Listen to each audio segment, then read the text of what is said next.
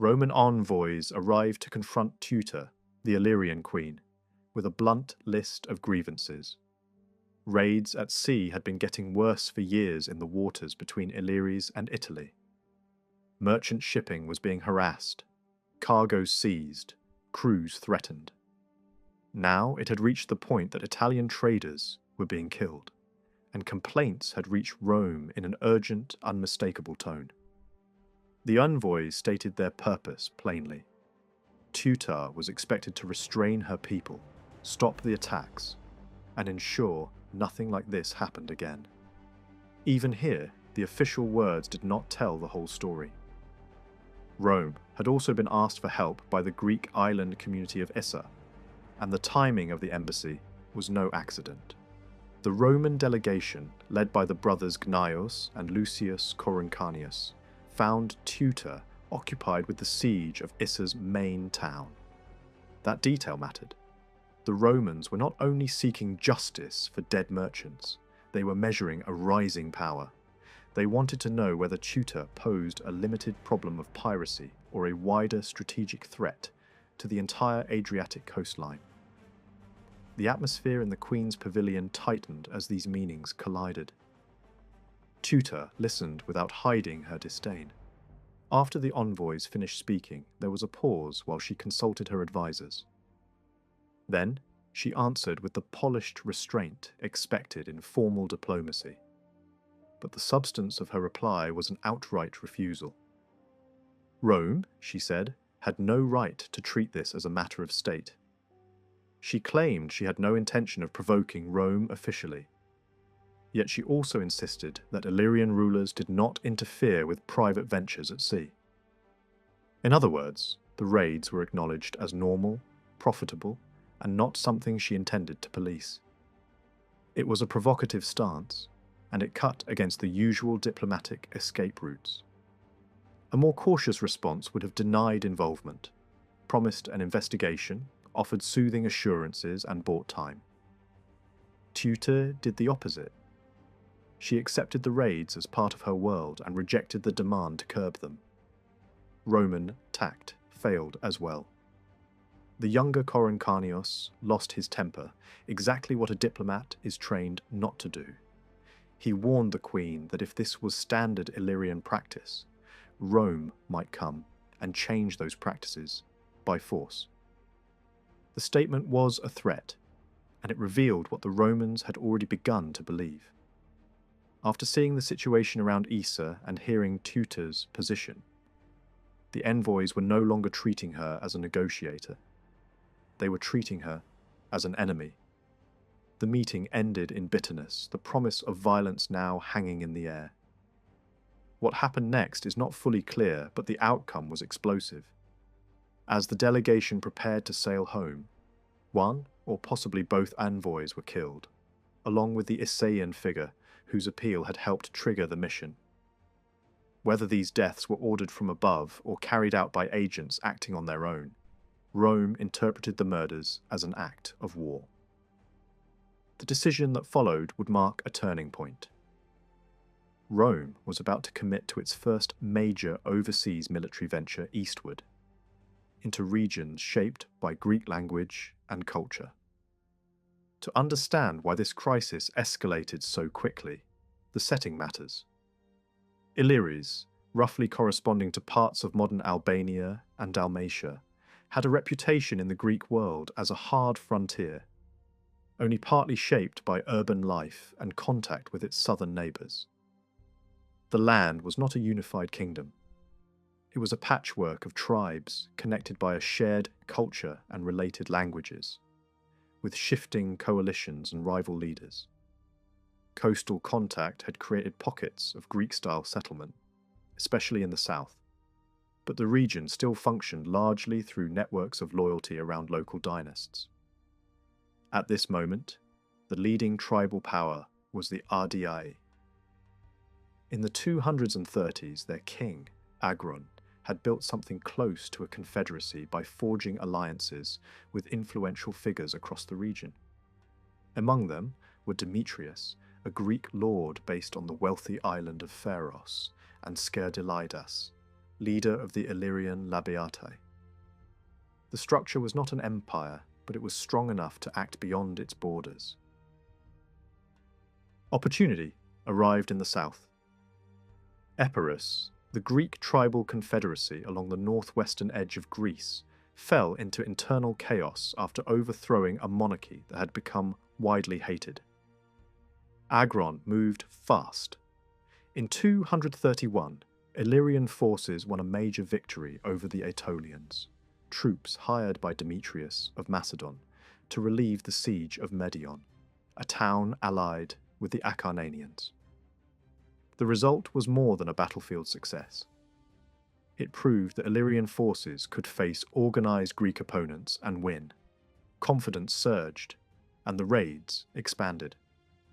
The following year, Illyrian attacks pushed as far as the Peloponnese. More important still, they captured Phunis, the northern Epirot city that anchored the region's wealth and security. Phunis was valuable for reasons that were both strategic and practical. It sat near the main north-south route, linking Illyris and Epirus. It controlled fertile lowlands and an outlet to the sea at Onchesmus. For ships heading north along the coast, that harbour mattered. Ancient vessels could not simply sail for days without stopping. They needed regular havens not only to escape storms but to beach, gather food and water, dry out the hull interior, and deal with the ship-boring pests that attacked timber. Onchesmus was effectively the last reliable harbour before a long stretch of coast where safe stops were scarce. In a world where logistics ruled the sea, Phoenice was a prize that could shape an entire coastline. Agron did not live long to enjoy it. He died soon after, reportedly from illness following celebrations that ran too hard, too long. Succession passed to his young son Pinu, but real power fell to Teuta, who ruled as regent. She inherited a fragile advantage. Epirus, shaken by Phoenice's loss, aligned itself with the Aetolian and Achaean powers, and an allied army was sent north as soon as it could be assembled. Scerdoleidas led an Illyrian force south to meet them, perhaps 10,000 strong. The two armies came close to battle near Passaron, in the region of modern Ioannina, and for a moment the fate of Greece's northwest coastline seemed to rest on the next decision. The confrontation never happened. A crisis inside Teuta's coalition pulled her attention back north. A tribe within the Confederacy rebelled and called in support from the Dardanians, groups based north of Macedon and northeast of Illyris. Dardanian raids were a recurring threat, often carried out by combined tribal forces seeking profit and leverage. Teuta recalled her army. Scerdoleidas withdrew, plundering as he went, and negotiated a settlement with Epirus. He kept the loot taken from Phoenice and accepted a substantial ransom in exchange for returning the city largely intact. The Dardanian danger faded quickly and Teuta returned to expansion. Her next target was Issa, an island neighbour of Pharos. This was not random aggression. Issa, alongside Corcyra and Pharos, was one of the key commercial islands of the Adriatic corridor.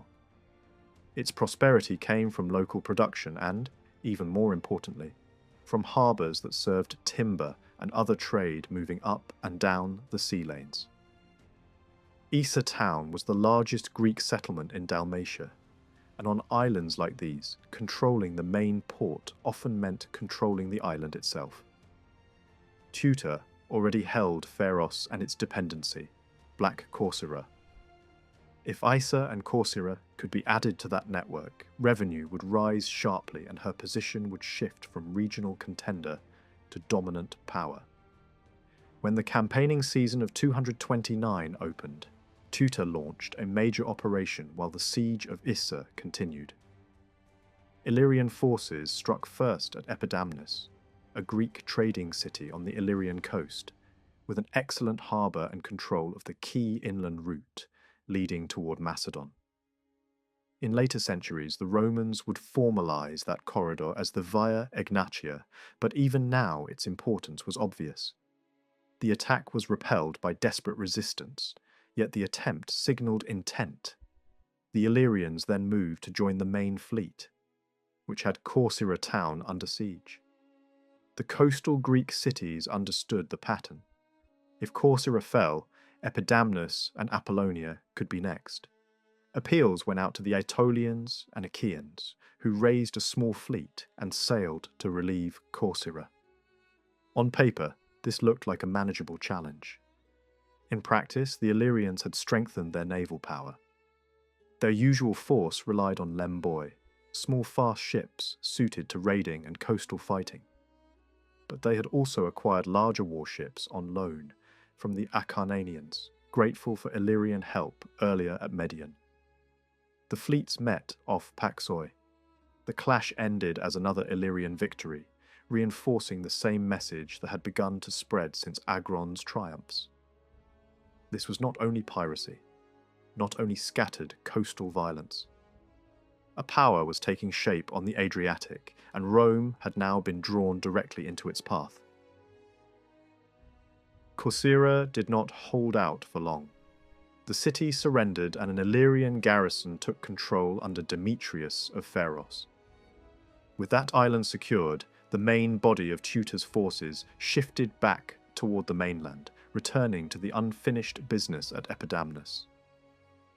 The pattern was familiar in power politics. One success opened the door to the next, and the momentum itself began to reshape the region. The biggest change came not from another siege, but from a sudden realignment. Epirus, shaken by defeat and unnerved by how little protection its recent partners could provide, pulled away from the Aetolian-Achaean coalition it had only just joined.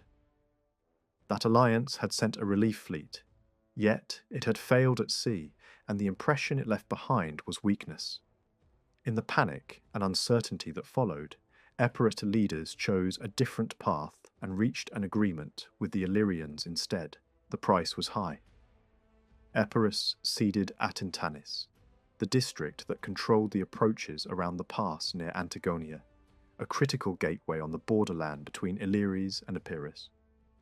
With that deal, Illyrian influence expanded in a way that no raid could match. Control, direct or indirect, now stretched along an immense ribbon of coastline, running from the Dalmatian shores down toward the Gulf of Ambracia. Earlier victories as mercenaries for Macedon had also earned Illyrian leaders a degree of goodwill from what was often the strongest political force in the Greek world. Alliances with Epirus and Acarnania added another layer of security, closing off certain shores to opportunistic plunder. Yet the meaning of the moment went beyond piracy. Tutor's position was changing fast. The figure who had looked like a raiding queen was beginning to resemble the ruler of a compact but serious coastal dominion, held together by garrisons, treaties, and seized harbours. The campaign of 229, seen from that angle, was not only aggressive expansion for its own sake, it also had the logic of defence. Issa had reached out to Rome the year before, looking for help. In practical terms, there were not many other doors left to knock on. Issa was ringed by enemies. The Aetolians and Achaeans had just been beaten. Macedon was distracted, struck by trouble on its northern frontier, and its leadership was unstable due to a sudden change at the top.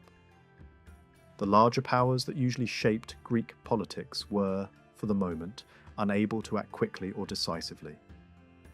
That vacuum made Rome look like the nearest reliable counterweight. The appeal from Issa likely travelled through Syracuse in Sicily because Issa had been founded from there and still had strong ties to its original mother city.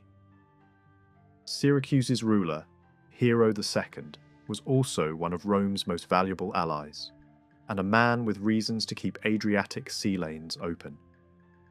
Through that chain of connections, a local emergency became a Roman concern, and the result was the ill-fated embassy led by the Coruncanius brothers. After that confrontation, Teuta could assume an invasion was no longer hypothetical. Her early moves in 229 fit a defensive strategy as much as an offensive one. Pharos and Corcyra were already under her influence. Epidamnus and Issa were under pressure. If Apollonia could be taken too, the remaining landing points for a Roman force would shrink dramatically.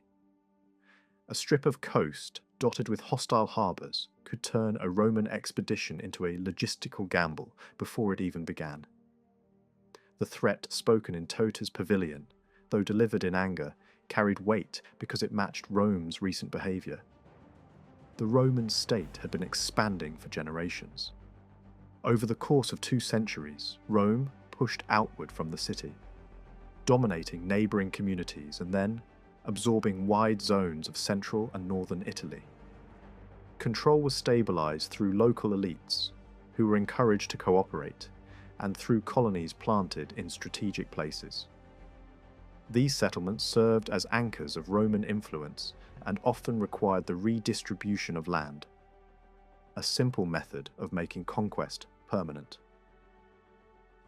Rome did not rule this growing sphere through a single centralized bureaucracy. Instead, it built a flexible system of dependent partnerships.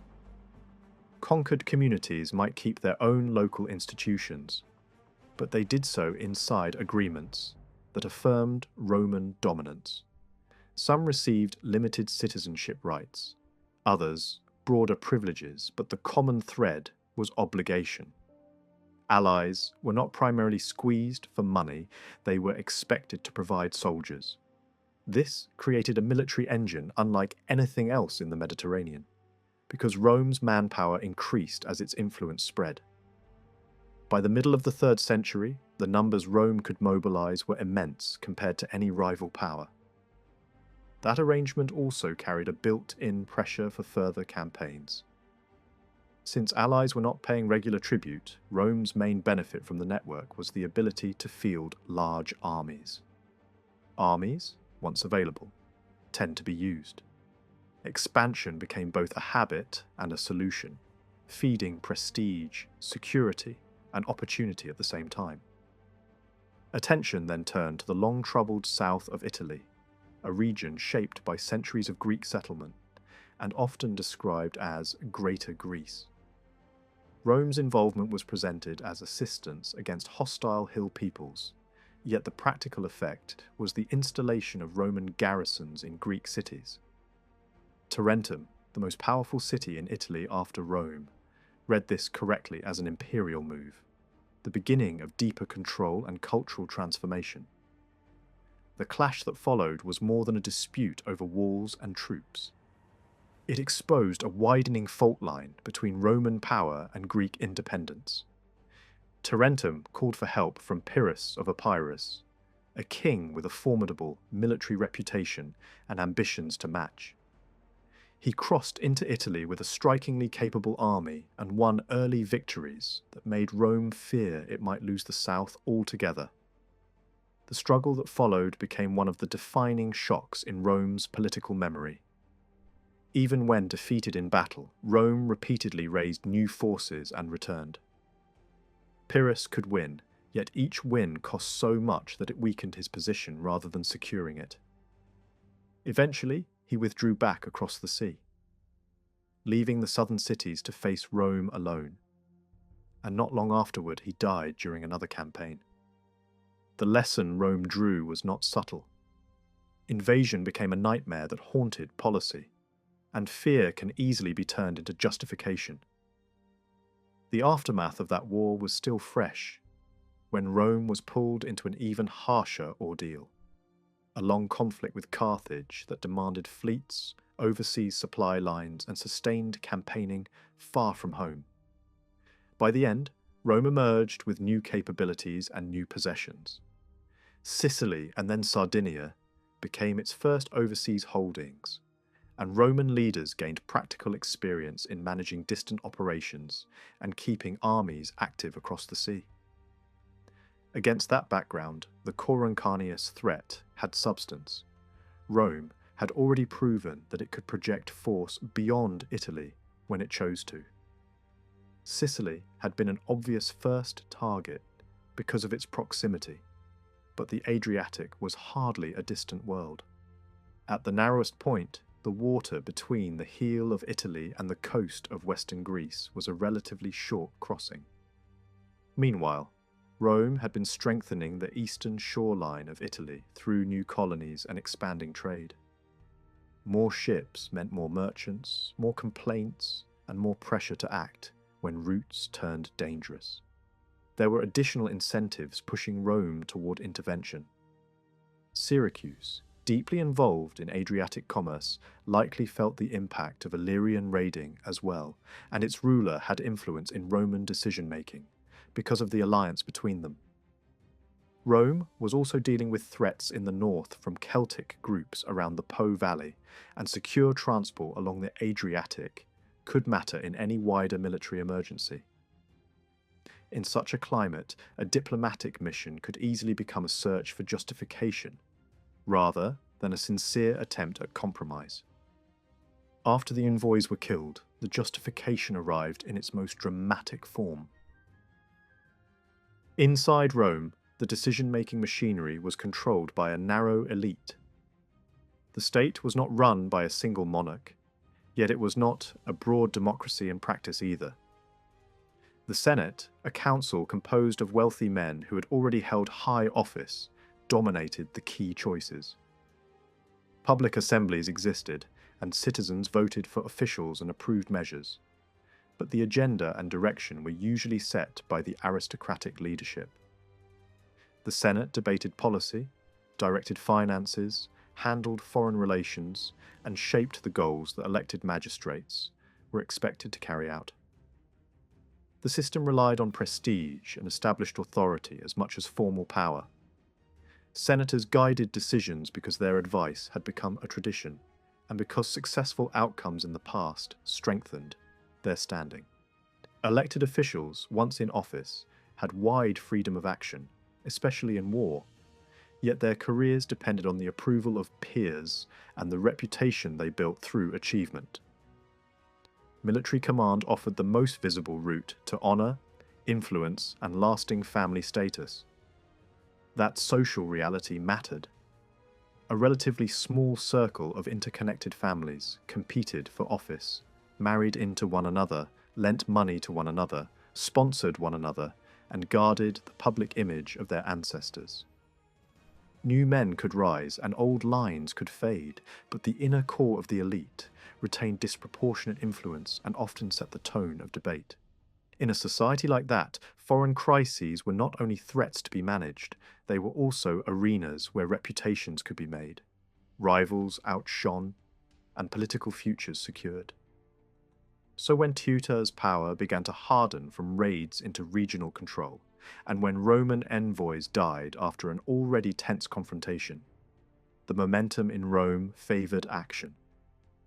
The Adriatic problem could be framed as justice for murdered traders, protection for allies, or a necessary step to prevent a dangerous enemy from controlling the sea lanes. Each explanation sounded plausible. Together, they made intervention feel inevitable. In Rome, noble status did not come with fixed hereditary titles that automatically placed one family above another. There were no formal ranks that guaranteed permanent superiority. Standing depended on reputation, and reputation could rise quickly or collapse just as fast. The system offered only a handful of top offices each year, and those offices were temporary. A man might return to the same post after a long interval or try for something higher, but nothing was assured. 1 year in power could be the only chance to prove worth, so the struggle for prominence became relentless. The surest way to add weight to a family name was success in war. In Rome, public office and military command were tightly bound together. The highest magistrates were not merely administrators, they were expected to lead armies. A consul might preside over civic business when necessary, yet the role was understood above all as that of a field commander. Soon after election, an army and a theatre of operations would be allocated. This arrangement shaped the entire political culture. A man who wanted to climb had to show himself in uniform, not only in the forum. Military service was treated as a rite of passage. A young aristocrat could not properly begin a political career without years of campaigning behind him. By late adolescence, Roman males were expected to enter service, and many spent a substantial part of their adult lives under arms. From childhood, they heard stories of earlier victories, heroic ancestors, hard discipline, and the rewards of courage.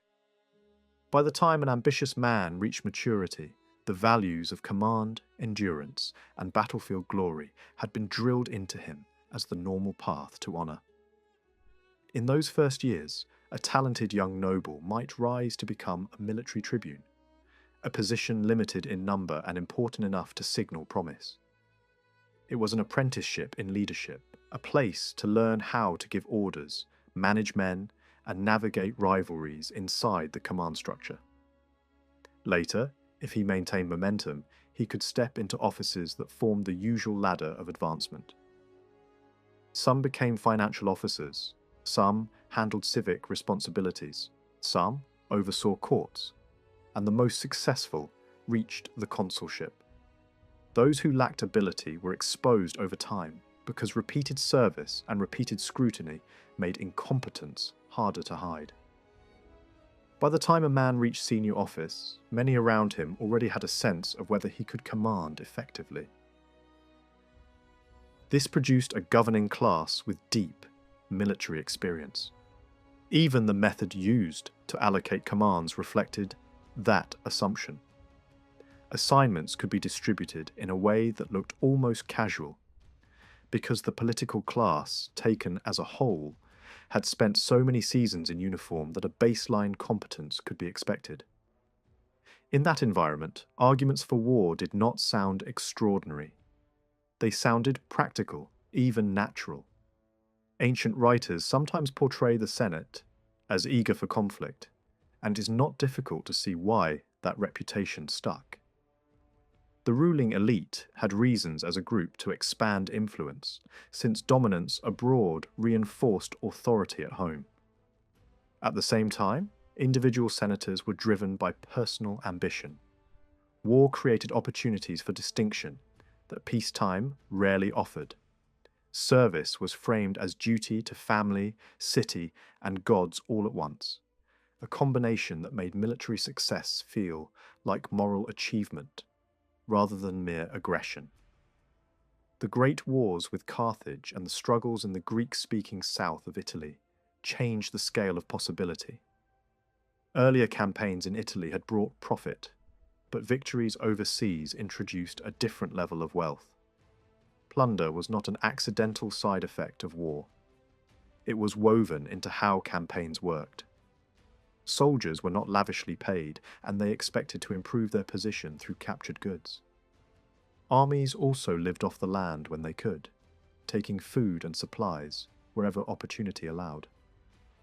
Allied contingents marched with the same expectations. Over time, participation in Roman wars taught many Italian communities that fighting under Roman banners could bring tangible rewards. Commanders stood at the center of this economy of victory. A general took a share of the spoils, yet he also carried obligations. Campaigns were expensive and the state wanted returns. Wealthy backers expected repayment. The commander had to decide how much to extract for public use while keeping his army satisfied. Too much restraint could anger Rome's political masters, but taking too much for the treasury could provoke resentment among the troops. That balancing act made a successful commander look not only brave, but also shrewd. Beyond the battlefield, a different kind of profit hovered around the general's headquarters. Communities that feared being targeted tried to negotiate. Some hoped to steer an army away from their fields. Others wanted reduced supply demands or protection against rivals. They approached the commander because he held immediate power and payments or gifts could follow, openly or discreetly. The line between acceptable reward and personal enrichment was thin, and there were always ways to cross it without leaving obvious fingerprints. In the ancient world, such practices were common enough that they rarely shocked contemporaries, even if later moralists complained about them. At this early stage of Roman expansion, private commercial planning by senators was not yet a dominant force, but a pattern was beginning to take shape. Wealth gained in war could be invested in land, and land was still considered the most respectable foundation for status. As veterans and small farmers struggled with long absences, debt, or losses, larger estates tended to grow. Large estates required labour, and war supplied labour in the form of captives. More captives meant higher output, and higher output meant more stable income. Farming profits were not as spectacular as the windfalls of conquest, yet they were dependable, and they carried social prestige in a way that trade often did not. This connection between victory and advancement was obvious to everyone. A successful campaign could fund a political career, pay debts incurred in elections, and allow a man to meet the expectations of public generosity that office demanded. State salaries did not cover those expenses. That meant a rising figure often needed military success simply to keep moving forward. For the most fortunate, the reward could culminate in the most public celebration Rome offered. A triumphal procession that turned battlefield achievement into permanent memory. The state gained too. Even when a war was costly, defeated enemies might be forced to pay heavy financial penalties, and captured treasure could flow into public coffers. Over decades, these revenues helped finance new operations, monuments, and political programs. When a society learns that conflict brings both glory and profit, resistance to war weakens. Decisions become easier, especially when the people making policy are also the people most likely to benefit from the outcome. By the Middle Republic, Rome had become a deeply militarized community. A significant portion of adult men served each year, and during emergencies the proportion rose dramatically. The city itself filled with reminders of victory, temples promised in wartime and later, built in fulfillment of vows, statues celebrating commanders, inscriptions that listed conquered peoples and enormous numbers of dead or captured. Public space became a gallery of conquest. Military achievement was not just admired, it was displayed as the highest proof of worth. In such a climate, war could be presented as normal and even desirable. Ordinary soldiers had their own motives, often tied to reward and opportunity, while elites pursued reputation and authority. Conflicts could be framed as defensive actions or protection of weaker allies, and small incidents could be treated as grave provocations. This does not mean Rome started every war or invented every threat, but it does help explain why reports of danger or insult found such receptive listeners. When the Corinth mission returned with tales of hostility and murder, the story did not fall on skeptical ears. It entered a political culture already prepared to treat confrontation as the proper answer. At the same time, Rome was not acting in a peaceful world disrupted by one unusually aggressive state. The Mediterranean of this era was shaped by constant competition. Illyrian leaders aimed to turn a patchwork of tribes and harbours into a recognized power. Hellenistic kings built legitimacy through conquest and held it through further campaigns. Greek leagues and city-states fought over borders and influence with relentless energy. Many of their top officials carried titles that translated, in effect, as general, and military priorities dominated their term in office. Aggression was condemned loudly when practiced by rivals and defended easily when practiced by oneself. International law in any modern sense did not exist. power politics operated under the assumption that strength decided outcomes, and negotiation often served as a pause rather than a solution when major interests collided. Diplomacy could settle minor disputes, yet large wars were frequently only postponed, especially when pride, suspicion, and ambition were involved. Roman confidence, and at times Roman bluntness, also made compromise harder. A rising power that believed its methods were superior was not always inclined to accept mediation or treat rivals as equals. Rome's first expeditions across the Adriatic were short, almost abrupt. 2 campaigns were fought on the Balkan side, and neither dragged on for years. Once immediate objectives were secured, Roman forces withdrew rather than occupying the region permanently in the modern sense. Even so, withdrawal did not mean a return to the previous order. The appearance of Rome, even briefly, altered expectations, shifted alliances, and created new pressures. The presence of a powerful newcomer changed calculations for communities that lived between rival kings, leagues, and tribal coalitions. The first conflict in Illyris can look straightforward at first glance. Roman envoys had been killed, traders had suffered, complaints about raids had accumulated, a call for help had arrived from Isa, a place with no long-standing relationship with Rome. The response seems practical, rather than sentimental. Rome was not stepping in because of cultural kinship. The motive that sits closest to the surface is economic security. Safer routes, protected trade, and prevention of a hostile power from dominating the Adriatic coast. The invasion force that crossed in 229 was large.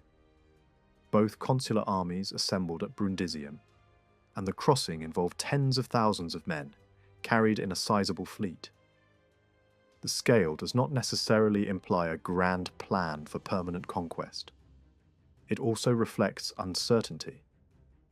Roman commanders could not be sure how strong resistance would be, and Illyrian arms had recently performed well against Greek fleets and coastal cities. Overwhelming force reduced risk. Operations moved fast. One consul advanced on Corcyra, while the other established a base on the mainland at Apollonia. Demetrius of Pharos, the commander holding Corcyra for Teuta, chose to surrender quickly and offered his services to the Romans. With that shift, the islands under his influence followed, and Rome gained a useful guide to local politics. Control of Corcyra also severed the northern Illyrian forces from southern partners along the coast, limiting the chance of coordinated resistance. Sieges were lifted in rapid sequence. Epidamnus was relieved, then Isa, and the immediate crisis ended.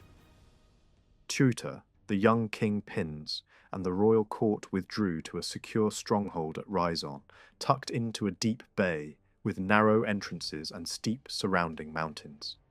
It was a defensible refuge, difficult to attack by land or sea. Rome did not need to storm it. Containment was enough. Across the region, several communities moved to place themselves under Roman protection.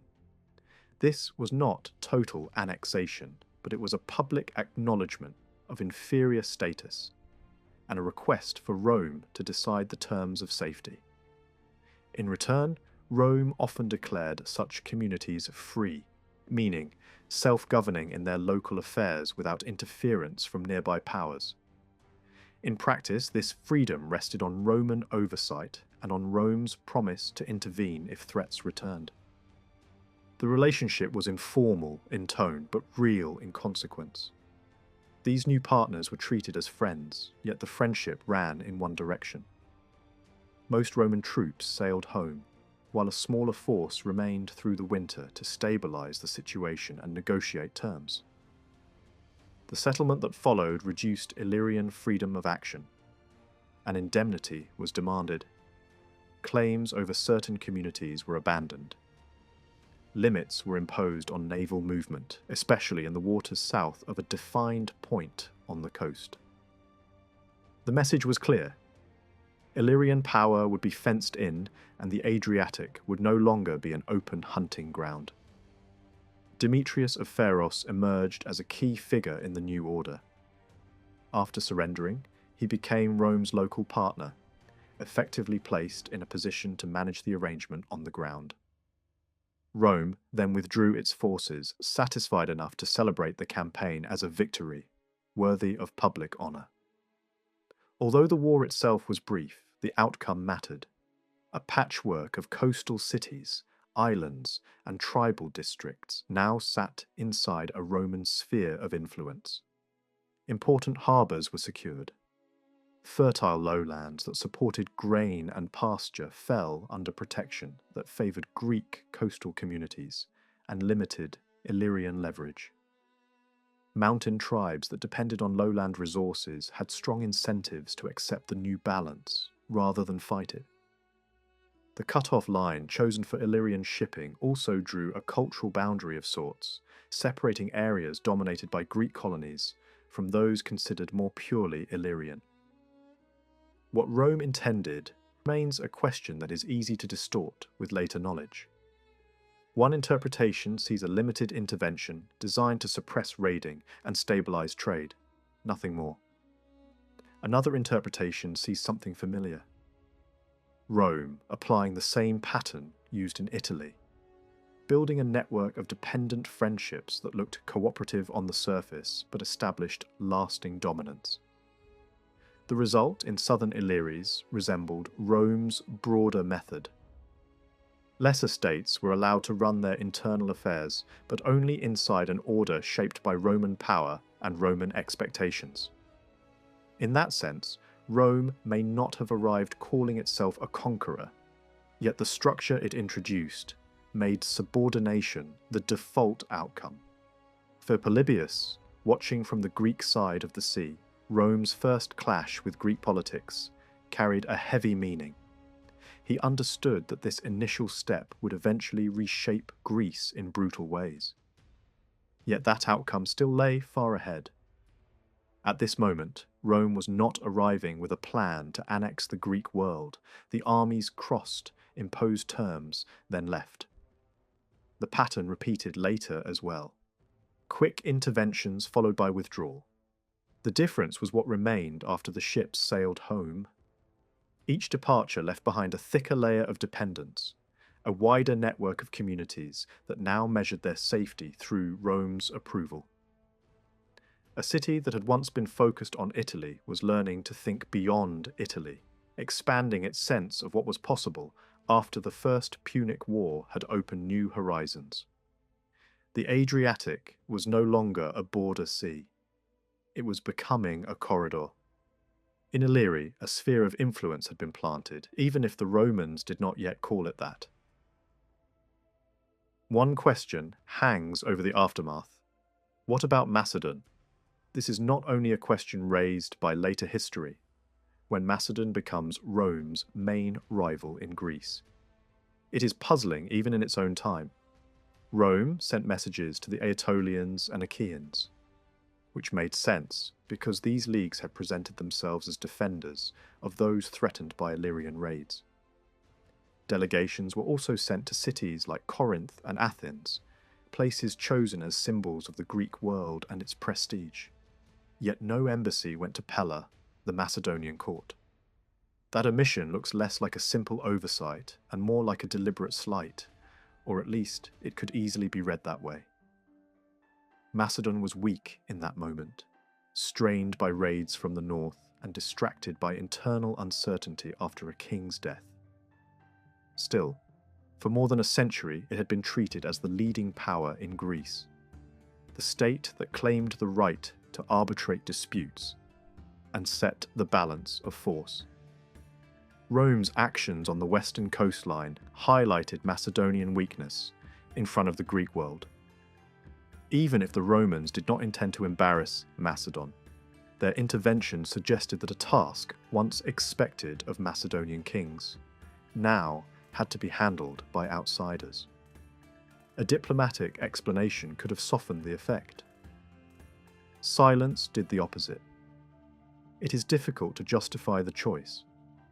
Corinth and Athens were not directly involved in the Illyrian crisis. They mattered because of their reputation, because they stood as famous names. If Rome wanted to appear as the rescuer of Greece, that story could have been delivered just as easily in Pella. In fact, Macedon had reasons to welcome the reduction of piracy, since Macedonian trade also used those routes. Even if some Illyrian leaders had been Macedonian partners or mercenary allies, Macedon still had strong interests on the coast. The western ports were gateways for commerce in peacetime and strategic corridors in war. The region fell well within Macedon's sense of its own sphere, even if it had never fully controlled it. Rome must have known that. By failing to make contact, Rome created an uneasy tension that could not be ignored forever. After the Romans sailed away early in 228, nearly a decade passed before they returned. In that interval, the Balkan and Greek political landscape shifted repeatedly, as if the ground itself could not settle.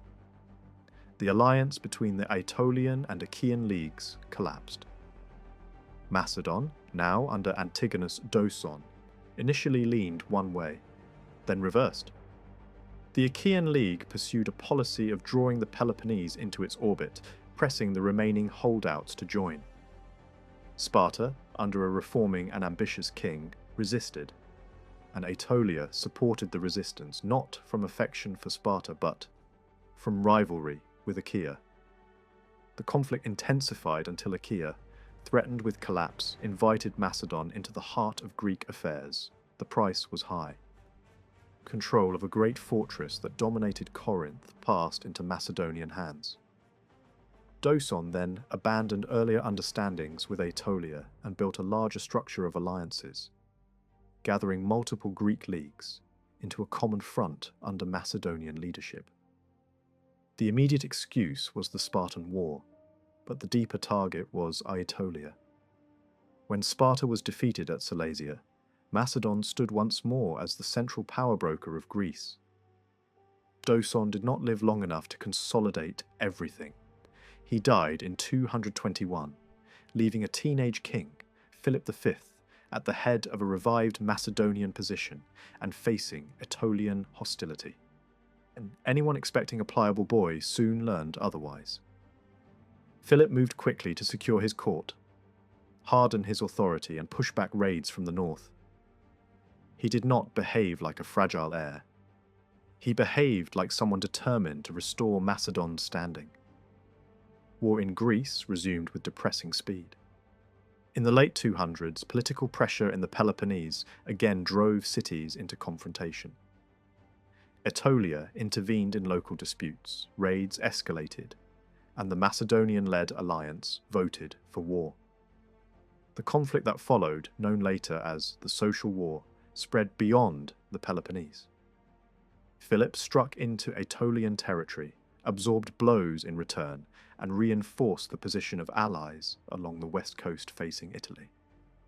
He recovered key points, improved ports, strengthened fortifications, and took control of routes that made movement between Macedon and the western shoreline easier. By the end of the war, Macedon's influence on the coast had grown. The west was being tightened into a network of loyal partners and accessible harbours. Then the familiar instability of Illyrian politics returned, not as a minor nuisance, but as a strategic disruption. Demetrius of Pharos, once installed with Roman approval after surrendering, began to act in ways that made his earlier alignment look temporary and opportunistic. His choices are hard to read as anything but a gamble. He strengthened his position through marriage into the northern royal circle, gaining a form of legitimacy as guardian of the young king. Yet Rome's settlement had deliberately split the region, keeping the northern court confined while placing Demetrius over the richer southern districts. Instead of preserving that arrangement, he turned against it. Reports portray him attacking communities under Roman protection. That was more than ordinary piracy. It was a direct challenge to the system Rome had imposed. The most plausible explanation is timing. Rome was tied down in northern Italy, fighting dangerous Celtic coalitions and dealing with raids and piracy at the head of the Adriatic. In such moments, distant clients sometimes test the limits. Demetrius appears to have believed that Roman attention was elsewhere and that a bold move might go unpunished. Ambition alone can explain part of it. The benefits of being Rome's partner were real, but perhaps he believed he could become something larger by rebuilding a unified Illyrian power, or at least by stepping out from Rome's shadow. Northern Illyrian leaders, squeezed into poorer territory and facing hard years, had every incentive to resume raiding. A promise of revival could have been offered to him. Restore the old strength, stop acting like a Roman dependent, reopen the sea as a source of wealth. Polybius's harsh assessment of Demetrius, that he possessed daring but lacked sound judgment, fits the pattern. He acted as if Rome's reaction would be slow or limited. He misread the kind of state Rome had become. By the summer of 220, Demetrius and Scerdylidas sailed south with a large flotilla of light ships, linking up with Greek partners for raids that targeted towns connected to the Achaean League. When the first attack failed, Demetrius continued into wider piracy among the Aegean islands, operating on a scale that matched royal pretensions. Scerdylidas returned north but remained involved in opportunistic warfare, switching sides when profit demanded it. He fought with Aetolia, complained of being cheated, accepted Macedonian payments, then later broke away again when he claimed promises were not kept. The pattern was consistent. Alliances were tools, not commitments. Macedon also drew Demetrius into its orbit. Philip paid him to harass Aetolian positions on the west coast. With Macedonian backing behind him, Demetrius pushed into southern Illyris again and detached districts from Roman influence, persuading a key fortress to join him. From Rome's perspective, this was no longer a question of one rogue leader raiding for wealth. It was the emergence of a hostile network that could expose the entire western Greek coastline to pressure and disrupt the Adriatic routes Rome was increasingly determined to control. Macedon had accepted as a partner a man openly hostile to Rome's settlement, and Macedon itself was strengthening its reach along the coast. The horizon was changing. Rome watched for a time without moving. The delay did not mean indifference. It reflected competing emergencies. Campaigns in northern Italy demanded attention. Piracy in the upper Adriatic had to be suppressed. Fighting in alpine regions pulled armies into difficult terrain.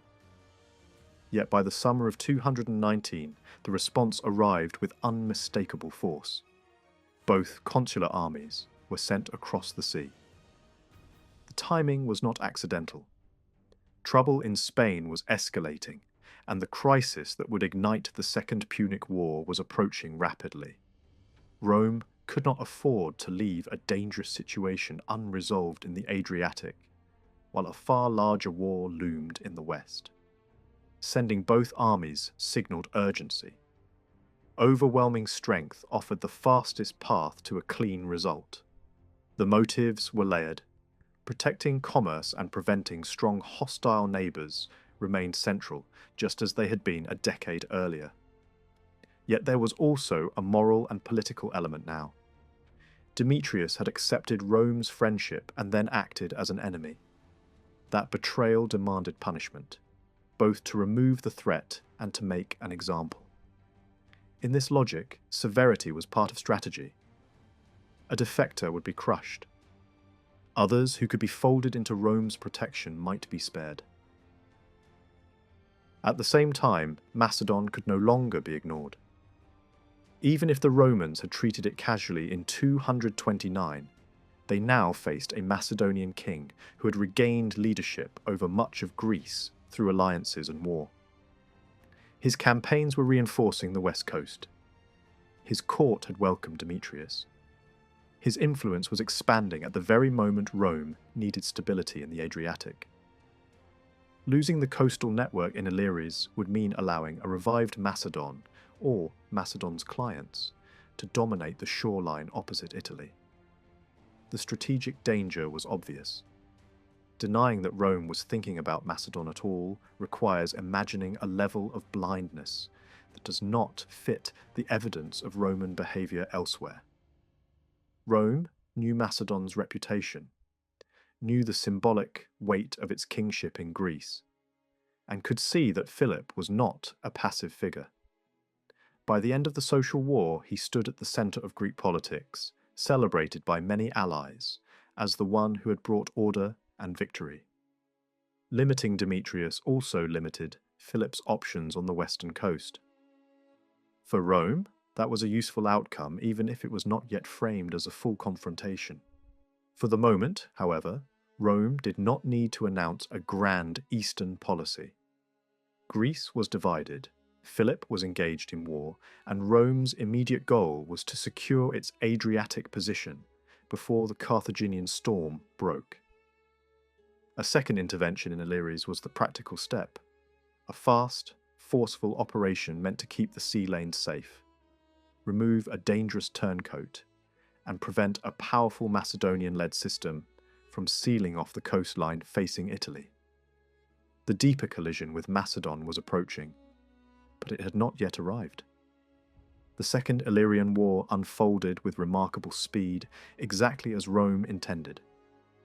With a looming confrontation against Carthage, the Romans had no desire for a prolonged campaign.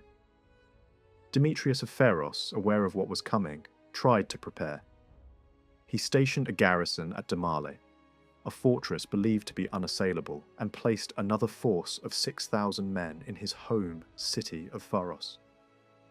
At the same time, he worked quietly behind the scenes, replacing pro-Roman leaders across southern Illyria with men loyal to him. It was a calculated political gamble, but one that failed almost immediately.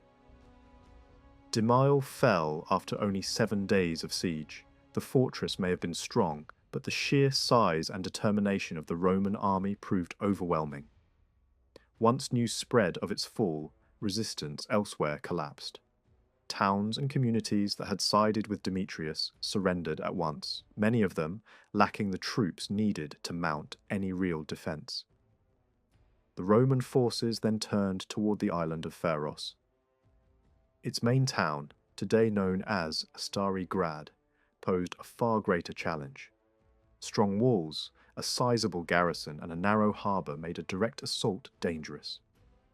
The Romans advanced carefully, sending a squadron of 20 ships toward the harbour entrance, as if preparing to land. Demetrius responded by leading his troops out from behind the city walls to block the approach. What he did not know was that most of the Roman army had already been concealed in wooded terrain behind the town during the previous night. The moment Demetrius committed his forces, the hidden troops advanced. The Illyrians suddenly found themselves cut off from their fortifications, caught between enemies attacking from both directions. The battle was effectively decided before it truly began. Demetrius managed to escape by slipping away in small ships hidden in a nearby cove. He abandoned his soldiers to slaughter and left his family behind, who were taken into captivity and sent to Italy. Within weeks, the war was over. Demetrius eventually reached the fleet of King Philip at Actium, where he was welcomed and soon became one of the king's closest advisors. He remained in Philip's service until his death in 214, still fighting on Macedon's behalf. If a formal settlement followed the war, it has left little trace. The Illyrian king Pins was likely forced to pay another indemnity, though later Roman envoys sent to demand overdue payments may have been referring to earlier obligations. Rome expanded its influence by adding Demale to its sphere of control.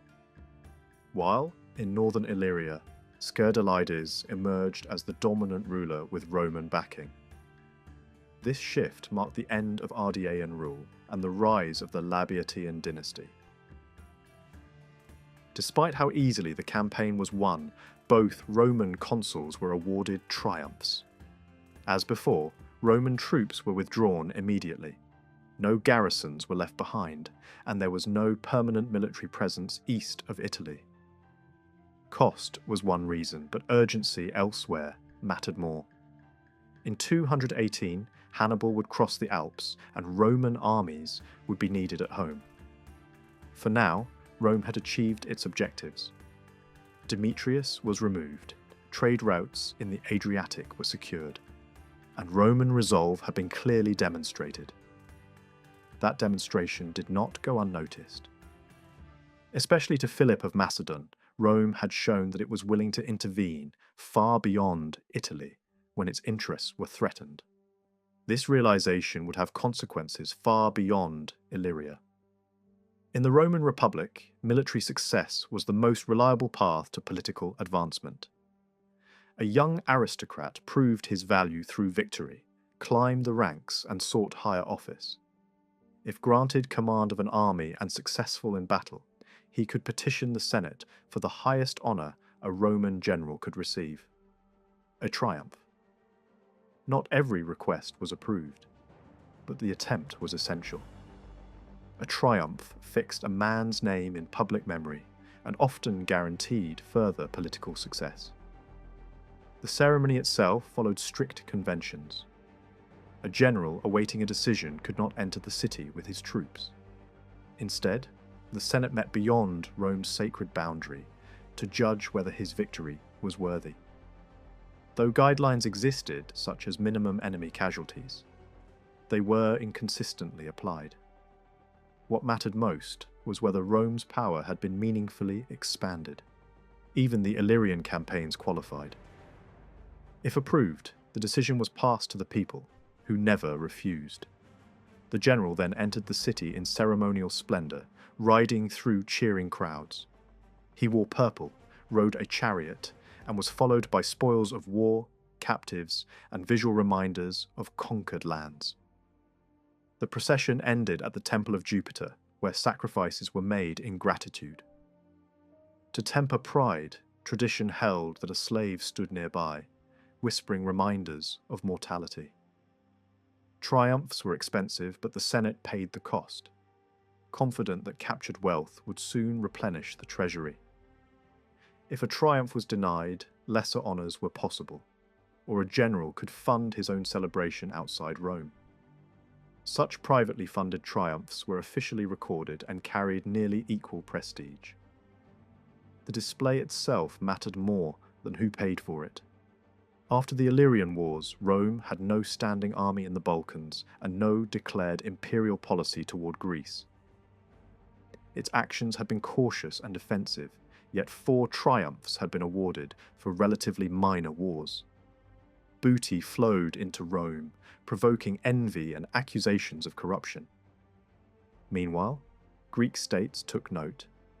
As Rome showed even limited involvement in the region, appeals for Roman mediation multiplied.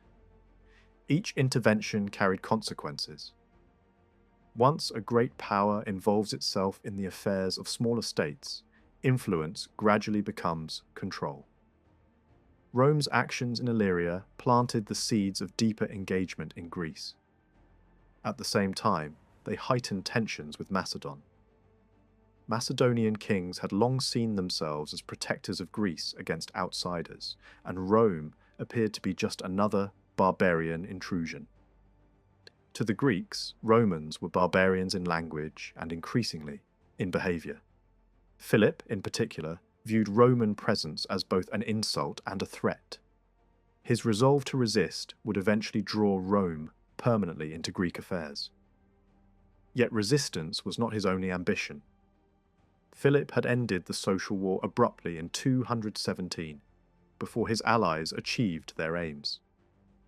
According to contemporary accounts, news of Roman disaster at Lake Trasimene had stirred greater thoughts.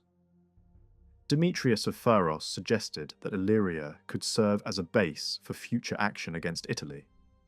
Initially, this was likely a personal scheme aimed at regaining power, but the idea lingered. Some modern historians doubt that Philip seriously considered such plans. Macedon lacked resources, naval strength, and access to the western coast. Even contemporary sources admit Philip kept his ambitions private.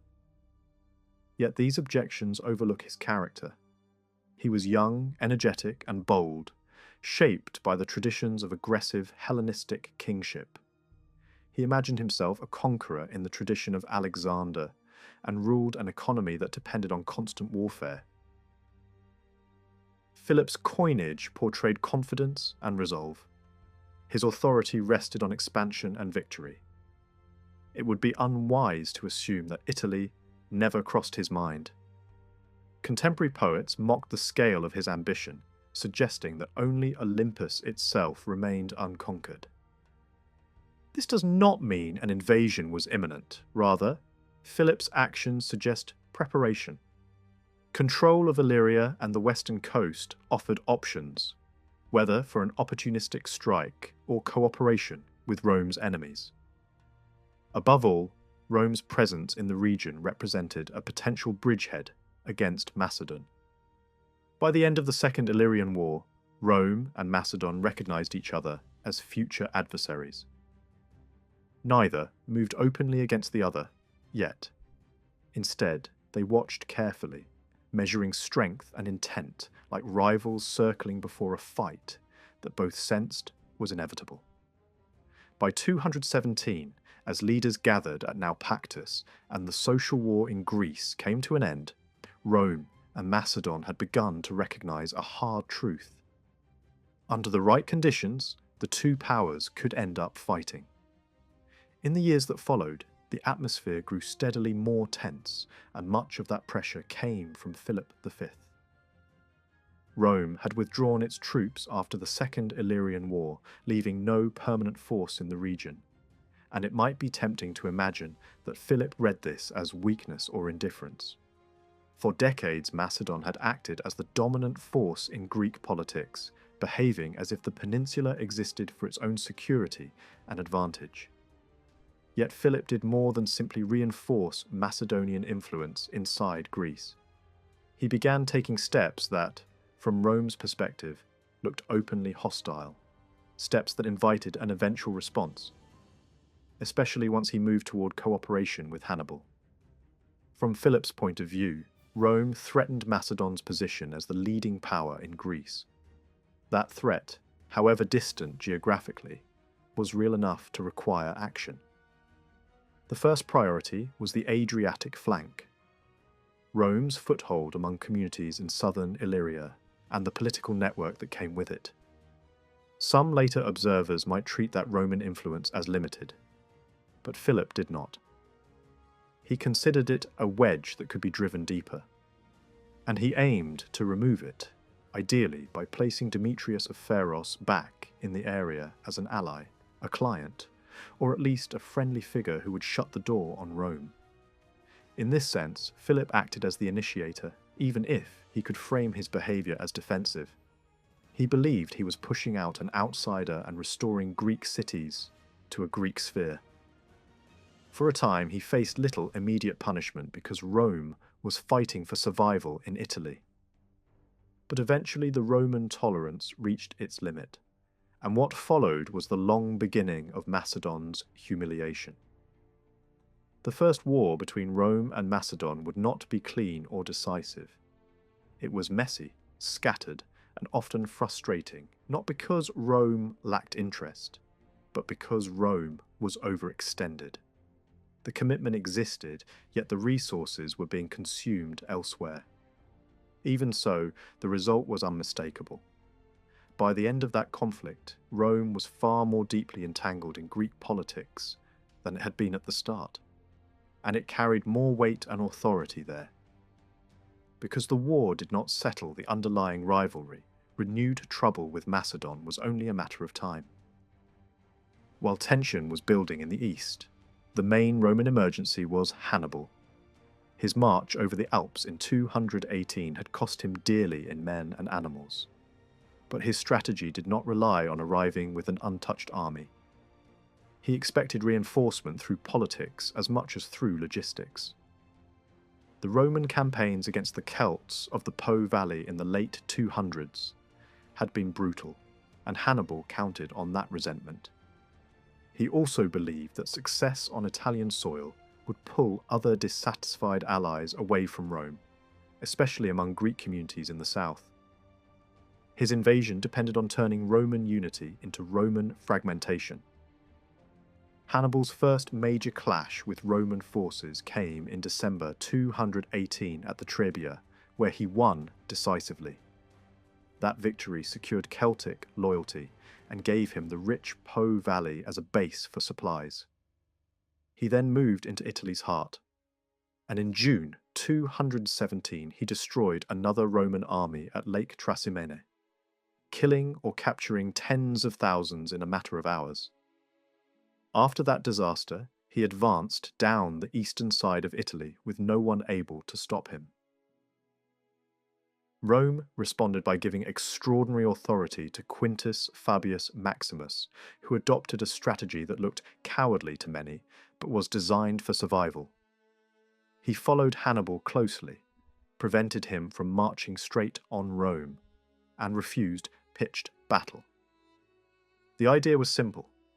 The fewer spectacular victories Hannibal won, the less likely Rome's allies would defect, and the more restless Hannibal's own coalition would become.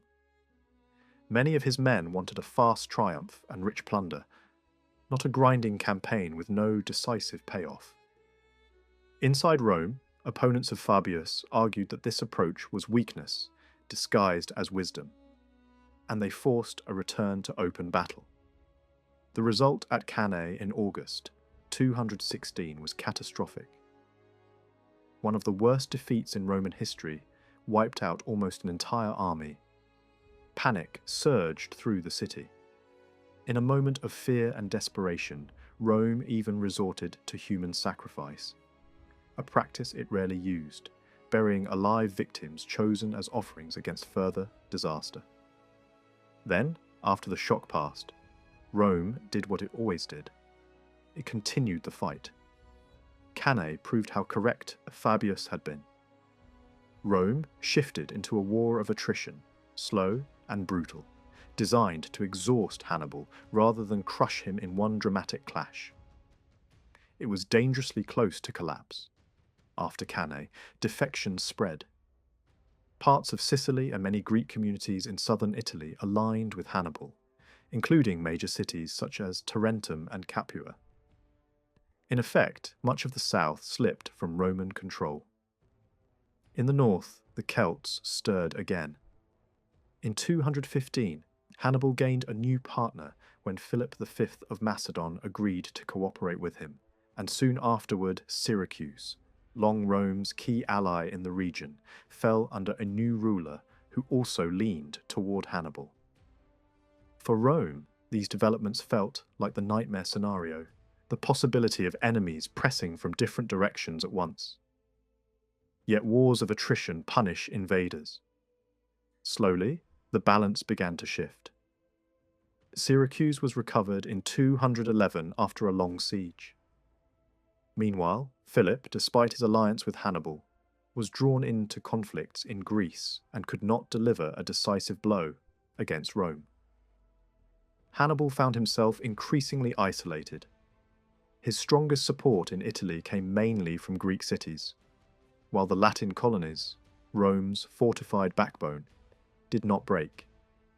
He also never succeeded in tearing open the Roman defensive system to threaten the city itself. He remained dangerous, but he could not translate battlefield brilliance into strategic victory. Rome began sending a message to wavering allies, with calculated harshness. Capua, Hannibal's most important northern stronghold and the jewel of fertile Campania, was retaken in 211 after siege and pressure. Its punishment was devastating, its political structure was dismantled, and its lands were taken into Roman control.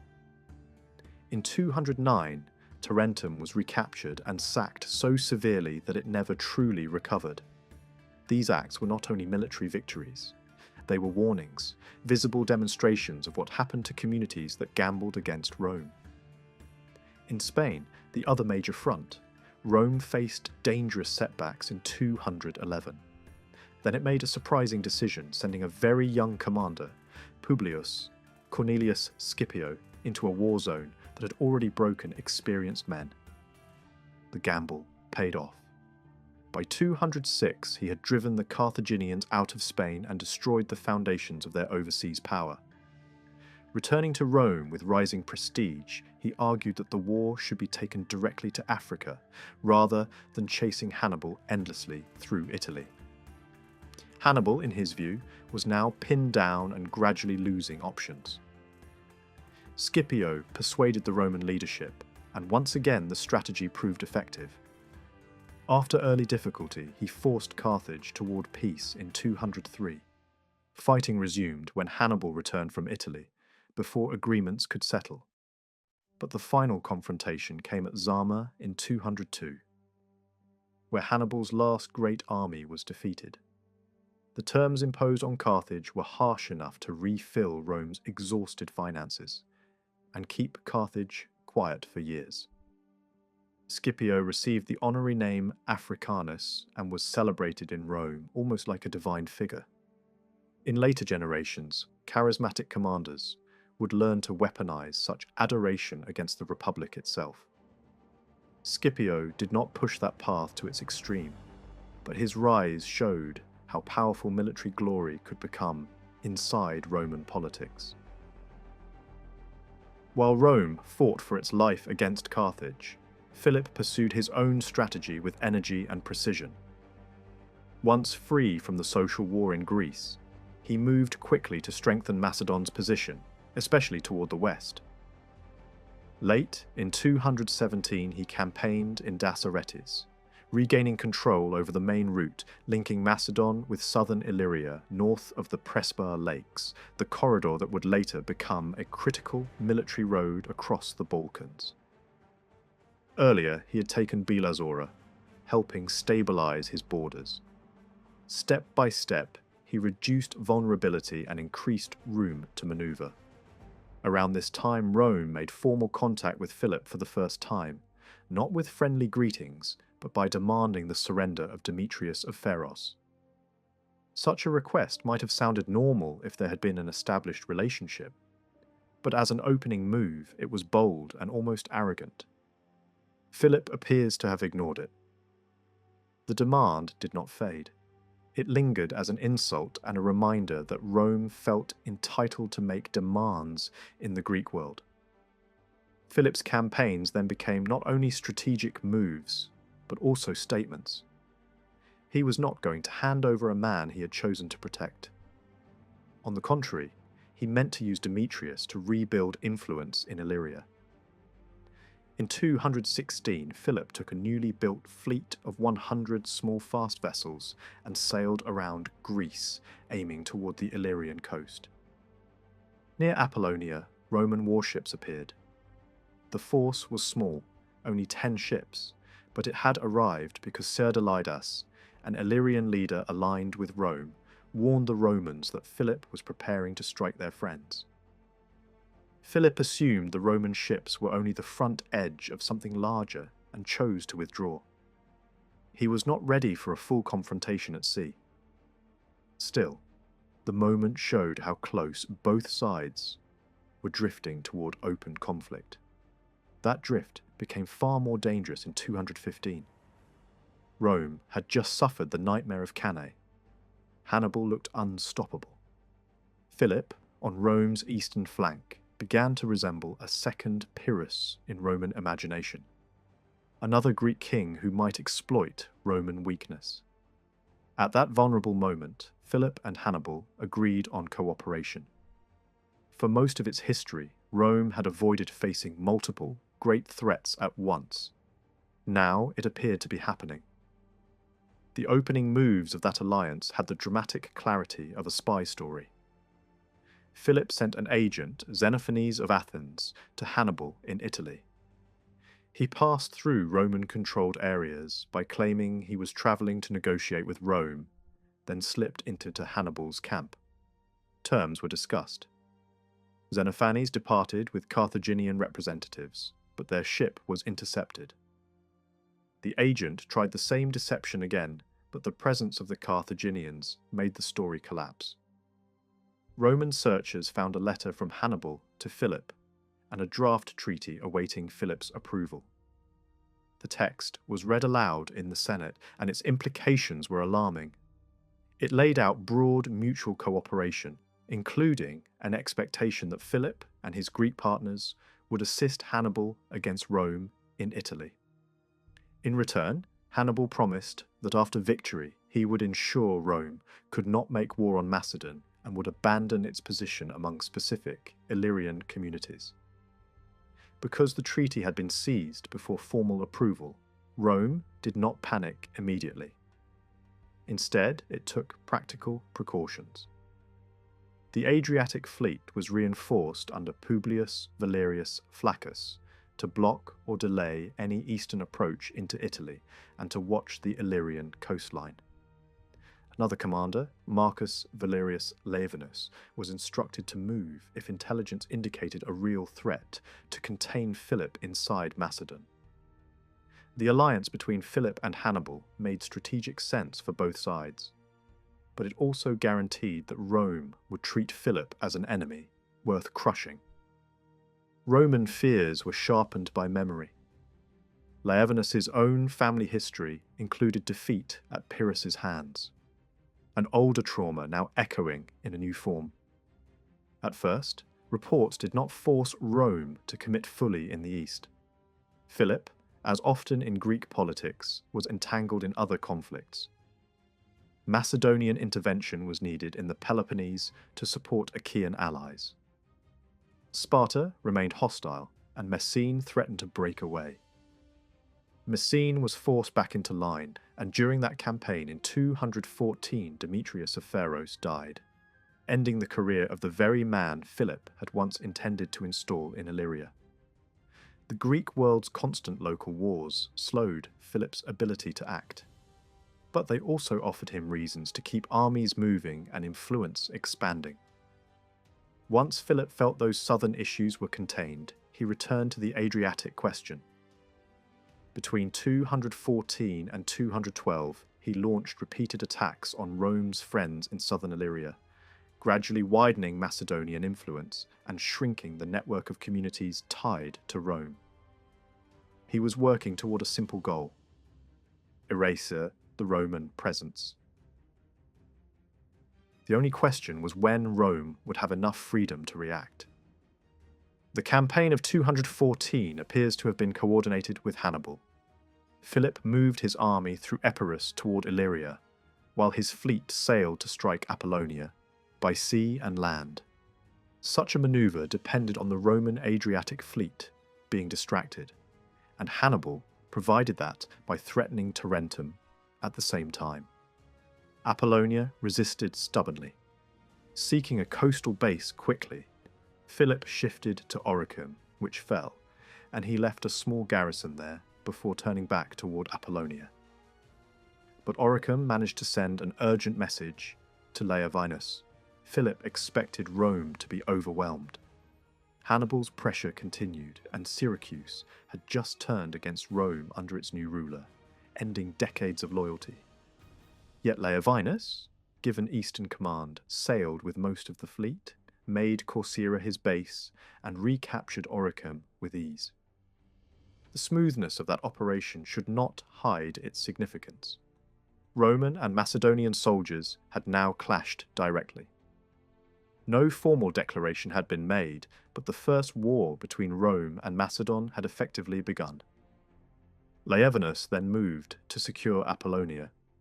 Roman ships trapped Philip's fleet near a river mouth, forcing Philip to burn his own vessels, rather than let them fall into enemy hands. Roman rumour later claimed he fled half-dressed in panic, a story shaped for propaganda. The reality was simpler. A commander who could order a fleet destroyed had enough control to organise his retreat. What mattered was the outcome. Rome had demonstrated dominance at sea. Laevanus wintered at Overcame, and his command was extended with an aggressive mandate that effectively named Greece and Macedon as his arena. Philip's misjudgment carried a heavy price. He lost a fleet and was restricted mainly to land operations until another could be built. Men died in the failed coastal effort, and Rome now had a foothold again in Illyria. Yet Philip recovered quickly. In the following season, he advanced toward the Illyrian mountains, detached local tribes from Rome's influence, retook Demale, and finally seized Lissus. That port mattered. It offered a harbour facing Italy, shipyards for rebuilding naval power, and farmland capable of feeding an army operating on the coast. After Lissus fell, surrounding tribes hurried to submit. Skerdalidas was squeezed northward, separated from Rome's southern contacts by a Macedonian wedge on the coast. Philip's long pressure campaign had paid off. With Philip holding Lissus and the Roman fleet anchored at Overcame, the situation slipped into stalemate for months. Rome was still fighting for survival in Italy and Sicily, and the fall of Tarentum in 212 intensified fears. Tarentum could serve as an ideal landing point if a force sailed from Lissus. Rome could not afford to be surprised. If Philip could not be checked directly with full Roman strength, someone else would have to do it. Laevinus turned to the Aetolian League, the only major Greek power with substantial military ability that was not aligned with Philip. Officially, Aetolia had been bound to peace since 217. But it had never been satisfied with an arrangement that restricted expansion and raiding. The Aetolians were receptive. A formal alliance followed, likely in late 211, the first written agreement between Rome and a Greek state. Its logic was transactional. Rome would control the war at sea, Aetolia the war on land. Cities taken by Roman forces alone would be handed to Aetolia, while Rome kept the plunder. In joint captures, Aetolia would gain the territory and the booty would be shared. Operations were limited northward to prevent Aetolian raiders from causing trouble in the Adriatic. In practice, Aetolia was unleashed mainly against Acarnania, a region hostile to Rome in earlier conflicts. This alliance was also designed to build a wider coalition. Sparta, Elis, Illyrian leaders such as Skerdalidas and Pleuratus, and the wealthy king Attalus of Pergamum were drawn in, extending Rome's network into the Aegean and even toward Asia Minor. For Rome, these terms were generous for a reason. The state could profit from spoils while avoiding the burden of occupying Greek cities with Roman troops desperately needed in Italy. Greek allies would do much of the fighting. For Aetolia, the bargain promised a chance to recover losses from the social war and to reopen ambitions that peace had shut down. In the longer term, it offered a route toward dominance in Greece, so long as Rome did not claim that dominance for itself once Aetolia became dependent on Roman help. Philip reacted by raiding Roman-held points and securing borders, but the alliance did its job by forcing him to divide attention. When Aetolian forces massed against Acarnania, the local population prepared for catastrophe. Civilians were evacuated, and those who remained swore to fight to the death. They also begged Philip for aid. Philip rushed south, and even the rumour of his approach caused the Aetolians to halt their invasion. The Roman strategy was working. Philip was being pulled away from Illyria to protect the cohesion of his Greek partnerships. In the following years, most of the states invited into the coalition joined, though motives varied. Sparta's choices were shaped by rivalry with the Achaeans. For Illyrian leaders, joining Rome's side was natural self-preservation. Messene, still simmering after harsh treatment, broke away and aligned with Aetolia. Elis followed old friendships. Attalus joined for his own reasons, long ties with Aetolia, rivalry with neighbouring Bithynia, and limited options for expansion elsewhere. He also offered what the coalition most needed: ships in the Aegean. Philip's naval weakness mattered. While he worked to rebuild, he could do little against Attalus at sea, or against the Romans and Illyrians in the Ionian and Adriatic. Rome's plan leaned heavily on maritime superiority, using fleets to seize coastal points and pressure supply routes. Despite that advantage, the coalition's results were limited.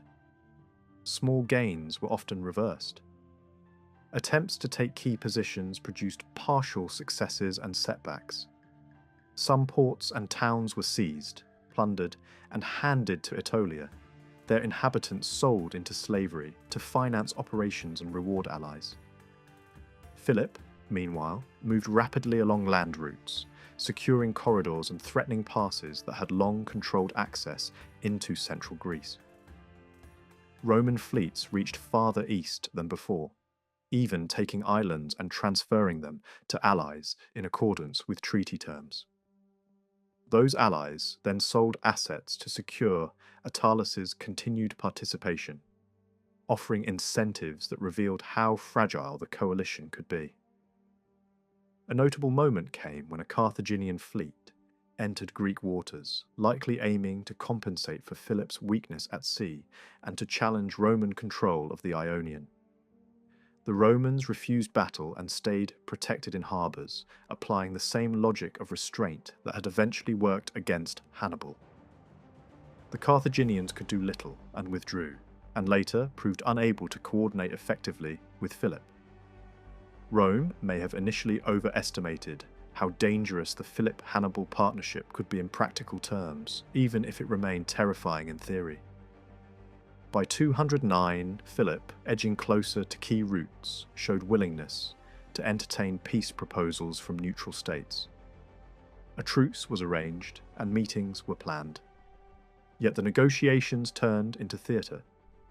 Roman naval power hovered nearby, stiffening Allied resolve. Demands were made that were extreme for a side not clearly winning. Then Attalus arrived with forces and ships, and it became obvious that the coalition was not serious about compromise.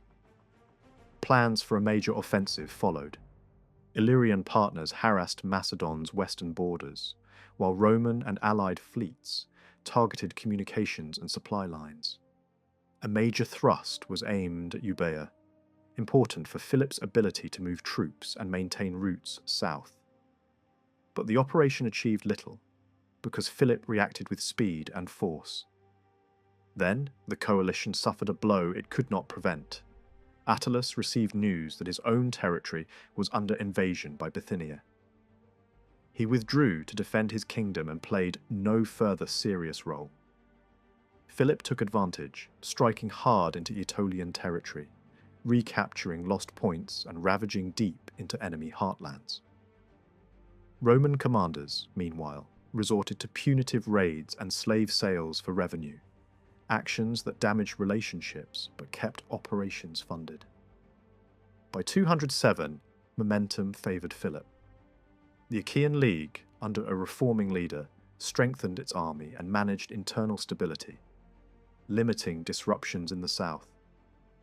Neutral states again tried to broker peace. Twice negotiations were derailed by Roman interference. This mattered. Philip's terms were not outrageous, and a purely defensive Rome could have ended the conflict on acceptable conditions. Instead, Rome preferred to continue, partly because prolonging war constrained Philip, and partly because Rome now wanted to punish him. That desire would not disappear even when the war ended without a decisive victory. Philip responded with another rapid strike through difficult terrain, buying passage with territorial rewards and achieving a temporary but dramatic success for his allies. The effect was psychological.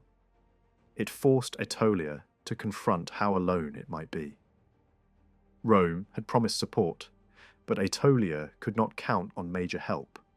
When Hannibal still threatened Italy and a new Carthaginian army had arrived in the north under Hasdrubal. Soon Hasdrubal would be defeated and killed at the Metaurus, effectively ending any chance of Carthaginian relief for Hannibal. But that outcome was not yet certain to observers at the time. Aetolia, exhausted, became ready for peace. It had grown tired of serving as Rome's instrument while absorbing the worst of Philip's retaliation. Philip seized the opportunity, shattered the coalition, and imposed conditions that confirmed Aetolia's reduction. Key gains Philip had made in earlier campaigns were retained. Aetolia ratified peace in 206. Rome's position, ironically, was improving in the broader war with Carthage, but when fresh Roman forces arrived in the Balkans, they found the situation already settled. Rome reacted with anger. Its leaders saw Aetolia's separate peace as betrayal, especially because earlier agreements assumed coordination. The Greeks, however, were accustomed to alliances formed and broken according to necessity. Rome had not yet fully absorbed that political culture. Even so, the Romans could do little immediately. A peace conference was arranged through intermediaries, and both Rome and Philip had reasons to accept an end. Philip faced constant threats on his borders, and Rome needed to finish the larger war against Carthage. Philip's agreement with Hannibal, once so frightening, had become meaningless in practice. If its original promises still existed on paper, events had made them irrelevant. The alliance that once threatened to squeeze Rome from two sides had turned into a dead letter, overtaken by shifting realities and the grinding logic of a longer war. The peace agreed at Phoenice in 205 was narrow in scope and focused almost entirely on Illyria.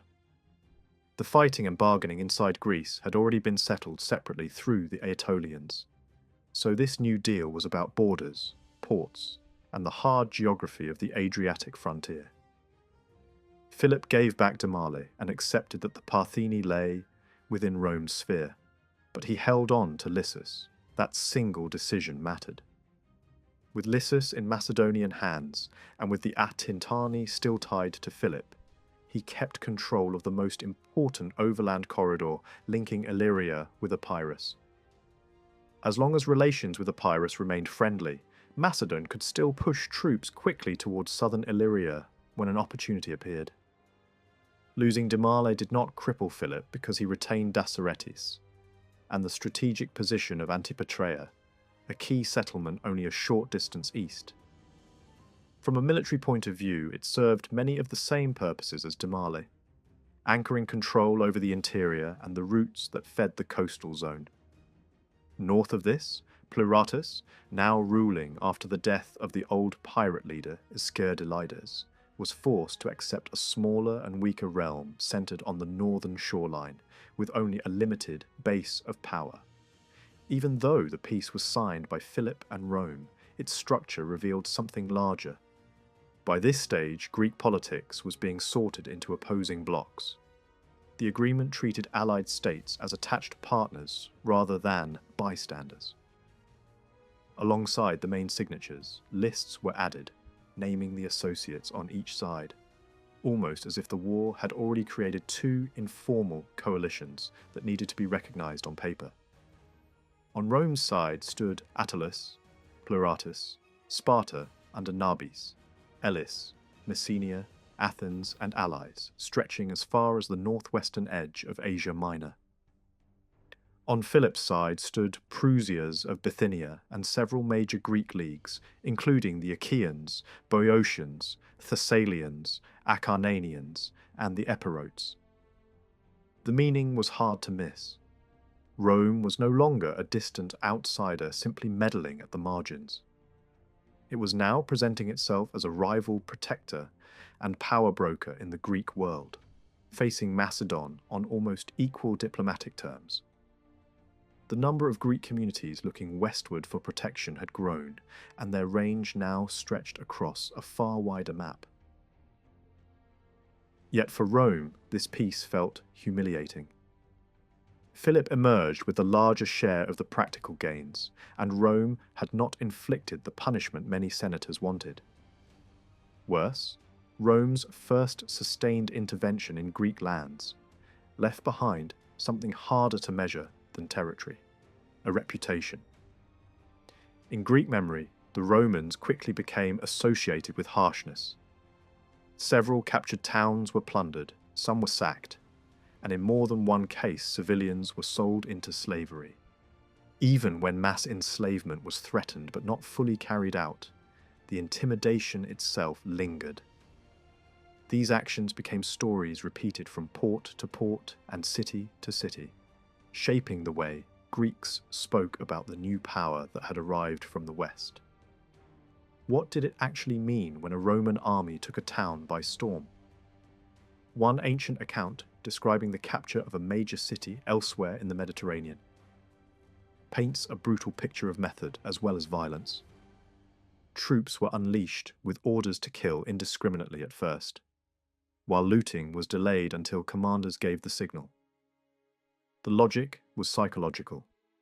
Terror, not just conquest, was a weapon. In such narratives, the streets fill with slaughter, and the destruction extends beyond people to animals, as if the attackers are demonstrating that the old order has been ripped apart completely. Whether every detail of such descriptions should be taken literally is another matter, but the effect is clear. The image of Roman warfare was built around controlled, purposeful fear. Part of the explanation lies in cultural attitudes that could make surrender seem contemptible, and the defeated seem beneath sympathy. But it would be misleading to treat brutality as uniquely Roman. Greek history itself contains examples just as grim. In the late 5th century, Athens massacred the men of an island community that refused alliance and enslaved the women and children, then planted its own settlers there. Macedon under Philip could act the same way. When he captured a city in northern Greece, survivors were sold, the population was replaced, and even the city's name was changed to stamp the conqueror's authority onto the landscape. What had shifted by the early 2nd centuries was not the existence of cruelty, but its reappearance on the Greek mainland after a quieter period, and the way propaganda amplified it. Depending on political loyalties, Romans could be described as barbaric enslavers, or as liberators rescuing Greeks from Macedonian domination. In practice, the Romans were often more consistent in their harshness, and consistency makes fear more reliable. Philip, despite the favourable balance of the treaty, was unlikely to have been fully satisfied either. His original ambition had been to erase the Roman presence altogether, not simply to push it back. The peace functioned as a pause rather than a resolution. Both sides were discontent, and discontent makes future conflict almost automatic. Philip now held positions at Lissus and in the interior that placed him directly beside Rome's friends in southern Illyria.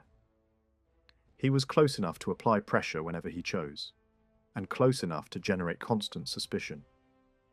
His military prestige had risen again, and the nature of Hellenistic kingship encouraged momentum. Victories created expectations, and expectations demanded more victories. If Philip felt that fortune favoured him, it would be natural to keep moving. The reason peace happened at all was simple. Both sides had more urgent priorities. Rome wanted to finish the war against Carthage and concentrate power where the danger was greatest. Ancient accounts describe Roman concessions as temporary, made to clear the board for the time being. That phrasing reveals the mindset. The settlement was not treated as a final arrangement, but as a delay. Rome withdrew troops at the end of the campaigning season, as it often did, because immediate danger had eased. But withdrawal did not mean forgetting. The memory of being outmaneuvered by Philip remained, and in Roman politics, a perceived defeat was something that demanded future correction. How did Greeks react to this new presence? Before Roman armies landed, Most Greeks had few settled ideas about Rome at all. Mentions in earlier Greek writing were rare and insignificant. Rome had not yet loomed large in the wider Mediterranean imagination. Once Roman forces began operating in Greek affairs, opinions multiplied. Some observers saw a rising imperial power, driven by appetite and dominance. Others viewed Rome as a stabilizing force that could end wars and restrain Macedonian pressure. Many took a more practical stance, cooperating out of caution, calculating that resistance would be punished. Brutality tends to generate two broad reactions: hatred in those who resist, and submission in those who decide survival matters more than pride. This range of responses appears even in Roman correspondence from later decades. Roman commanders sometimes felt compelled to answer the accusation that Rome's actions were motivated by greed. Property was returned to certain communities with careful language about nobility and restraint, as if Rome were trying to control the story it knew would circulate. The need for such statements suggests that suspicion of Roman avarice was already widespread. Curiously, outside historical works, Greek writers seem to have said relatively little about Rome, even during the long decades in which Rome tightened its grip. Much of that literature is lost, so silence is hard to interpret. Still, the fragments that remain point in different directions. One surviving poem from an island poet praises Rome as strength, celebrating it with the language of hymns and destiny. It presents Rome as a power granted lasting rule, almost sacred in its permanence. Around the same period, another Greek voice offers the opposite tone, bitterly remarking that certain distant peoples prosper only because Rome is far away from them. Taken together, the surviving pieces suggest the same spectrum that would be expected. Admiration and flattery on one end, resentment and dread on the other. Roman writers, by contrast, became intensely preoccupied with the encounter. They debated what Greece meant for Rome and what Rome might become through contact with Greek culture. Some embraced Greek art and learning, others resisted it stubbornly. The imbalance in attention makes sense. For Greeks, once Roman power solidified, the choice is narrowed. Accommodation or defiance, alliance or resistance, there was not much room left for detached curiosity. There is also another possibility. A later Greek author felt compelled to argue that Rome was, in some deeper sense, a Greek city, and therefore Greeks should not despise Romans. Arguments like that are not written unless contempt already exists.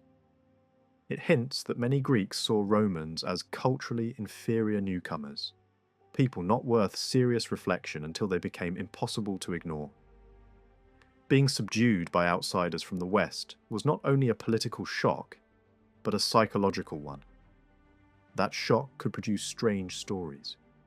One tale, preserved much later, imagines a Roman commander at Naupactus seized by madness or divine possession, delivering visions to an astonished crowd. In the first vision, a king from the east appears as an avenger who will punish Rome for subjugating Greece. To prove the visions are true, the storyteller adds a gruesome sign. A red wolf arrives and devours the Roman leader until only his skull remains, still speaking prophecies of doom. Stories like this are not straightforward records. They are emotional responses, wishful reversals, attempts to regain dignity after defeat, dreams of cosmic justice when real politics offers none. By the close of the First Macedonian War in 206, Rome had gained something it had never possessed before in the Greek world: real influence. Yet, it could not fully exploit it. For the moment, Rome's energy was pulled in other directions, and its authority in Greece survived in uneven flashes through envoys, letters, warnings, and quiet pressure rather than occupying armies. Roman leaders already expected to matter in Greek politics and accepted that this would keep bringing them into conflict with Macedon. What they still lacked was a clear blueprint for turning influence into lasting control. Up to this point, Rome's moves eastward had felt like responses to crises along the Adriatic coast, above all in Illyria, where friends and clients could be threatened and Roman prestige tested. That era of merely reacting was about to end. Once Carthage was defeated and the Second Punic War was settled in Rome's favour in 202, the Republic could finally redirect attention and craft a more forceful line, one that increasingly treated Philip of Macedon as the central obstacle. In the years immediately after the First War with Macedon, complaints began arriving in Rome from across Greece. Some states feared Macedon, some hoped to flatter Rome, and others simply calculated that Roman backing might serve their own advantage. A steady stream of embassies described Philip as dangerous, aggressive, and increasingly unrestrained. The underlying assumption behind these missions was revealing. Many Greeks clearly believed Rome was waiting for another chance to limit Philip, and that only a convincing justification was needed. Roman officials listened carefully.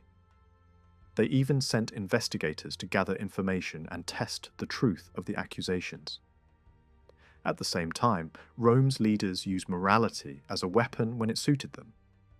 When the Aetolians came early in 201 to ask for help against Philip and hinted at reviving their earlier alliance, they were met with cold indignation. Rome reminded them that they had made a separate peace in 206 and asked how they dared to return now. It was a sharp rebuke, and it landed partly because Rome could claim it was already looking into Philip's behaviour.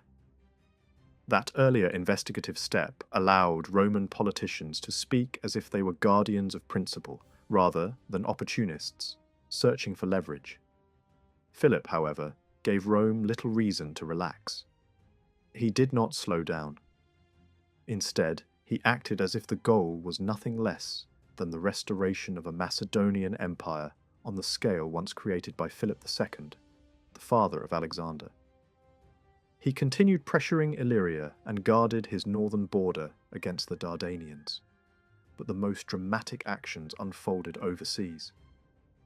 In 202 and 201, he launched fast, hard campaigns in the Hellespont and along the northern Aegean shore, capturing key cities and islands until large stretches of the region toward Thrace lay under his power.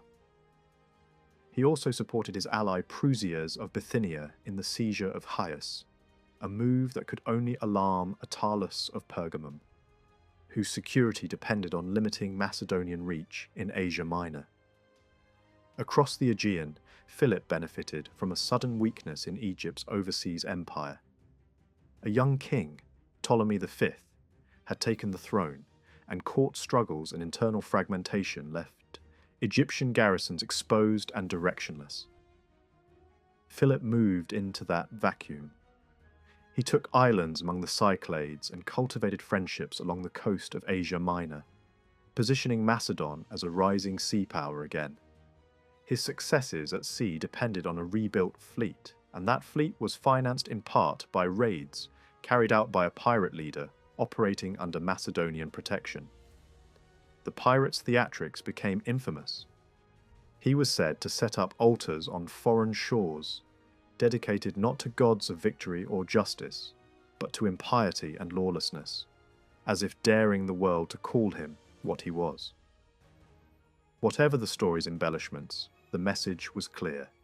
Philip's maritime resurgence had teeth, and it did not pretend to be polite. Just as provocative as Philip's expansion was the way it was carried out. Reports spread of massacres and mass enslavements at places such as Chios and Thassos, followed by the installation of garrisons. These were not subtle acts of influence, they were statements of domination. The cities he seized around the Hellespont had earlier connections with Aetolia, and as Egyptian authority collapsed, many Aegean communities had begun looking to Rhodes for protection. Philip's behaviour therefore threatened not only individual towns but the credibility of other Greek powers. Rhodes was further pushed toward hostility because Philip encouraged Cretan piracy at sea, while Rhodes was already fighting pirates that endangered its trade lifelines. By 201, Rhodes declared war. Attalus soon joined, and the conflict widened. Philip did not retreat. He placed garrisons on major Cycladic islands, seized an Egyptian fleet, sitting in the harbour of Samos, and then moved against Chios, putting the city under siege. A joint Rhodian and Pergamene force tried to break the siege. Philip fought them off, though at significant cost, then turned his attention toward Pergamum itself. He defeated a Pergamene army in the field, but the city held. He plundered supplies, refilled stores, and resumed operations along the Asian coastline. Rapidly, large parts of Caria and much of the mainland zone controlled by Rhodes were reduced into something like a Macedonian overseas possession, administered under a governor. A Rhodian fleet challenged him again near the island of Lyde. Philip repulsed it and sailed onward to Miletus, which offered no resistance. The speed of his progress was striking, and it was enabled by the fact that Egypt was paralysed by internal troubles, while Antiochus of Syria chose not to intervene. A stronger Pergamum was not in Antiochus's interest, since it held lands he believed should be his. Philip then added more coastal footholds by taking Iasus and Bargilia, multiplying the safe harbours available to his fleet. Yet this success created a moment of vulnerability. The Rhodians managed to block him in the Gulf and forced him to winter there, short of supplies and under pressure. Ancient observers describe him enduring the season in a desperate state, as if living by predatory instinct, scraping for food and seething at the knowledge that his enemies were preparing their next moves. In the spring of 200, he slipped away through deception and escaped back to Macedon, with Rhodian and Pergamene forces pursuing. It was the third time his enemies had tried to trap him, and the third time he had wriggled out. No sooner had he returned than he was drawn into a clash involving Athens and Acarnania, a Macedonian ally. Relations between the two had worsened after a religious incident that ended in executions, and older tensions had never disappeared. Athens maintained friendly links with Egypt, and Philip's gains in the northern Aegean threatened Athens' grain lifeline through the Hellespont. Philip responded by sending ships. A combined Macedonian and Acarnanian fleet ravaged Attica until a Pergamene and Rhodian force arrived from Aegina and drove them off. Athens could do little militarily. Its retaliation was symbolic and political. It cursed Philip in formal language and revoked honours once granted to earlier Macedonian rulers. Athens was no longer the imperial heavyweight of earlier centuries. It was increasingly a cultural centre rather than a strategic one, proud of its status but unable to impose its will. While Athens struggled, Philip continued the northern campaign with his main forces. Many towns surrendered, but Abydos resisted. It was a key Egyptian possession on the southern shore of the Hellespont, controlling one of the main crossings between Europe and Asia, and it had been reinforced with Rhodian and Pergamene troops. Philip laid siege. Attalus moved his fleet to the island of Tenedos near the Hellespont's entrance, but avoided direct confrontation inside the strait itself. By late summer 200, the long-awaited wider war was poised to ignite. During the previous winter, when Philip had been trapped at Bargilia, envoys from Rhodes and Pergamum arrived in Rome. They had tried and failed to contain Philip alone. Now that Carthage had been defeated, they believed Rome could finally respond. Along with the familiar warnings that Philip's surge threatened Roman interests, they carried an alarming report.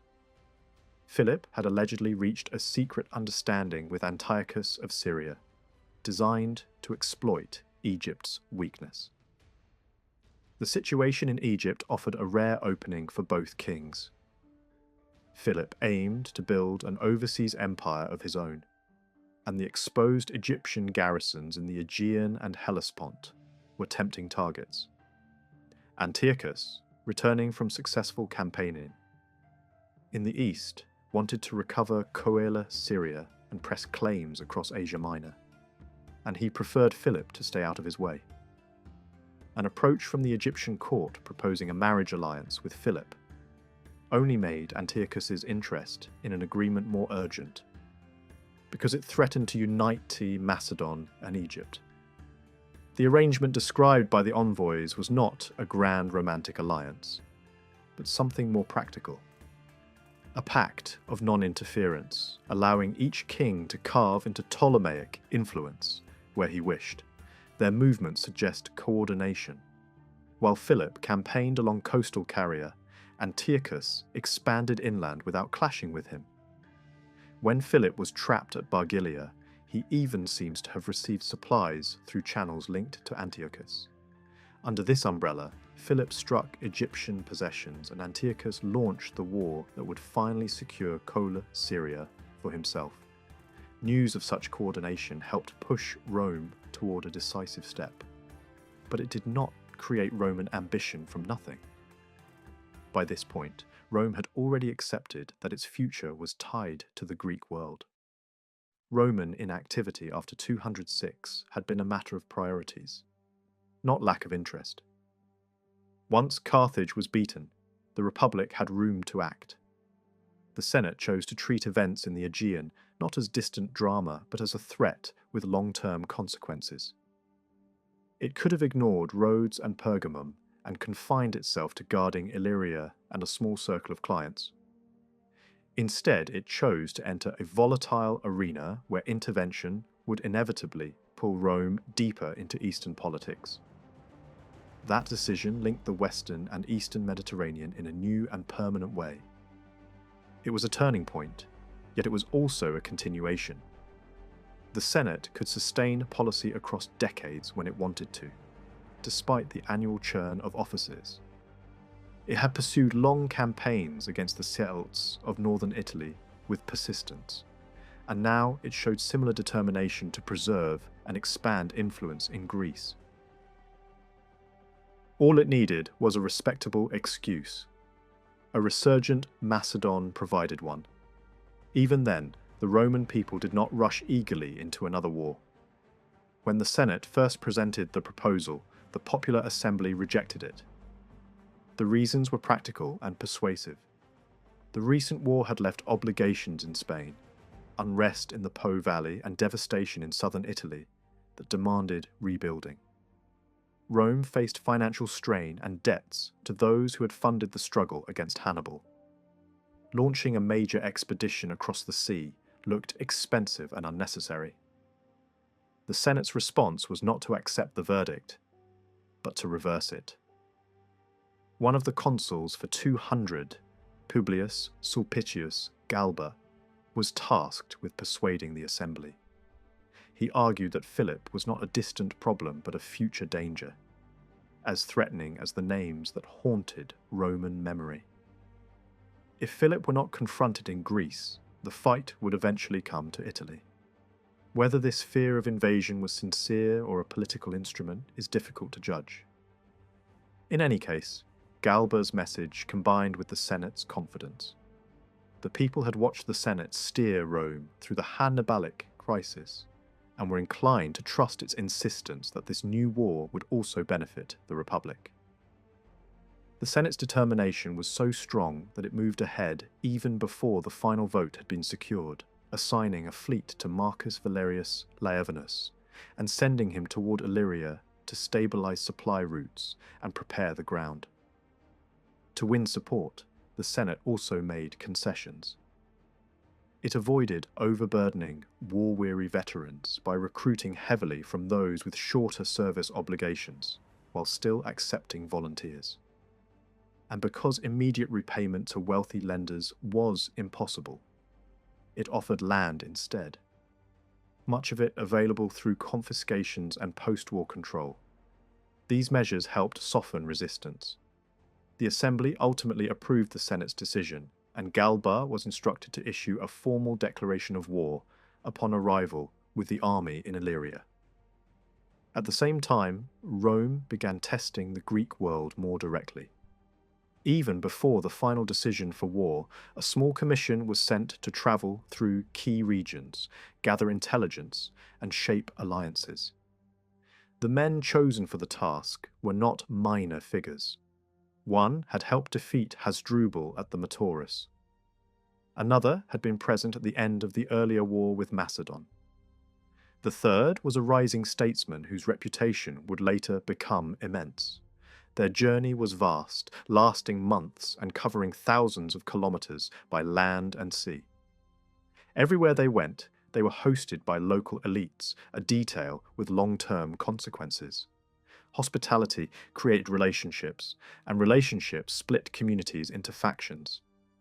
Those who welcomed Roman involvement and those who feared it. That social fracture would become one of Rome's most effective tools in Greece.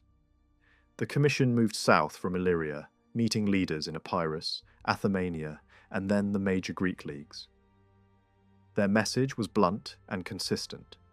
If Philip would stop attacking Greek states and compensate those he had harmed, peace was possible. If not, war would follow. This was not merely advice, it was a claim of authority. The promise of Roman protection was being extended, beyond a small circle of allies, to the Greek world at large. Rome was presenting itself as the guardian of the whole system, casting Philip as the destabilizer. Given Philip's recent raids and seizures, many Greeks welcomed anyone willing to restrain him, and few chose to remind the Romans of earlier Roman brutality. Polite diplomacy often depends on selective memory. The same words could feel different depending on the audience. To Philip's traditional partners, the message was a warning and an invitation to step back or switch sides. Rome was trying to weaken Philip's Greek alliance by drawing neutrals away and unsettling his friends. To those already inclined to oppose Macedon, the message came with promises of advantage. Everywhere the envoys went, they gathered accusations against Philip, encouraged anti-Macedonian factions, and quietly assembled the foundations of a coalition. For Greek states, this created a terrible dilemma. Choosing the wrong side could mean ruin. Political leaders could be killed, exiled, or replaced. Armies could occupy cities, trade could collapse, farmland could be seized. Violence could follow. Homes burned, public buildings stripped, families broken by assault, men dragged into slavery or mutilation. The threat did not always need to be spoken aloud. Greeks had already seen what both Rome and Macedon could do. The Commission's calm language carried an unspoken edge, and that edge was understood. Their meeting with the Achaean League was especially sensitive. A powerful figure within the League had been pushing for gradual independence from Macedonian oversight, and the Achaean army had been reshaped into a more disciplined force capable of standing on its own. The League had been Macedon's main support in Greece for years, and Philip needed it. Rome's envoys likely hoped to nudge the Achaeans from neutrality toward a stance more favourable to Rome, or at least to prevent them from acting decisively for Philip. Whether that effort succeeded would only become clear later. From there, the Roman delegates reached Athens as the crisis intensified in the spring of 200. Attalus and Rhodian representatives were already present, having just forced back Acarnanian attackers. The Romans did not need to take centre stage. Their presence alone carried weight. Attalus and Rhodes persuaded Athens to join their war against Macedon. Athens could not fight Philip alone, but as part of a larger grouping, it could participate without bearing the full burden. After decades of neutrality, it declared war again. A coalition began to form around Athens, Rhodes, Pergamum, and other threatened powers.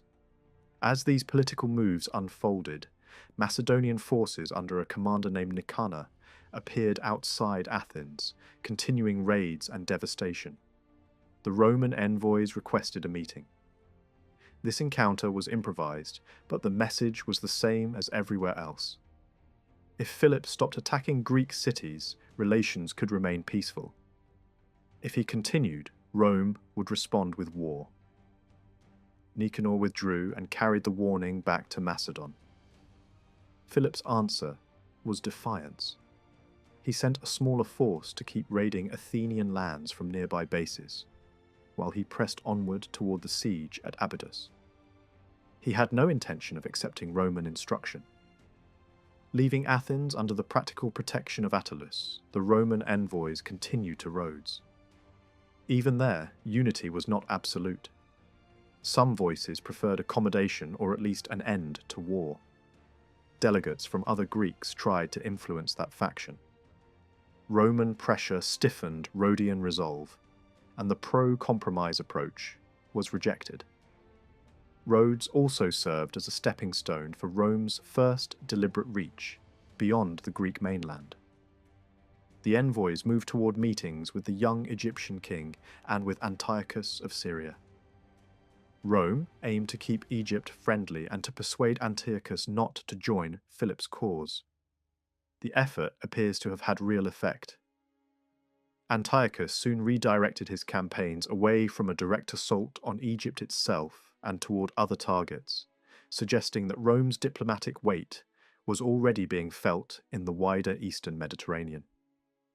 It was the first time Rome mediated between major Greek powers on this scale, and the first formal contact with Antiochus, marking an outward expansion of Roman political reach. When news arrived that Abydos was under siege, one envoy went ahead alone to meet Philip. The message delivered there was sharper. Philip was told to stop attacking not only Greek states but also Egyptian possessions, and to compensate Rhodes and Pergamum for his aggression. In other words, he was expected to treat Rome's preferences as superior to Macedon's long-established position. For Philip, that was impossible to accept. Macedon had shaped Greek politics for generations. The idea of taking orders from a Western power that did not even speak Greek was an insult to status as much as to strategy. The meeting grew heated. A Hellenistic king was not accustomed to being spoken to like a delinquent by a young foreign envoy. But the envoy was not there to debate. He was there to deliver an ultimatum. Philip ended by pointing to the treaty still technically binding both sides, and warned that if Rome chose war anyway, Macedon would defend itself fiercely, trusting in divine favour. It was a risky stance. Philip must have known that Rome was now relatively free to focus resources and could return in greater strength than before. That he still chose open resistance shows how determined he was and how deeply he believed the contest was not only about territory, but about who had the right to decide the political order of Greece. War was now unavoidable, and Lepidus turned back toward Rhodes to regroup with the other envoys before returning to Rome. On paper, the mission looked like a success. The rumoured understanding between Antiochus and Philip had lost its force, and Antiochus was not expected to step in when Rome moved against Macedon. The fighting between Syria and Egypt had been brought to a stop without Egypt needing to summon Roman help. Across the Greek world, several states seemed ready to lean toward Rome, actively or quietly. Pergamum, Rhodes, Byzantium, and Athens looked like the first pieces in a longer chain that might fall the same way. The Senate could therefore focus on Philip, who had received the warning and clearly understood what it meant. In reality, the clock had already moved on. By the time the envoys were sailing home, Rome had already chosen war. The Second Macedonian War had begun. As Galba prepared to cross into Illyria, the siege of Abydos was ending in horror, with inhabitants choosing death rather than submit to Macedonian rule. Philip returned to Macedon in November 200 and found the situation transformed. Roman troops had already appeared in strength. A large army was established around Apollonia, and a substantial fleet was positioned at Corcyra. In response to appeals from Athens, a squadron was dispatched east under Gaius Claudius Cento to challenge the raids being carried out from Macedonian bases near Corinth and Chalcis. Claudius moved with speed and confidence, and his timing carried real risk. Winter sailing in the narrow, turbulent waters around the Euripus Strait was dangerous even for experienced crews, yet he pressed on anyway. He struck at Chalcis with an aggressiveness that nearly produced a dramatic breakthrough. The problem was manpower. He could punish the place, but he could not both hold it securely and guarantee Athens' safety at the same time. So he withdrew.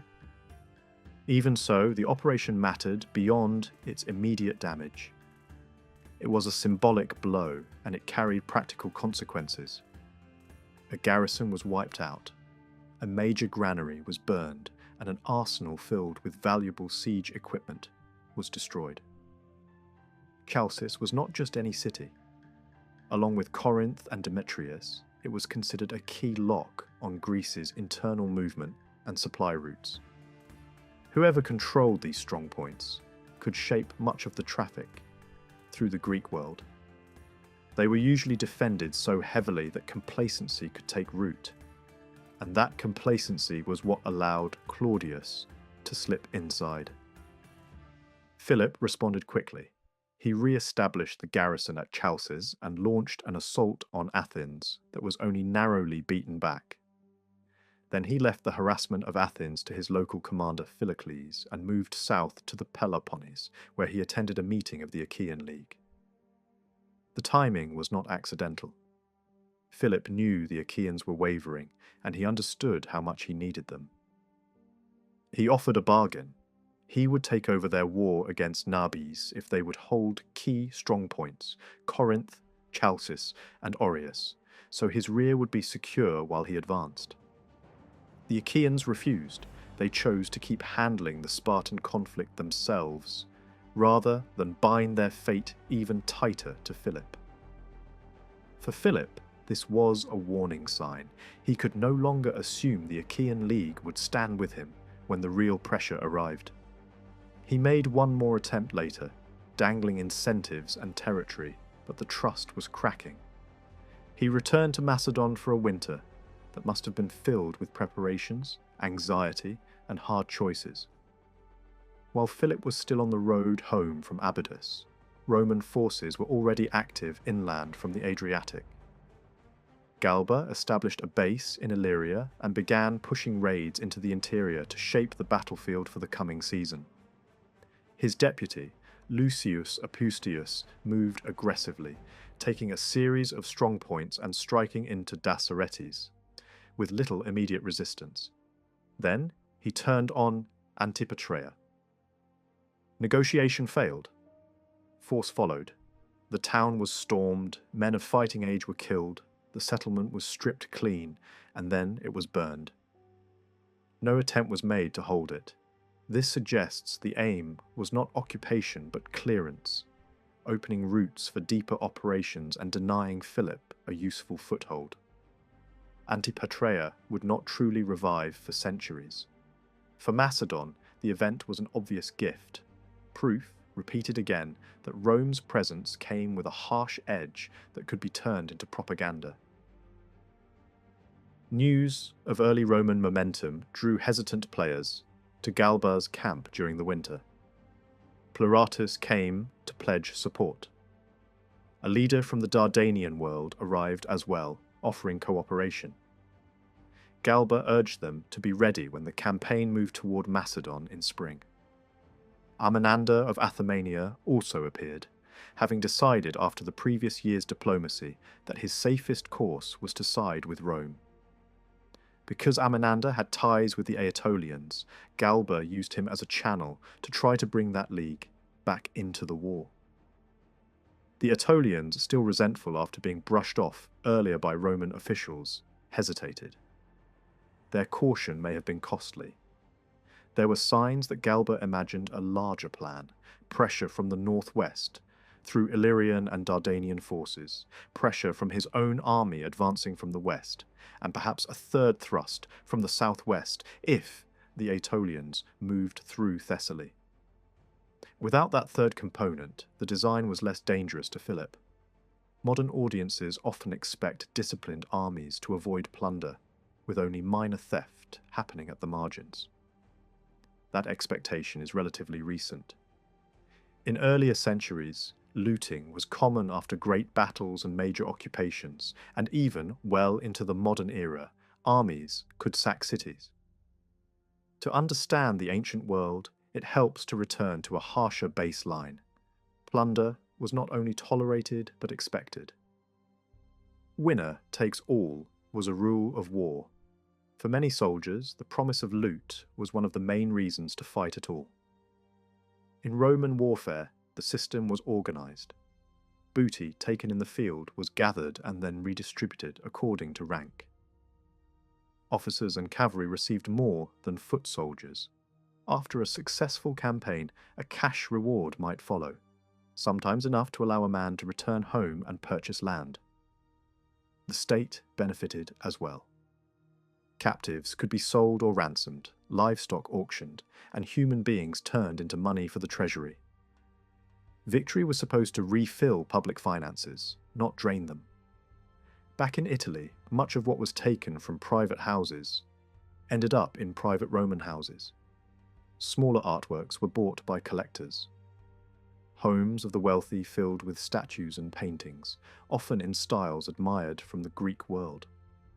At the same time, a portion of the most prestigious objects, especially public monuments, was redirected into the religious and civic heart of Rome itself.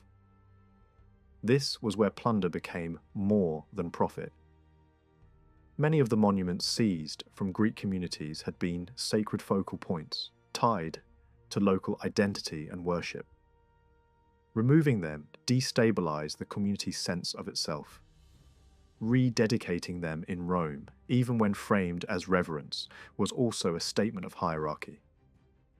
When a famous image of a Greek god was installed in Rome in a temple associated with the Roman equivalent, the symbolism was blunt. The favor of the divine order and the right to display it was shifting westward. Plunder could therefore serve as both punishment and propaganda, an imperial language spoken in marble and bronze.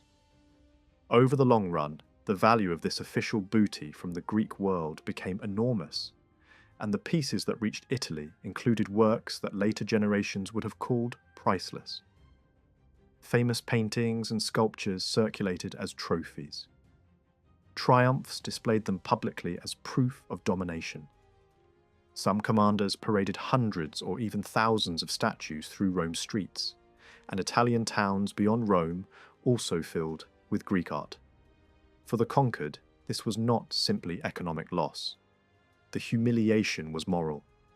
A city's monuments carried memory and pride, and their removal signalled that the community's story could be rewritten by outsiders. On the operational side of the war, Philip's major weakness remained the sea. In 199, Rome and its allies used their naval edge to strike where Philip could not respond quickly. His fleet was pinned near Demetrius by Rhodian pressure, and Roman ships ranged widely, plundering coastlines and islands until the holds were so full of loot that the ships could scarcely take more. Yet even in this moment of dominance, they made few permanent gains. One major exception came late in the season as they were sailing back toward winter quarters. They captured Aureus, an important strategic prize. Responsibility for the town was handed to Attalus, while Roman forces profited by selling the inhabitants into slavery. The pattern was familiar: limited territorial control paired with immediate financial extraction. On land, Rome's progress was also limited. With the Aetolians still not fully committed, Galba attempted to pressure Macedon from multiple directions. Illyrian and Dardanian forces pushed in from the northwest, while Galba advanced along the Apsus Valley and then tried to cut east through difficult mountain routes south of the Prespa Lakes. It was a hard march through terrain that favoured ambushes, skirmishing, and small cavalry clashes rather than decisive set battles. Philip acted quickly. A force under one of his generals moved north to contain the Illyrians and Dardanians, while Philip himself confronted Galba. The Romans fought their way into regions that brought them uncomfortably close to Macedon's heartland, performing better than Philip expected, enough to force him to pull additional troops down from the north. Eventually, Galba was pushed back. Still, the campaign had value. Routes were tested, local allies were activated, and the next attempt would begin with better knowledge. Galba, however, was worn down. Illness and exhaustion ended his command, and he was replaced later in 199 by Publius Villius Tapulus. Villius arrived to find a dangerous problem: near mutiny. Many veterans had served abroad for years, repeatedly extended, separated from families, without respite. Villius listened rather than threatening. He promised to carry their grievances to Rome. The tension eased, and Rome kept the experienced backbone of its army intact. Villius then moved to winter quarters on Corcyra, and the front quieted until spring. The most significant political effect of Galba's pressure was felt among the Aetolians. Hearing that Macedon was being invaded from the north and that Aureus had fallen, they began to believe Philip's collapse was imminent. They finally showed their hand, launching a disorderly raid into Thessaly together with Amynander. The move was badly timed. They failed to coordinate with the Roman army, and Philip struck them hard. At the same time, his northern commander managed to chase the Dardanians back out of Macedon. By the end of the year, nothing had been decided. Rome had inflicted damage and gathered allies, but not delivered a knockout.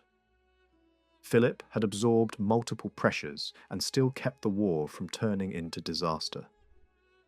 The struggle remained open, tense, and unfinished, exactly the kind of war that could drag on until one side found the leadership, the luck, or the coalition strong enough to force a conclusion.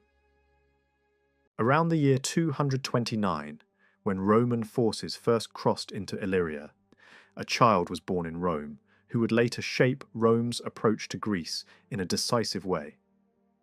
That child was Titus Quinctius Flamininus. In time, he would become the figure who transformed Roman ambition in the Greek world into a clear, though not always practical, strategy.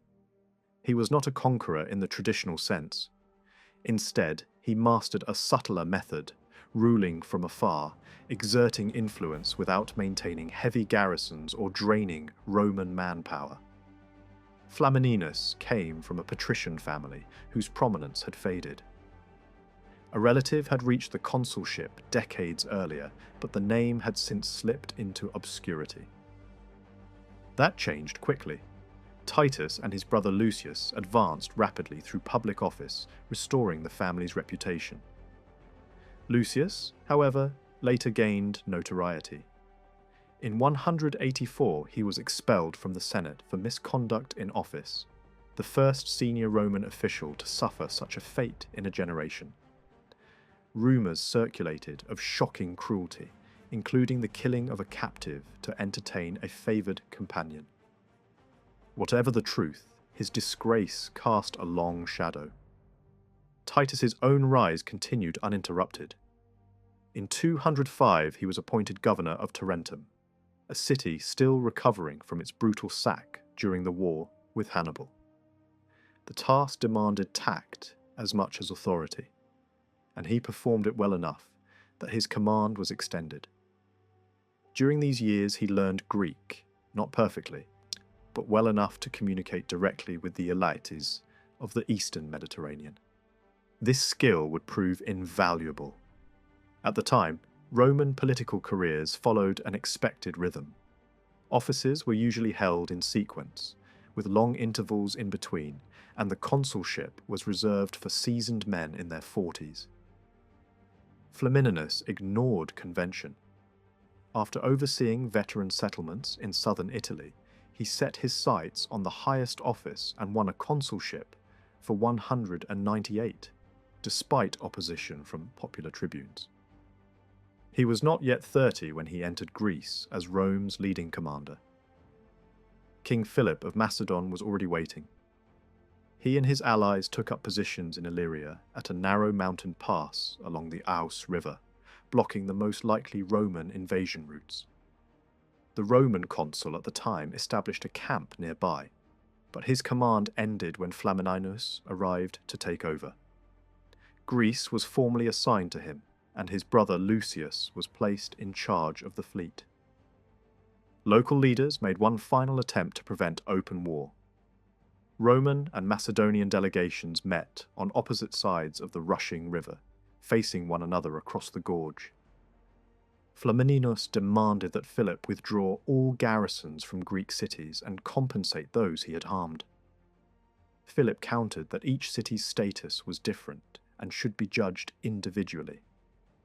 Flamininus refused. He publicly called for the liberation of Thessaly, a region tied to Macedon for over a century. Philip left the meeting in fury. The breakdown was inevitable. Accepting Rome's terms would have meant acknowledging Roman authority over Greece itself. For Philip, that was unthinkable.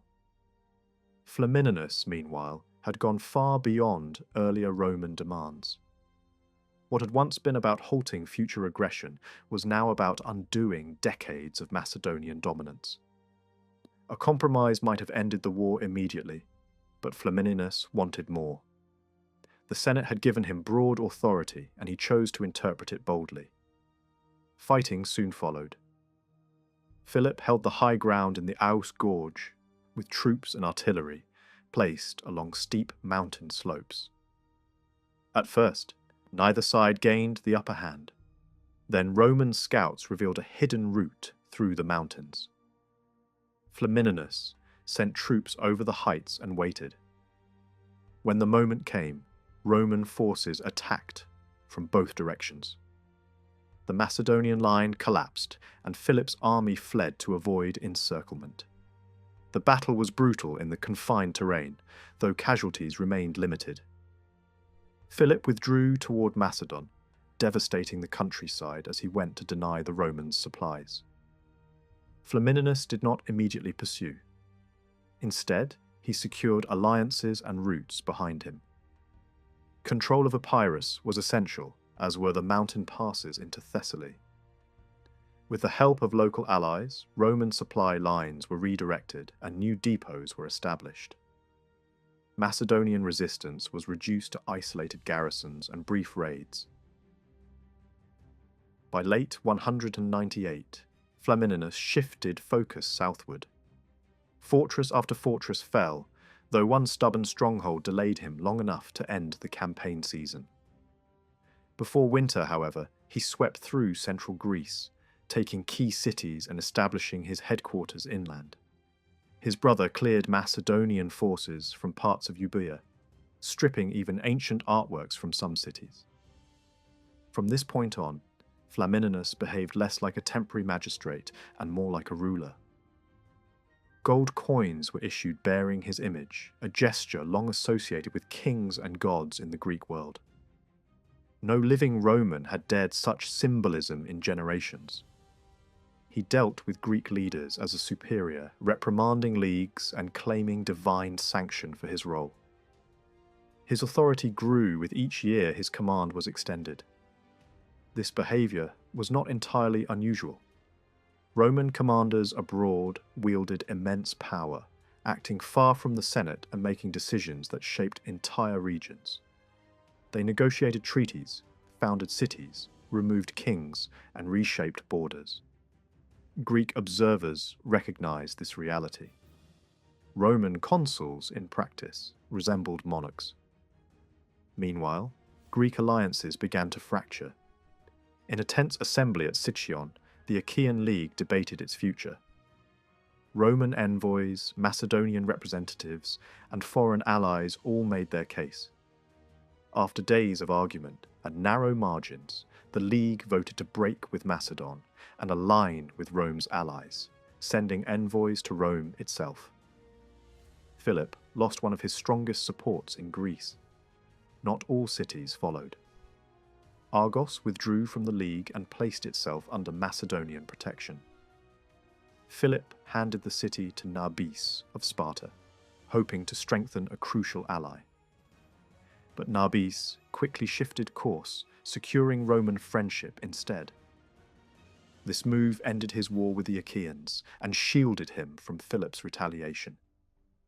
Macedonian garrisons were withdrawn from much of the Peloponnese, leaving only Corinth in Philip's hands. As the balance of power in Greece continued to shift, Philip made one last attempt to negotiate directly with Flamininus. The moment was carefully chosen.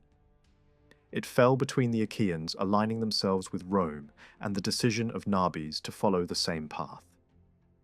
For Philip, this window may have represented his final opportunity to secure peace on terms that were not entirely disastrous. The meeting took place in November of 198 at Nicaea, a coastal town on the southern edge of the Maliac Gulf. In keeping with established custom, Philip remained offshore, seated at the stern of his ship, while Flamininus stood on the beach with representatives of Rome's allies arranged beside him. Philip invited the Roman consul to speak first. Flamininus did not hesitate. He presented demands that went further than anything he had previously stated. Philip was now required to withdraw completely from Greece, return the Illyrian territories taken after the peace of 205 to their former ruler, and restore to Egypt all land seized since the death of its king several years earlier. Once Flamininus finished, the allies spoke in turn. Each repeated similar complaints, each demanded restitution. The Rhodians called for the return of their mainland possessions. Others demanded the removal of Macedonian garrisons across the Aegean and the Hellespont. Cities claimed by Philip were to be handed back to their former owners. By the end of the day, a single theme dominated the gathering. The dismantling of Macedonian power was no longer a Roman demand alone. It had become the shared objective of the entire coalition. Philip responded cautiously. He showed a willingness to concede much, but continued to argue that his territories had been acquired under different circumstances, and should not all be treated the same. The first day ended without agreement. On the second, he offered further concessions, but still resisted the demand for total evacuation. On the third day, the discussions moved inland, and a compromise was reached. All parties would send envoys to Rome to present their cases. Philip was granted a short armistice on the condition that he immediately abandon the remaining areas of central Greece, still under his control. When the envoys spoke before the Senate early the following year, their arguments followed a strikingly uniform pattern. Each delegation recounted losses and grievances, but all focused on the same issue. Greece, they argued, could never be truly free as long as Philip controlled Corinth, Chalcis, and Demetrius. These strongholds were described as chains binding the Greek world. Without their removal, all other concessions were meaningless. When Philip's representatives were pressed on whether the king would surrender these positions, they had no clear answer to give in. With negotiations stalled, the Senate allowed the war to continue. Confidence in Flamininus remained strong, and his command was extended rather than reassigned. The idea of Greek freedom had now taken on a sharper meaning. What had once been a vague promise of protection had evolved into a clear demand for liberation from Macedonian dominance. Philip still possessed strong defences within Macedon itself, but his allies in Greece were dwindling. Only the Acarnanians and the Boeotians remained loyal. Flamininus moved quickly to isolate them. His brother was sent west to deal with Acarnania, while Flamininus turned his attention to Boeotia. The Boeotian League was deeply divided. Some favoured Rome, others clung to Macedon. Flamininus approached Thebes with calculated restraint, accompanied by Attalus of Pergamum, and only a small entourage, while a larger armed force followed behind at a discreet distance.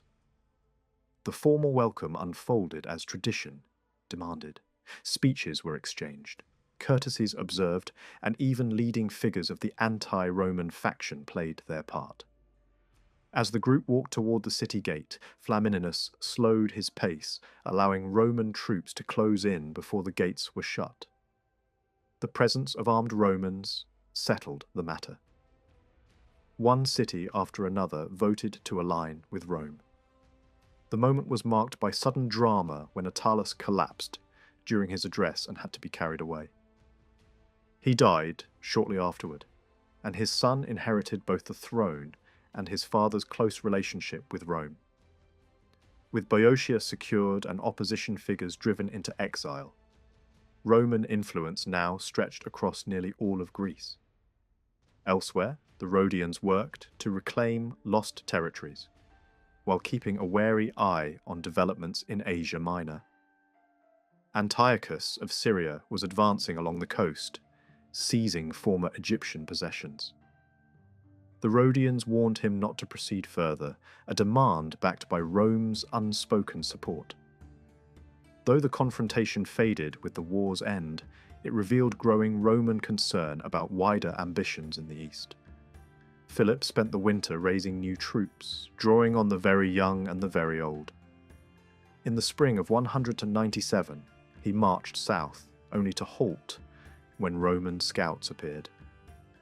Flamininus had already completed his work in central Greece and moved north with a large allied army, outnumbering the Macedonians. After bypassing key supply centres, he established camp near Phyrae. Until that moment, neither commander had realised how close the other was. Unable to force a breakthrough and short of provisions, Philip turned west. Flamininus followed, cautious of deception. Both armies camped within reach of one another, separated by hills and poor weather. Rain and thick mist reduced visibility throughout the night. At dawn, cavalry patrols collided on a ridge known as Cynoscephali. What began as a skirmish quickly escalated.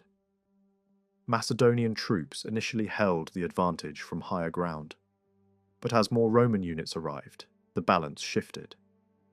The Macedonian phalanx pressed hard on one flank, while Roman forces manoeuvred on the other. Flamininus redirected his troops toward the summit, striking where Philip's men were still forming. A Roman detachment fell upon the Macedonian rear, and the battle collapsed. Thousands were killed or captured. Roman losses were comparatively light. The defeat was decisive. Poets later mocked the fallen and the king alike, trading insults long after the bodies lay unburied. Philip himself responded with bitter wit, but the outcome could not be undone. With the battle lost, the war ended. Macedonian garrisons surrendered, and Philip sought terms. Flamininus agreed to a meeting, halting the fighting. This angered the Aetolians, who accused him of accepting bribes and claimed credit for the victory. They looted the battlefield and openly challenged Roman authority. Each side now saw the other as a future rival.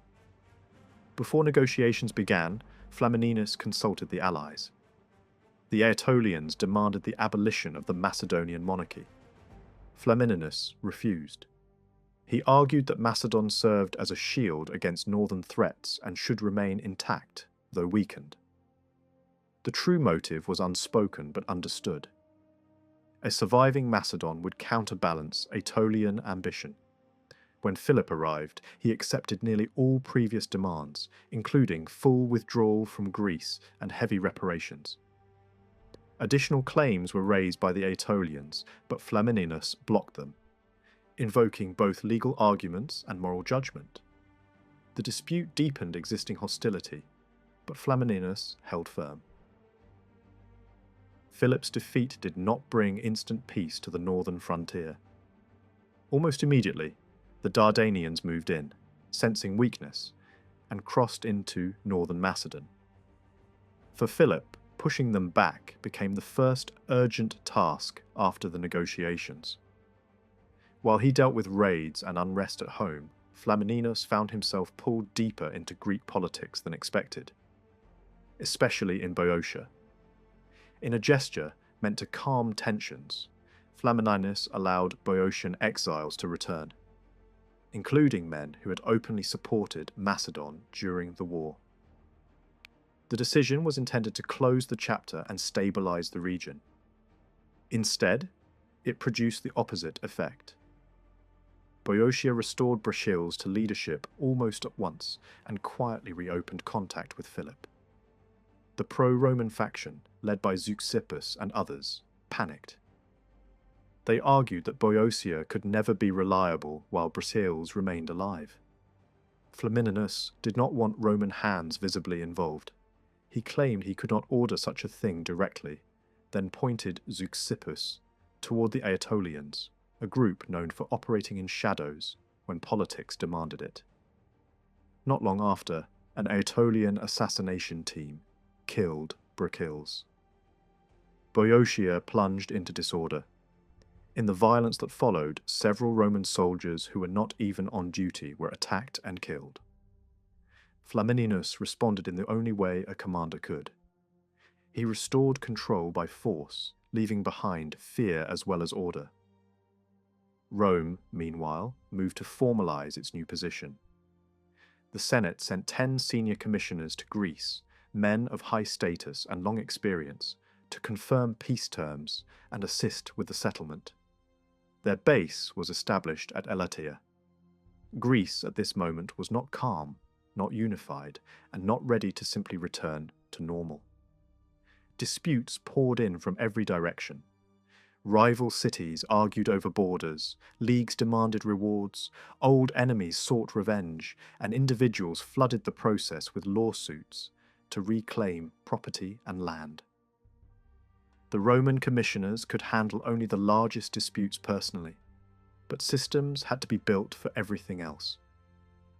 Within roughly 2 years, a working framework was imposed. The underlying assumption was clear. Rome believed it had earned the right to decide what the Greek world would look like next. At the same time, attention was drifting eastward. Antiochus, the Syrian king, was advancing through Asia Minor with little resistance. City after city fell under his influence, and he was now pressing toward the Hellespont. 2 Greek cities in Asia, Lampsacus and Smyrna, attempted a clever move. They appealed to Flamininus and the Senate, asking to be included explicitly in the settlement terms, hoping to force Rome into guaranteeing their safety. In the short term, Rome offered no firm commitment, but the message landed. Asia Minor was becoming harder to ignore. These appeals were not purely desperate, they were also calculated. Lampsacus emphasized a shared heroic ancestry with Rome, linking itself to Trojan origins and the story of Aeneas. Smyrna, even under threat, went further, promoting worship of Roma, a new divine figure representing the power of Rome itself. This was not a Roman goddess in the old sense, but a political symbol, a way for non-Romans to signal loyalty and seek protection. The idea spread quickly across the region because communities understood what such public reverence could achieve. Officially, Antiochus was still treated as a friend. Yet Roman suspicion had never fully disappeared, especially after his earlier dealings with Philip. Roman influence was now reaching into the Greek cities of Asia as well as Europe. The settlement terms made that clear by declaring that Greek communities on both sides of the sea were to be free. This principle placed Rome on a collision course with Antiochus, who believed Asia Minor belonged to him by inheritance and right. Each time one crisis was diffused, another formed. But none of this would have mattered so much if Rome had not committed itself to Greece in the first place.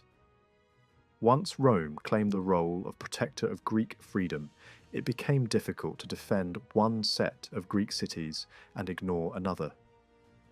Back in Greece, the Aetolians kept attacking Rome's motives. They warned that Roman liberation might simply replace one garrison master with another. The strongest suspicion centered on the great strategic fortresses, the cities that had long controlled key routes and choke points. The Aetolians exploited a real uncertainty. Did freedom mean only freedom from Macedon, or did it also mean freedom from Roman dominance? Beneath their rhetoric lay a simple demand. Greece should be left to Greeks, meaning to the Aetolians themselves. Their pressure struck a nerve because Rome had not fully decided what to do. The Senate had given the commissioners detailed instructions in many areas, yet left the question of those strategic fortresses open, to be judged on the ground. If Antiochus appeared dangerous enough, a continued Roman military presence might seem justified. There were even arguments that certain garrisoned cities should be handed to Rome's loyal ally in Asia, Eumenes, to strengthen defences along the coast, the likely entry point if Antiochus ever crossed. Flamininus chose a dramatic answer. He pushed beyond his original mandate. If the Greeks were to be convinced that Rome had not come to dominate them, then the most persuasive act would be the withdrawal of Roman garrisons as well as Macedonian ones.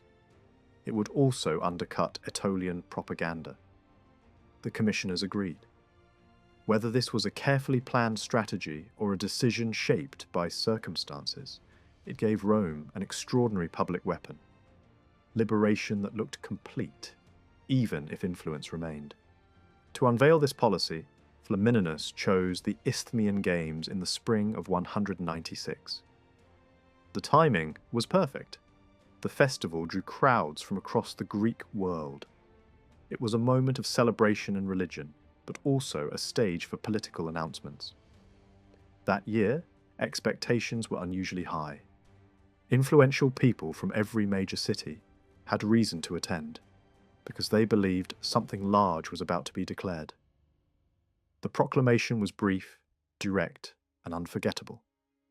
The Senate and Flamininus, after defeating Philip and the Macedonians, announced that key Greek peoples and regions would be left free, without garrisons, without taxes, and under their own laws.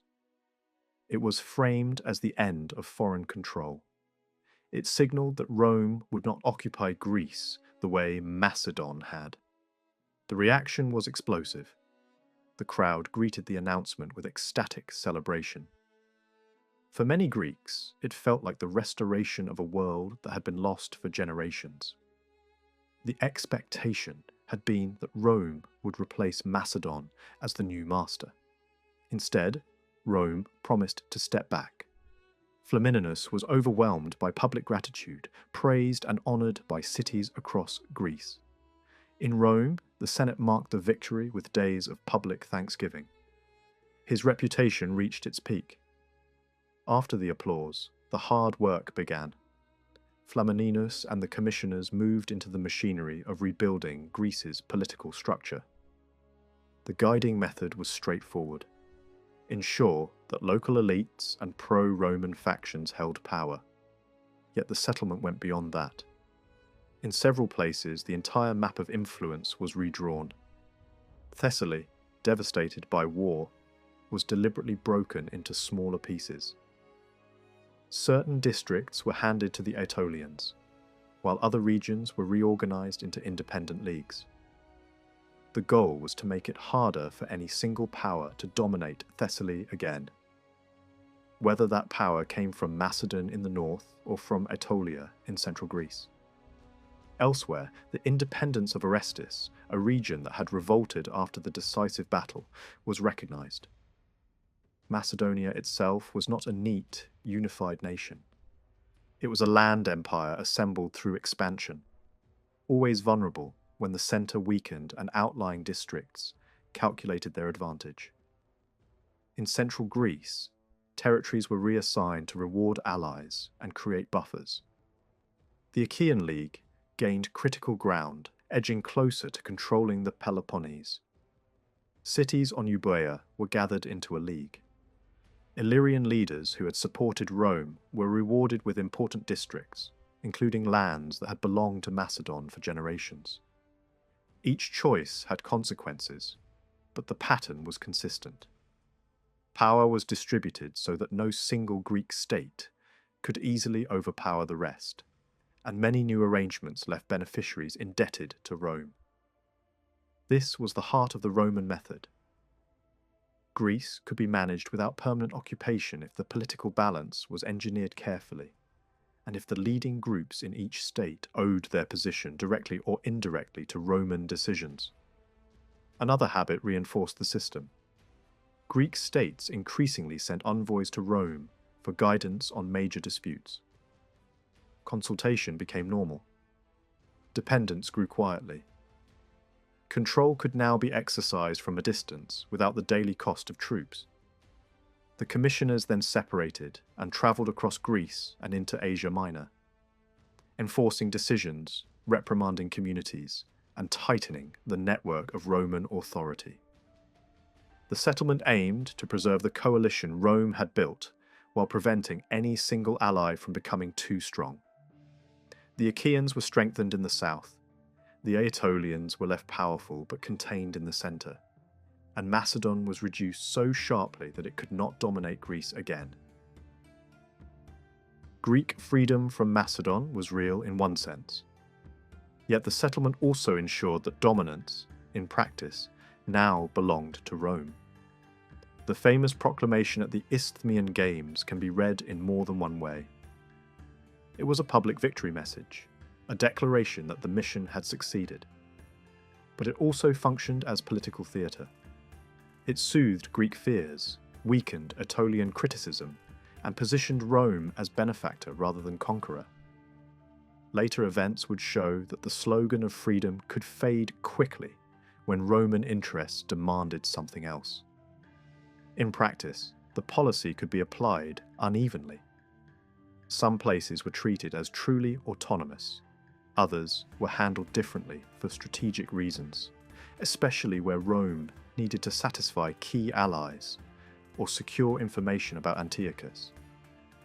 The language of freedom remained, but it could be bent. Greek observers were not blind to this. If the Greeks were truly free to direct their own affairs, why did Rome tolerate political killings when it suited stability? If the principle mattered above all, why were some cities protected and others ignored? Accusations of hypocrisy spread, and agents hostile to Rome openly described liberation as a convenient excuse for control. A deeper problem lay ahead. With Antiochus advancing and tensions rising with the Aetolians, Greece was likely to become contested again. If war returned, garrisons would return with it, and the promise of a hands-off approach would collapse under military necessity. Yet even without troops, Roman authority did not vanish. Flamininus had no intention of abandoning influence. What Rome offered was the removal of armies, not the end of intervention. Every new dispute settled by Roman decision made future withdrawal harder, not easier. This was the model Rome now preferred. Power without formal administration. Dominance without calling it empire. It allowed expansion while presenting conquest as protection. Flamininus understood how valuable this appearance could be and celebrated it openly, dedicating offerings and boasting of having shaped freedom for Greece. The message was crafted for Greek eyes, displayed in major sanctuaries, where the political elite of the Greek world would see it again and again. Even the departure of Roman forces carried less finality than it might seem. Armies in this era often arrived in spring and withdrew for winter. A Roman withdrawal could be interpreted as part of the seasonal rhythm, rather than a permanent exit. and Rome had already proved it could return with overwhelming strength whenever it chose. The Greeks might celebrate the promise of autonomy, but few could ignore the reality that Rome now had the power to decide when autonomy ended. Anyone who believed the Battle of Cynocephaly and the dramatic proclamation at the Isthmian Games would bring stability to the Eastern Mediterranean misunderstood what was coming. Instead of closing an era of conflict, these events widened it. Over the next few years, tensions deepened until Rome, having already crippled one great monarch, moved against another with even greater effect. In the same period, one of Greece's major leagues was also brought to heel. By the early 1800s, Rome stood as the dominant power not only in Greece, but across the broader Hellenistic world. The older giants that had once defined Mediterranean politics had either collapsed internally or been reduced under Roman pressure. At the Isthmian festival in 196, Antiochus did not arrive in person, but he sent high-ranking representatives to Corinth. Their mission sounded polite and harmless. They congratulated Flamininus and spoke of peaceful intentions. Yet the response from Rome's commissioners was not polite at all. The message carried a warning backed by the Senate. Antiochus was told to stay away from Greek cities, remove garrisons from places recently seized, from rivals, and abandon any idea of crossing into Greece. There was no Greek community, the Romans insisted, that required Syrian protection or liberation. Rome had already claimed that role. This was more than diplomacy. It was a declaration of ownership over the concept of Greek freedom. With Philip defeated, Rome clearly feared that Antiochus might present himself as the new champion of the Greek world. The Roman response was to preempt him, casting Rome as the universal benefactor of Greeks everywhere, and treating the Syrian king as someone whose behaviour could be restricted by Roman command. Only months earlier, Antiochus had been the strongest monarch in the known world. Now, Roman representatives spoke to him as if he were a problem to be managed. Later that same year, Roman envoys found Antiochus at Lysimachia, a city on the European side of the Straits. Its earlier decline had been dramatic, abandoned during Macedon's war and then ruined by raids. Antiochus was rebuilding it and treating it as a major base of power, even planning it as the seat of his son. The symbolism was obvious. By strengthening a city in Europe and forcing nearby communities to accept his garrisons, Antiochus was creating a bridgehead across the traditional boundary between Asia and Europe. At the same time, he made no attempt to hide his wider ambitions in Asia Minor. He intended to extend his control along the coasts and into regions long claimed by the Seleucid dynasty. Rhodes and Pergamum understood what this meant.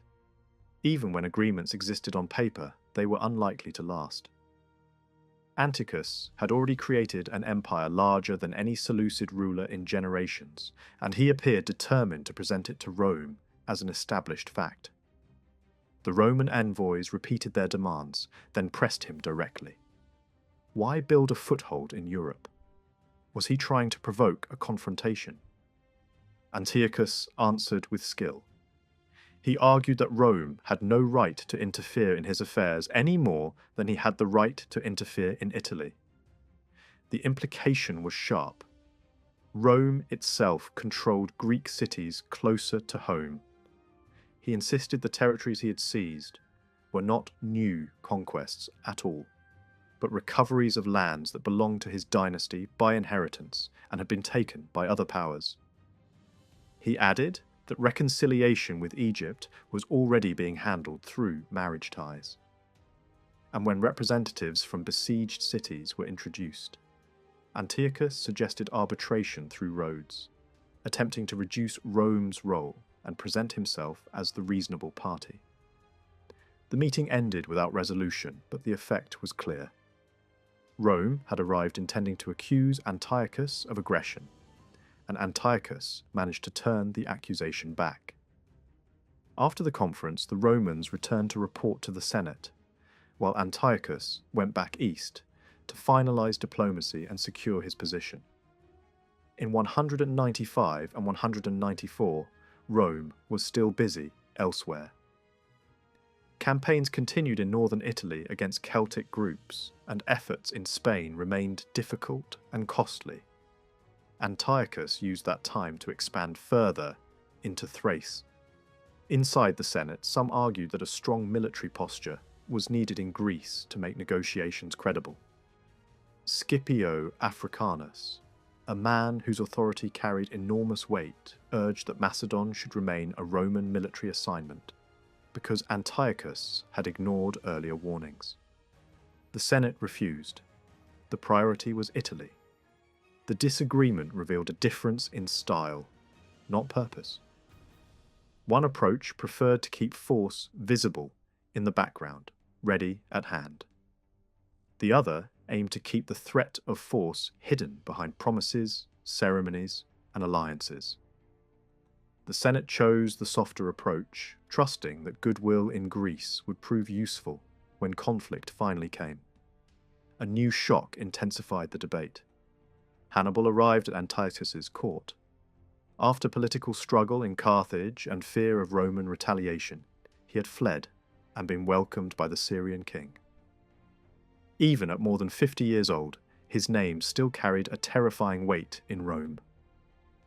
Rumours and prophecies began circulating, suggesting that a figure from the east would avenge Greek suffering under Roman power. In that atmosphere, the Senate's internal divisions likely sharpened. It also helps explain why Scipio, Hannibal's old enemy, returned to the centre of political attention. Flamininus himself faced a personal and political problem. His position in Greece depended on continued command, and extended commands were never guaranteed. If there was further glory to be won, it had to be won quickly. Yet the promise of the Isthmian Declaration implied withdrawal, and withdrawal meant the end of his stage. Then, Sparta provided an excuse. Nabis still held Argos, and Flamininus had been pressing him to return it to the Achaeans. Officially, this was framed as liberation, but the deeper concern was strategic. Nabis could become useful to Antiochus as a Greek ally, and Rome wanted to prevent that. The commissioners even warned the Senate that Sparta was a dangerous threat inside Greece, describing Nabis in language designed to alarm. After debate, Flamininus received a new extension and broad authority to deal with Nabis in 195. This suited him perfectly. It also served Roman planning. If war with Antiochus came, Rome would need the Achaeans strong and cooperative in the Peloponnese, and returning Argos would bind them closer. Flamininus called a conference at Corinth and framed the coming war as a Greek decision. The Aetolians objected loudly, demanding that Rome withdraw and leave Sparta to Greek hands. But most allies sided with Flamininus, and a massive coalition army was assembled, the largest force Laconia had ever seen. Nabis fought harder than expected, but by summer the coalition had defeated him and returned Argos to Achaean control. Flamininus publicly celebrated the outcome as a bright example of Rome's policy. Yet even after defeating him, Rome did not remove Nabis. His fleet was reduced, his territory cut down, and heavy payments were imposed, but he remained on the throne. This was the Roman method again: maintain a balance of powers, prevent any one side from becoming too strong. Flamininus withdrew forces from the Peloponnese and placed responsibility for enforcement in Achaean hands. That choice almost guaranteed future trouble, because Achaean policy aimed at absorbing Sparta entirely, along with other independent states in the region. Once Nabis had been weakened, Rome no longer had an easy excuse to keep troops in Greece. The threat of Antiochus remained, but the withdrawal policy had become official practice. In the spring of 194, another conference was held at Corinth. Flamininus recited Rome's services, warned the Greeks to preserve order, and announced the evacuation of key strongholds within days. He staged it so that representatives could watch Roman troops march away from the fortress as the meeting continued. It was carefully planned theatre, designed to prove a point. The withdrawal itself was striking. Thousands of Roman soldiers moved north, through Thessaly and Epirus, toward their departure point, while the fleet followed the coast to meet them. For Greek onlookers, the columns of glittering troops leaving the country must have been unsettling as well as impressive. Many likely watched in silence, expecting Rome to return before long. In Italy, the same marching columns looked like a victory parade. Enormous wealth followed the army home. When Flamininus reached Rome, he was awarded a triumph of unusual scale, stretched across 3 days. The display included captured arms, statues, and vast quantities of precious metal. But the spectacle also carried a darker reality. Such wealth did not appear by magic. It came from systematic plunder after victory, from stripping cities and sanctuaries, and from the sale of captives into slavery. Behind the gleaming procession lay suffering that official celebrations rarely described. For the moment, Rome had kept its promise. Troops left Greece. Yet the withdrawal did not mean the end of Roman influence. It was also a message: Rome could leave and Rome could return. The decision looked generous on the surface, but power remained close at hand. Soon, the political situation shifted again. In 193, envoys from Antiochus passed through Delphi after failing to secure an alliance with Rome. The Roman position had hardened. Rome now spoke of liberating Greeks from Antiochus, just as it had claimed to liberate them from Philip. Flamininus pressed demands that revealed the limits of the freedom slogan. Antiochus was told to withdraw from Europe, or else Rome would claim the right to intervene in Asia for the sake of its friends. Either choice would still leave Greek cities under someone's rule. The language of liberation could bend when it served Roman convenience. Antiochus's envoys also met with the Aetolians, Rome's most committed Greek enemies. The Aetolians moved quickly, trying to build an anti-Roman coalition and sending messages to Philip, Antiochus, and Nabis. Philip had no capacity for a new war. Antiochus was busy campaigning. Nabis, however, was eager. With Roman troops gone from the Peloponnese, he began trying to recover what he had lost through violence and intrigue, focusing on key ports held by Achaean garrisons. Flamininus returned to Greece in 192 as part of a delegation intended to counter Aetolian influence and rally Greek states against Antiochus. He promised support for Rome's friends, including naval protection, but events moved faster than promises. Philopoemen, the leading Achaean statesman and commander, launched action against Sparta immediately. His early naval efforts went poorly and Nabis regained ground, but Philopoemen struck hard on land, ravaging Laconia.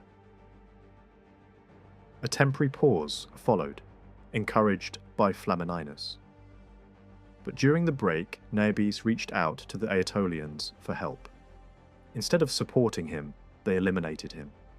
The same ruthless political style appeared again. The Aetolians had decided Nabis was unreliable and wanted Sparta for themselves.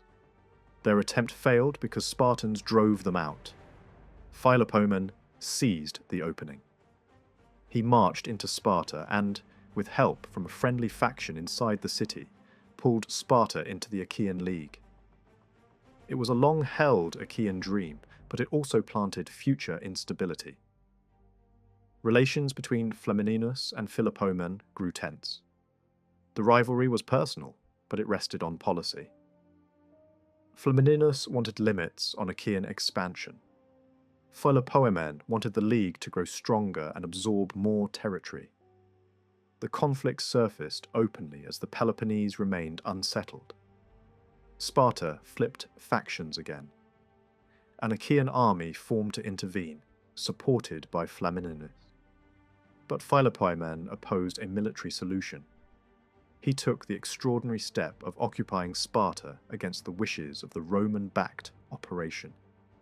And he succeeded, at least temporarily, in restoring order through negotiation. Flamininus could not easily condemn the outcome, but the relationship deteriorated. A split widened inside Achaea between those who favoured close Roman guidance and those who pushed for greater independence. Flamininus still forced terms in some cases, but resistance grew. When the Achaeans expanded into new territory and purchased an island, Flamininus intervened sharply and blocked the League from incorporating it. He mocked their ambition with a warning to stay within their shell, then demanded the island be handed over. The message was unmistakable. Greece might be free of Macedonian garrisons, but it was not free of Roman limits. The slogans of liberation remained powerful, yet Roman authority now defined the boundaries of what Greek freedom was allowed to mean. The victories at Cynoscephalae and the celebrated declaration at the Isthmian Games did not bring lasting stability to the eastern Mediterranean. If anything, they opened the door to a wider confrontation. Over the next few years, the political atmosphere tightened until Rome, having already humbled one great monarch, moved against another and did so with even greater force. In the same period, one of the major Greek leagues was also pushed into submission. By the early 1800s, Rome had become the leading power, not only in Greece, but across the entire Hellenistic world. Carthage, Macedon, Syria, and Egypt had once dominated the region. Egypt was weakening from internal decay, but the others were broken down largely through Roman intervention. Even during the celebrations of 196, Antiochus tried to position himself carefully. He sent senior representatives to Corinth to congratulate Flamininus and present himself as a friend who wanted peace. Rome's response was cold and unmistakable. Roman commissioners delivered a warning endorsed by the Senate. Antiochus was told to stay away from Greek cities, remove garrisons from places recently taken from rivals, and abandon any thought of crossing into Greece. No Greek state needed him, they insisted. Rome had already claimed responsibility for Greek security and freedom. The message carried an even sharper meaning. With Philip defeated, Rome feared Antiochus might step into the role of protector of the Greeks and gain prestige as a liberator. Rome moved to block that possibility. It spoke as if the freedom of Greek communities everywhere was now under Roman guardianship, and it spoke that way even to the king of Syria, the most powerful ruler in the eastern Mediterranean. Rome had just defeated the second greatest kingdom. It was now acting as if it could set boundaries for the first. Later that year, Roman envoys met Antiochus at Lysimachia, a city near the straits in Europe. The city had been damaged and abandoned during recent wars, then ravaged by raids. Antiochus was rebuilding it and treating it as a major centre of his power, even planning it as the future base of one of his sons. This mattered because Lysimachia lay on the European side of the divide.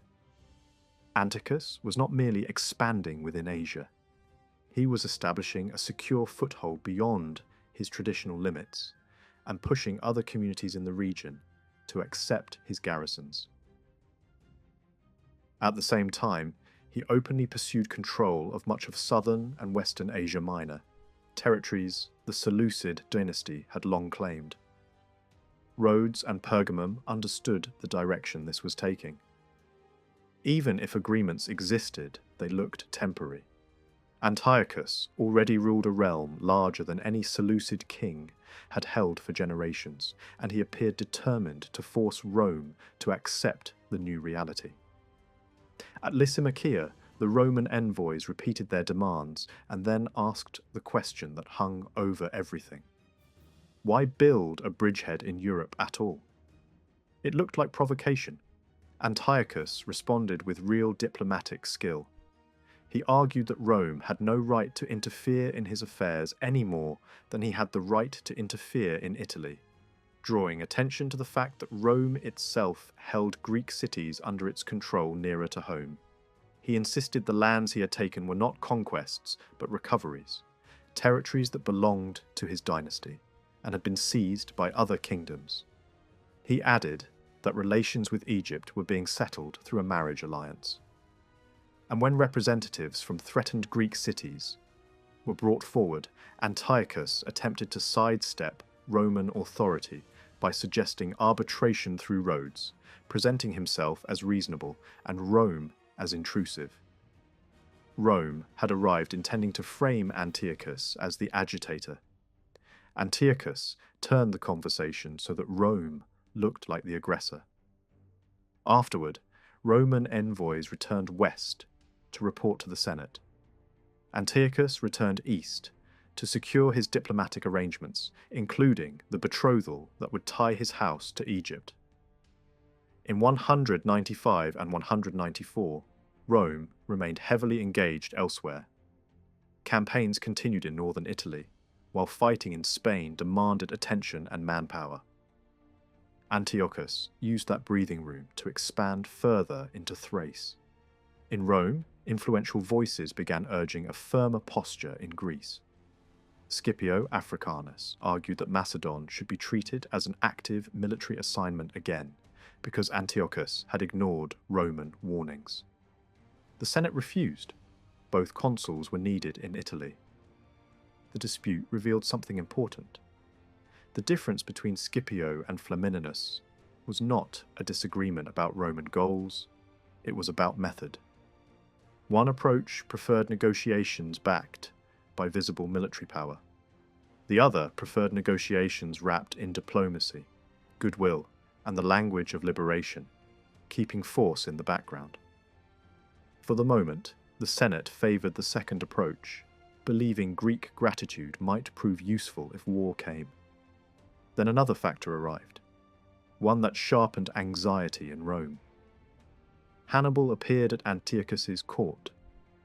In Carthage, he had fought political battles against factions favourable to Rome, then feared assassination and fled.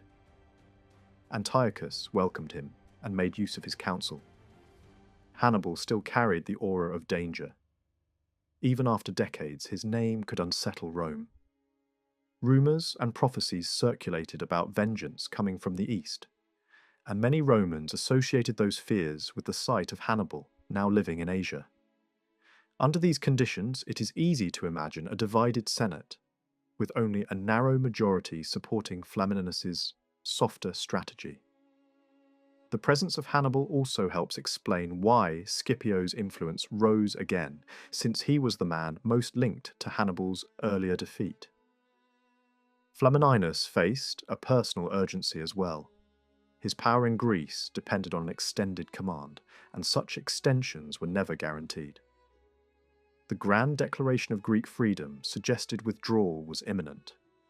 If there was another chance for glory before leaving Greece, it had to be seized quickly. Sparta provided that opening. Narbes still controlled Argos, and Flamininus pressed him to return it to the Achaeans. On the surface, this was framed as another act of liberation. Beneath the slogan lay a strategic concern. Narbes could become a useful partner for Antiochus, and Rome wanted to prevent that. Roman commissioners warned the Senate that Sparta was dangerous and destabilizing, describing Narbes in severe terms to justify action. The question of Argos itself was more complicated than Roman rhetoric admitted, because the meaning of freedom could shift depending on who benefited. With Antiochus no longer seen as an immediate military threat at that moment, Flamininus was granted another extension and broad authority to deal with nabes in 195. This served Roman planning as well as his own ambition. War against Antiochus came later. The Peloponnese would need to be controlled by reliable allies, and the Achaeans were the obvious choice. Returning Argos would bind them closer to Rome.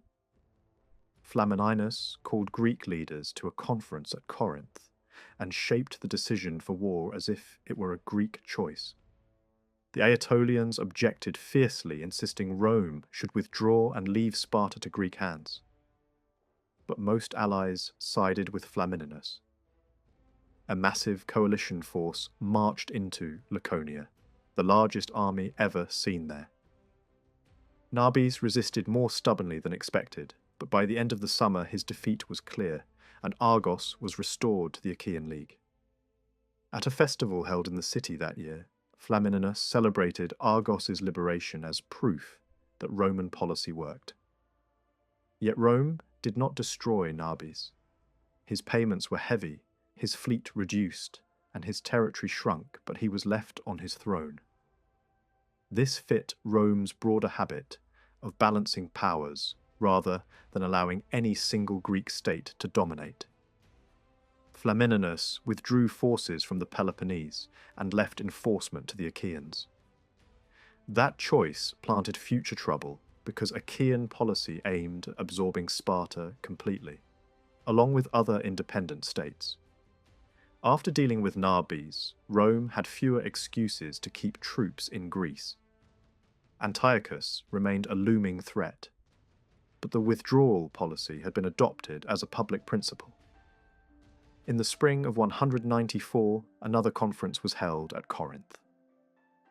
Flamininus reviewed Rome's achievements, warned the Greeks against disorder, and promised the evacuation of the strategic strongholds within days. The withdrawal was staged so that delegates could watch Roman troops leaving the fortress, while the meeting continued. It was a carefully choreographed message. The retreat itself was dramatic. Roman troops marched north through Thessaly and Epirus, toward their departure point, while the fleet moved along the coast to meet them. For Greeks watching along the roads, the sight of thousands of Roman soldiers leaving must have carried mixed emotions. Some likely saw it as deliverance. Others likely saw it as a pause before Rome returned. In Italy, the returning columns looked like a victory parade. The spoils brought home were enormous. Flamininus received a triumph in Rome so large it was extended across 3 days. The processions displayed weapons, statues, precious metals, coins, and high-born hostages. The spectacle was meant to represent Roman success and Roman generosity.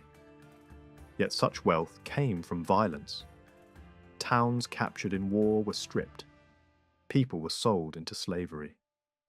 Behind the gold and silver lay suffering that official celebration rarely emphasized. Rome had kept its promise to remove its forces, but the withdrawal did not mean Rome had let go. The display was partly public relations. Rome had proved it could come to Greece, defeat major kings, reorganize the region, and leave again while still expecting obedience. In 193, envoys of Antiochus passed through Delphi after returning from Rome, where attempts to form an alliance had failed. Rome's attitude was now clear. Instead of accepting a division of influence, Rome framed the coming conflict in familiar terms. Greeks would be freed from Antiochus, just as they had been freed from Philip.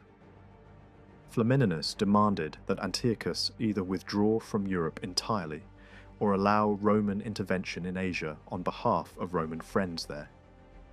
The demand exposed a central contradiction. The language of freedom could be sacrificed if it produced a clean strategic solution. The same envoys also opened discussions with the Aetolians, the one Greek power fully committed against Rome.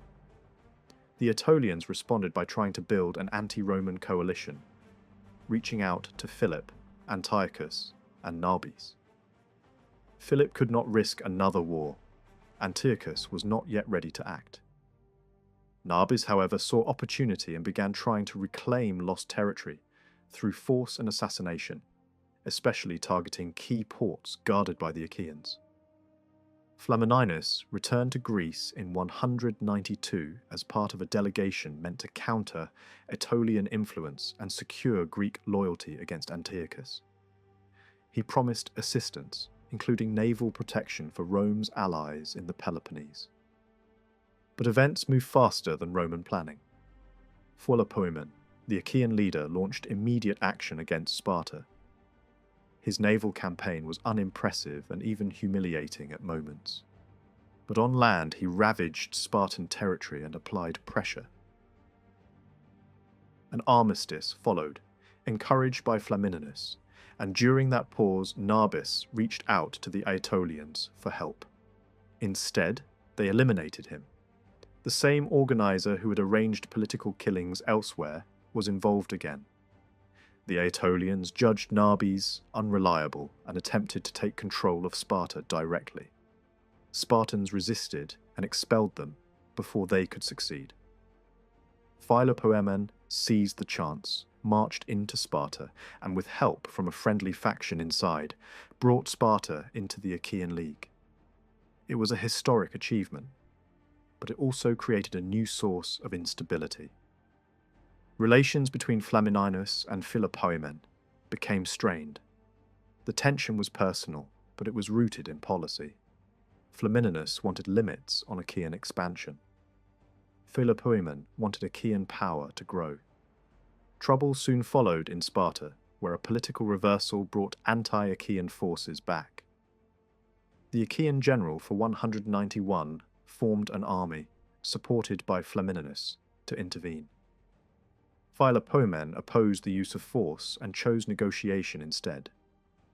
He even took control of Sparta against the wishes of the Roman-backed operation. Because he succeeded in restoring order peacefully for the moment, Flamininus could not easily protest, but the episode marked the start of open hostility between them and a deepening split inside Achaea. Flamininus asserted authority again in later disputes, dictating terms when cities were reintegrated into the League. But resistance to Roman interference grew.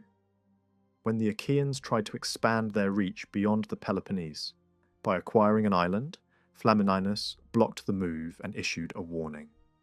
He told them to behave like a tortoise and keep within their shell, meaning the Peloponnese. The remark carried a hard message beneath the humour. Greek states might speak of freedom, but Rome intended to decide how far that freedom could extend. The defeat at Thermopylae in 191 made it clear that Antiochus could not keep fighting in Greece. The campaign was collapsing faster than he could repair it. Many of his soldiers were dead, scattered, or pinned down inside garrisons, and even his hold on Chalcis looked fragile. He chose to leave at once and return to Asia Minor, where the real contest for survival was about to begin. As Antiochus pulled away, the Roman consul Glabrio moved through central Greece with a message that mixed intimidation and reward. In Boeotia, his troops were allowed to plunder. It was a brutal incentive designed to push wavering communities back into Rome's camp. Then, Glabrio reached Chalcis just as Antiochus was departing for Ephesus, taking with him the remnants of his army, his treasure, and the household he had recently established. Chalcis opened its gates to Rome without resistance, and the other cities of Euboea quickly followed. The entire region shifted back again, as if allegiance were a door that could be kicked open by whichever army arrived last. Glabrio did not immediately chase Antiochus across the sea. Officially, his authority for the year was centered on Greece, and there was still unfinished business. Instead of sailing after the fleeing king, he turned toward the Aetolian League, which had helped ignite the conflict. Philip, meanwhile, pressed his advantage. He put Lamia under siege, while Glabrio tightened the net around nearby Heraclea. By early summer, Heraclea fell, and the Aetolians could do little more than send frantic appeals after Antiochus as he vanished over the horizon. Once Antiochus was back in Asia, he answered the Aetolians' plea with encouraging words. He promised money soon and reinforcements later. This was convenient for him. The longer Greece stayed unstable, the more time he gained to rebuild his strength at home and prepare for a war that would now be decided in Asia Minor. Yet the timing created a bitter irony. Before that promise returned, Aetolian morale collapsed. Believing themselves abandoned, they approached Glabrio to seek peace. What followed was a classic disaster of misunderstanding. Glabrio offered peace only on the condition of unconditional submission to Rome. The Aetolians thought this meant an end to hostilities, followed by negotiation. They agreed, expecting terms to be discussed afterward like a normal settlement. They did not grasp that this kind of submission meant something far harsher. It placed everything under the authority of the Roman commander, leaving the defeated side without rights or leverage. When Glabrio began issuing sweeping demands, the Aetolians protested. When he threatened to have them put in chains, they were stunned, because they believed envoys were protected. They had not understood that this kind of surrender erased all previous protections. Eventually, the confusion was untangled. Glabrio released the Aetolian delegates and stepped back from the immediate threat, but he made one point unmistakable. Full surrender was still the only acceptable basis for peace. The Aetolians, seeing what they had almost signed away, gathered in emergency session and decided to fight on. Rome answered by shifting pressure to the coast. Glabrio laid siege to Naupactus, while Philip expanded his recovery of territory. He reclaimed much of Achaea Phthiotis, including Thebes.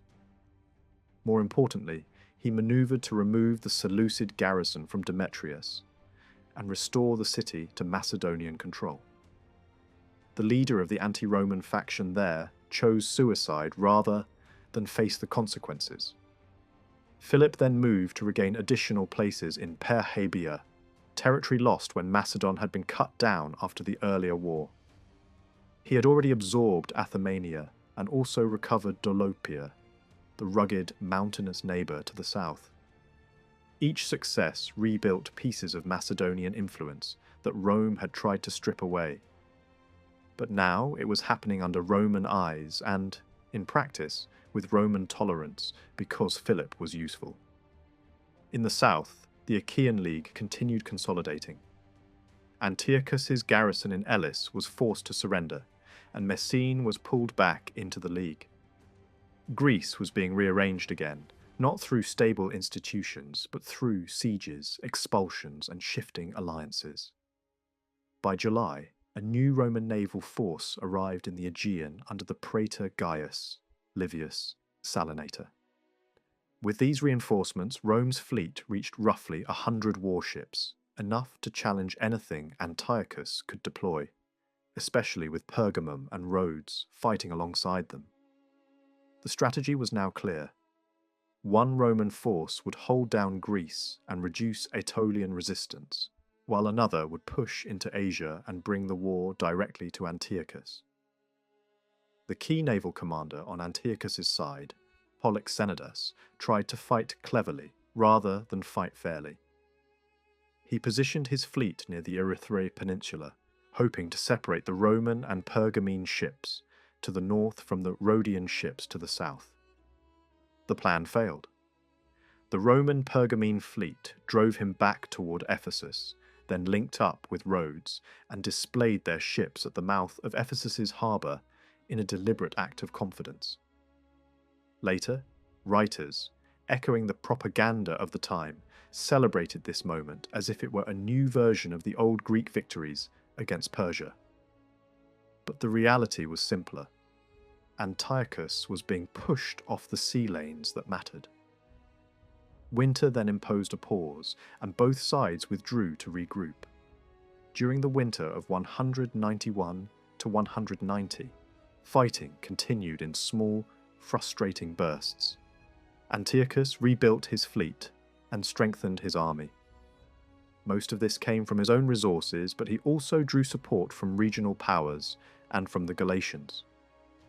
He sent Hannibal east to oversee the construction of another fleet in Phoenician and Cilician shipyards, and he cast his net wide, contacting coastal rulers, local dynasts, and even pirate leaders, gathering every vessel he could. He also approached Prusias of Bithynia, but Prusias chose neutrality after hesitation, a decision that quietly favoured Rome more than Antiochus. Egypt, tied to Antiochus by diplomacy, also played its own game. It sought Roman favour and watched for a chance to reclaim lost territories if Antiochus became trapped in war. Rome kept Egypt at arm's length, treating it as a useful possibility rather than a trusted partner. At the same time, Rome rewarded Philip for his cooperation. His son Demetrius was sent home, and soon afterward the remaining payments from Macedon's earlier war penalty were reduced. Rome was shaping allies through generosity and pressure, depending on what served its larger plan. In Rome itself, the political machine turned toward a decisive campaign.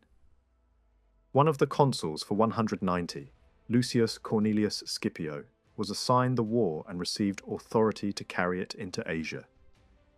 His famous brother, Scipio Africanus, joined him. It was an arresting coincidence. Africanus had recently completed a monument celebrating his victory over Hannibal, and now Hannibal was advising Antiochus. The fleet was reorganized under Lucius Aemilius Regillus and based at Samos. Both the naval and land forces were strengthened. A tense standoff developed in the Aegean. Regillus held at Samos, while Polixenidus stayed near Ephesus. Rome anticipated that Hannibal's fleet might arrive from the east and tip the balance, so Roman forces tried to seize ports along the southern coast that could serve as safe harbours. These attempts failed. Taking fortified ports from the sea was slow and technically difficult, and time was running. Rhodes was left to delay Hannibal if it could. A clash, offside, in July 190 produced no decisive result. Hannibal's small fleet suffered heavy losses, but he managed to regroup and continue west along the coast, while Rhodian ships pulled back to prepare for another encounter. Antiochus needed Hannibal's ships to break the deadlock in the Aegean, and the delay hurt him. Then a new problem appeared. With the eastern coastline briefly exposed, Egyptian forces raided and plundered the wealthy island of Aradus. Hannibal had to turn back to address the threat, and the chance to reinforce Antiochus at sea faded. On land, Antiochus tried to pressure Pergamum directly. He attacked in May and also struck at the Pergamene naval base at Elea. Neither effort succeeded, but they forced Eumenes to redirect his attention away from Greece. Pergamum's fleet was tasked with guarding the Hellespont, the critical crossing point, because the Roman land army was marching east through Macedon and Thrace with Philip's permission and logistical support. Antiochus then moved toward the coast and began a siege of Notium. The town itself was not the real prize, it was bait. Antiochus and Polixenidus wanted to lure Regillus out from Samos and force the decisive fleet battle they needed. This time, the trap worked. The fleets met off Myonnesus, and the result was catastrophic for Antiochus. The defeat did more than lose a single battle. It marked a turning point in control of the eastern Mediterranean. After this, no Greek or Macedonian power would dominate those waters in the old way. The sea was moving toward Roman control for centuries. Antiochus still had ships in scattered places, but he no longer controlled the routes that mattered. That meant the Roman army could cross into Asia without being cut off. Regillus prepared the way by capturing and sacking Phocaea. Antiochus lifted the siege of Notium and effectively abandoned the northwest coast. He needed to gather his forces and confront the Scipios before Rome moved deeper. He evacuated Lysimachia and withdrew from Europe, leaving behind the bridgehead he had worked to establish, a retreat that still raises questions because it occurred under pressure and under the watch of hostile patrols. Rome had first sent troops into the Greek world decades earlier. Now, in July 190, Roman soldiers crossed into Asia Minor. Seeing the direction of events, Prusias finally leaned openly toward Rome and offered help. Antiochus tried diplomacy one last time. He approached Lucius Scipio through Scipio Africanus, because Africanus's son had already fallen into Antiochus's hands under unclear circumstances. Antiochus treated the captive well, and he likely hoped the family connection would soften Rome's terms. Antiochus offered major concessions: Roman protection for certain cities, withdrawal from Thrace, and payment of a large share of the war's cost. The reply was hard and blunt. Rome was negotiating from strength.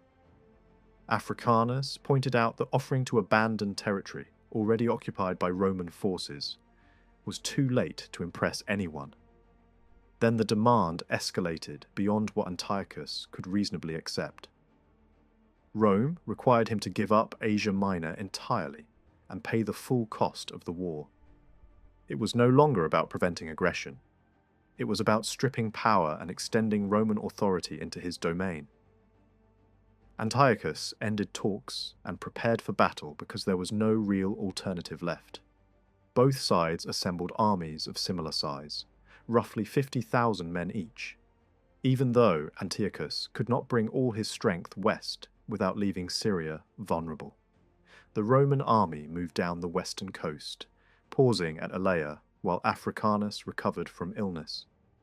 There Antiochus returned Africanus's son unharmed, a gesture meant to show dignity and perhaps to leave open a door. Then Antiochus marched to Magnesia, beneath Mount Sipylus, and chose ground where he hoped to block Rome's advance. Lucius Scipio followed and offered battle. He wanted a decision quickly because his army was far inside enemy territory, and supply would become difficult. Winter was also near, and new commanders might soon arrive to replace him, stealing the victory and the prestige. The battle that followed became a total Roman triumph. On both wings, Pergamene cavalry drove Antiochus's cavalry from the field. Then Antiochus's elephants, wounded and panicked, ran through his own line and shattered his heavy infantry formation, leaving it open to Roman attack. Once the formation broke, the Roman soldiers exploited the gaps and the Seleucid line collapsed. This result was not only a story of numbers, it exposed a broader military reality that had been appearing for years. The Macedonian-style pike formation, the phalanx, had once been feared across the Mediterranean. Its strength came from density and the long wall of pikes projecting forward. When it held perfectly, it was hard to penetrate. Horses would not charge it. Swords struggled to reach past the points. A phalanx could push forward like a moving fortress. But that strength depended on one fragile condition: a solid, unbroken shape.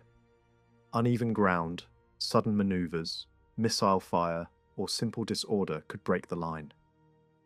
Once gaps appeared, the formation became vulnerable, because the long pikes were difficult to manage at close range and the soldiers inside the formation could not easily turn and fight.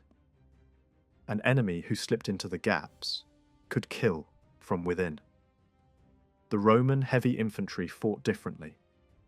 Roman soldiers carried throwing spears designed to punch through shields and armour, and often to ruin a shield so it could not be used. After the spear volleys, they fought with short swords, suited to stabbing and hacking at close quarters, backed by large shields. Their formation was less dense than a phalanx, but it was built for flexibility and for controlled movement. Roman units could rotate, reinforce weak points, and exploit openings faster. Roman organization also mattered. Their infantry was arranged in multiple lines, with younger men forward and experienced men behind, leaving a reserve that could stabilize a crisis. That reserve could decide a battle when the first line faltered. By contrast, a phalanx often functioned as a single massive block, terrifying and powerful, but harder to adjust once committed. Other factors amplified Rome's advantage. Roman troops in this era often had extensive experience from long wars in the West. Their discipline and confidence were high. Their logistics and camp routines were efficient. They could move carefully, build defensible camps quickly, and keep supply problems under control. They also learned rapidly, adopting weapons and methods from enemies when those tools proved effective. Another force was shaping this war, and it had less to do with formations or supply lines than with reputation. Roman armies carried a fear that spread ahead of them. It lifted Roman confidence and weakened enemy resolve because opponents increasingly believed they were not facing a rival that fought by familiar rules, but a power that aimed to break resistance completely. Later generations would give this a blunt name: Roman savagery. Greek warfare, at least among many city-states, had developed habits that could look almost ceremonial. Victory was often about status as much as annihilation. Enemies were humiliated, pushed down the ladder of influence, and pressured into treaties. Mercenaries were frequently treated as a problem to be solved with money and persuasion as much as with steel, because buying loyalty could be cheaper than slaughtering it. Large massacres in the middle of battle were not the norm. The heaviest deaths tended to come after a line collapsed, when men fled in disorder and became easy prey, and when the victors, intoxicated by triumph, stripped the fallen of armor and weapons. Roman armies did not share that culture. Their political system rewarded decisive destruction, and even celebrated it. There was a tradition, not always enforced, but widely understood, that a commander needed a very high enemy body count to justify the honor of a triumph. Whether or not every general followed the rules strictly, the incentive was obvious. Victory was meant to be measurable in the enemy's dead. That attitude showed itself on battlefields. At Cynocephalae, Macedonian soldiers raised their pikes upright in a recognized signal of surrender. But Roman troops continued killing until someone explained what the gesture meant. In many Roman units, surrender was not considered an option. Soldiers were trained to expect harsh dishonor and punishment if they abandoned their standards or broke ranks, and discipline could be enforced with terrifying examples. The message was clear. A Roman army was meant to fight through fear of its own consequences as much as hatred of the enemy. The Roman sword added to the aura. It was not just a tool. It was a symbol of what close combat against Rome could look like. It could thrust, and it could slash. It was built for brutal efficiency in the crush of hand-to-hand fighting, where an enemy's armor and shield might already be compromised by javelins. Contemporary descriptions dwell on the shock of what opponents saw afterward. Bodies cut apart in ways they were not used to seeing from the shorter blades and thrusting weapons common in Greek and Macedonian armies. Even hardened soldiers could be unnerved by the sight. Fear does not only live in the moment of contact, it spreads through stories, through rumour, through memory. For Rome, war was not simply a contest to win territory or honour in a season. It was increasingly pursued as a method of making sure an enemy could not rise again. Cities that resisted could expect sack and plunder. Defeat could mean enslavement, deportation, and the deliberate use of terror. These were not accidental byproducts. They were tools. The goal was to damage a society so severely that it would not dare to take up arms again. Romans often acted with the confidence of a state that believed it had deeper manpower reserves than any rival and could afford relentless wars of pressure and punishment. They did not assume compromise would naturally follow defeat. They assumed lasting obedience had to be engineered. After Magnesia, Antiochus, his heir Seleucus, and the royal household withdrew east to Apamea in Phrygia, one of the centres of Seleucid power. Scipio Africanus, now recovered, joined his brother at Sardis, and there the Romans received envoys seeking peace. The terms were the same ones Antiochus had already been forced to consider, but now they were imposed with the authority of total victory. Antiochus had to pull back beyond the Taurus Mountains, abandoning Thrace and all of Asia Minor.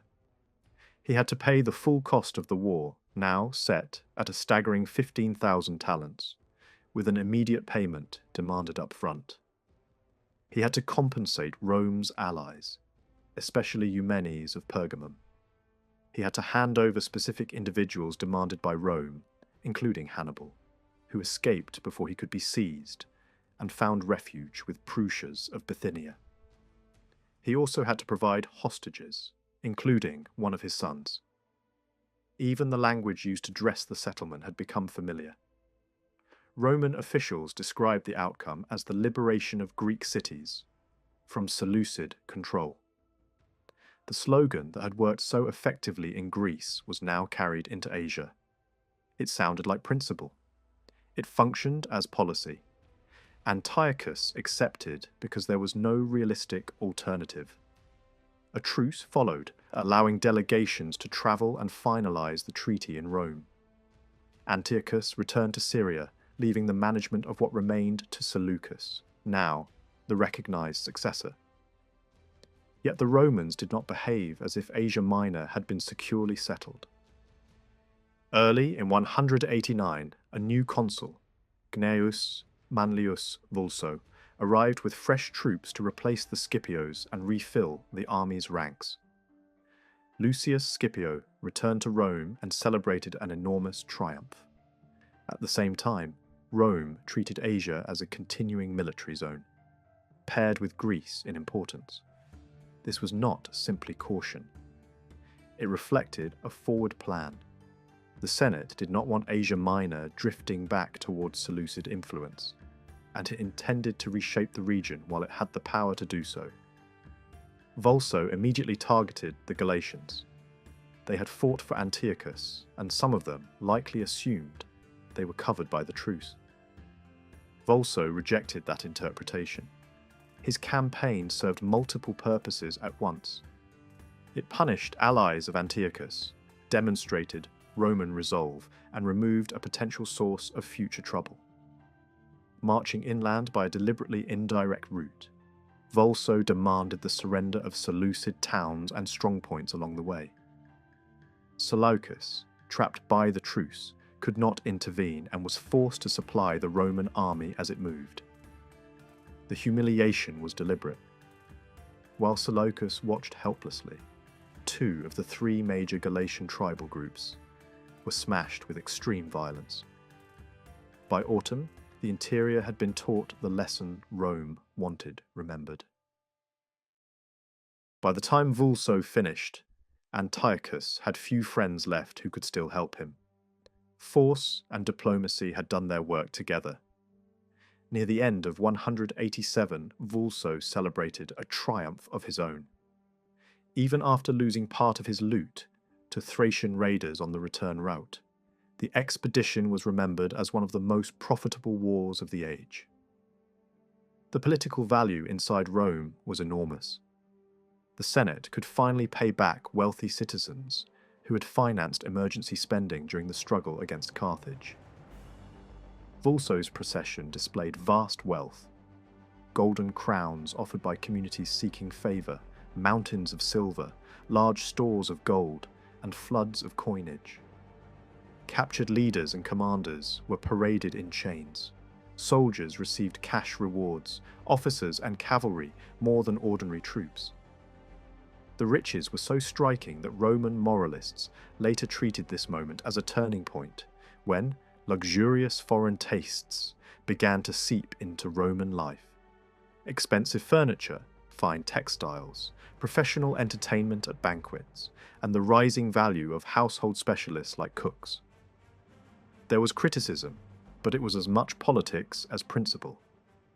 The Scipios accused Vulso of chasing glory, arguing that the Galatian campaign had not been authorized and that he had shown excessive cruelty. It was not a strong attack. Roman commanders were allowed broad discretion within their assigned theatres, and Vulso's actions fit Rome's objectives. Make Antiochus understand that Asia Minor was gone and that resistance would only bring further punishment. The real sting for the Scipios was prestige.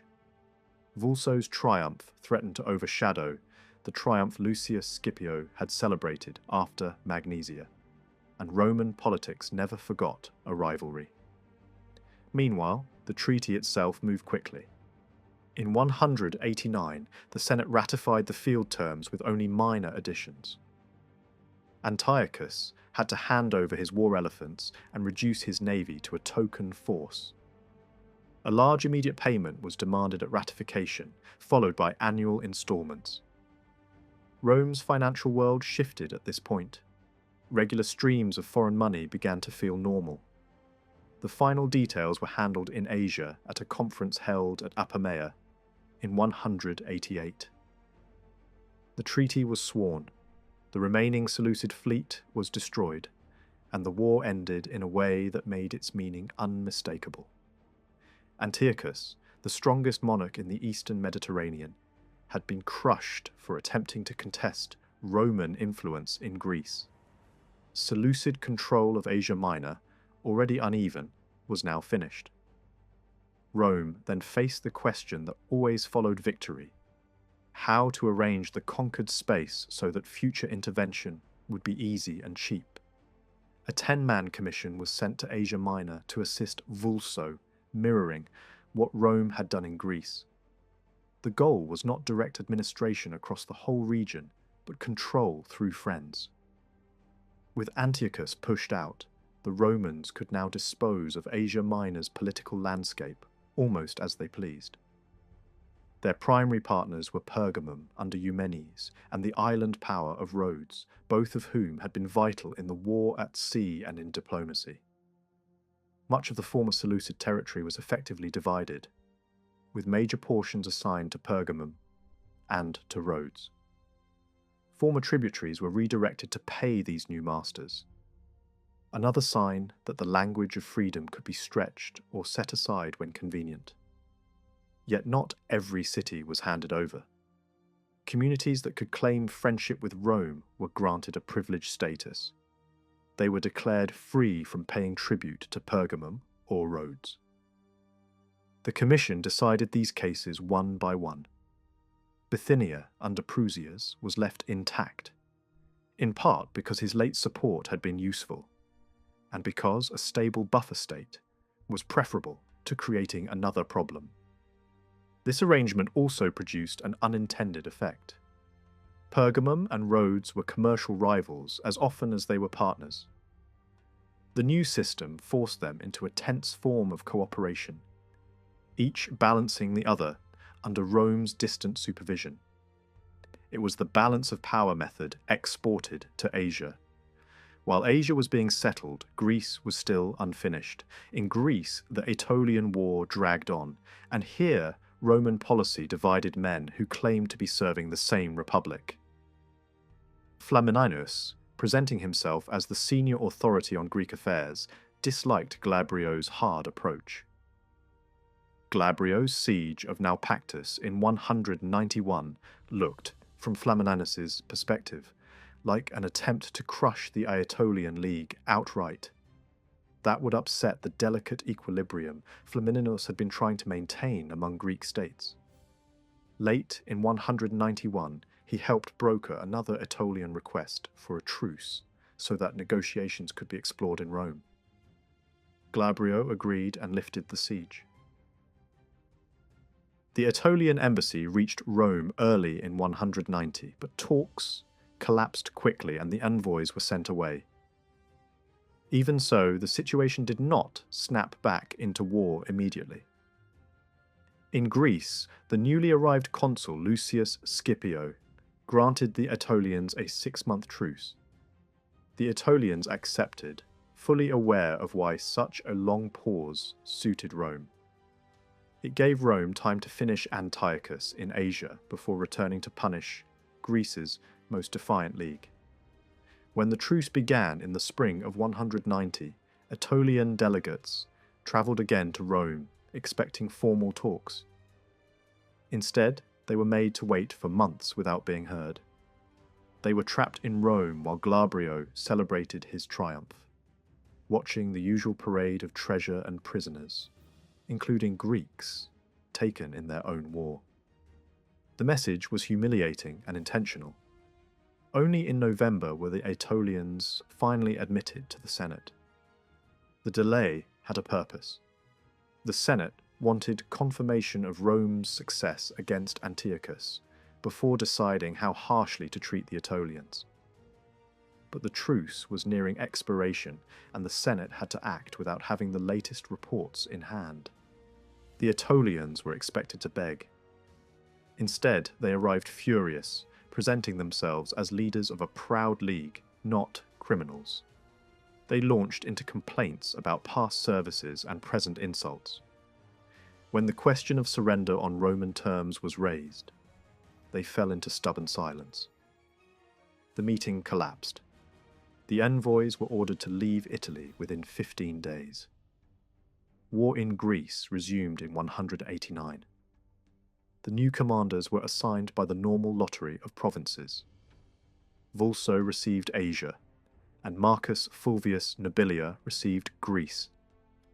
With forces already positioned across the Adriatic and further troops brought over, Fulvius commanded an army comparable in size to earlier Roman campaigns in the region. He also received naval assets and instructions to clear the island of Cephallenia of pirates.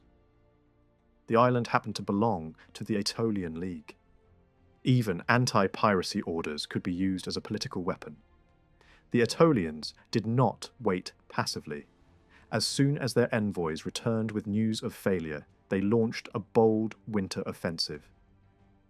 They regained much of Athemania for Amenander and drove Philip's reduced army out of Dolopia and out of the Salian cities that had recently been recovered. For those cities, peace lasted only long enough for allegiance to flip once more. Believing they now had leverage, the Aetolians attempted another embassy to Rome, but the delegates were seized by Epirot pirates. By the time Rome ordered their release, Fulvius was already marching on Ambracia, and the moment for negotiation had passed. The siege of Ambracia became famous across the Greek world. Roman engineers brought overwhelming force. Multiple siege towers pressed against the walls at several points.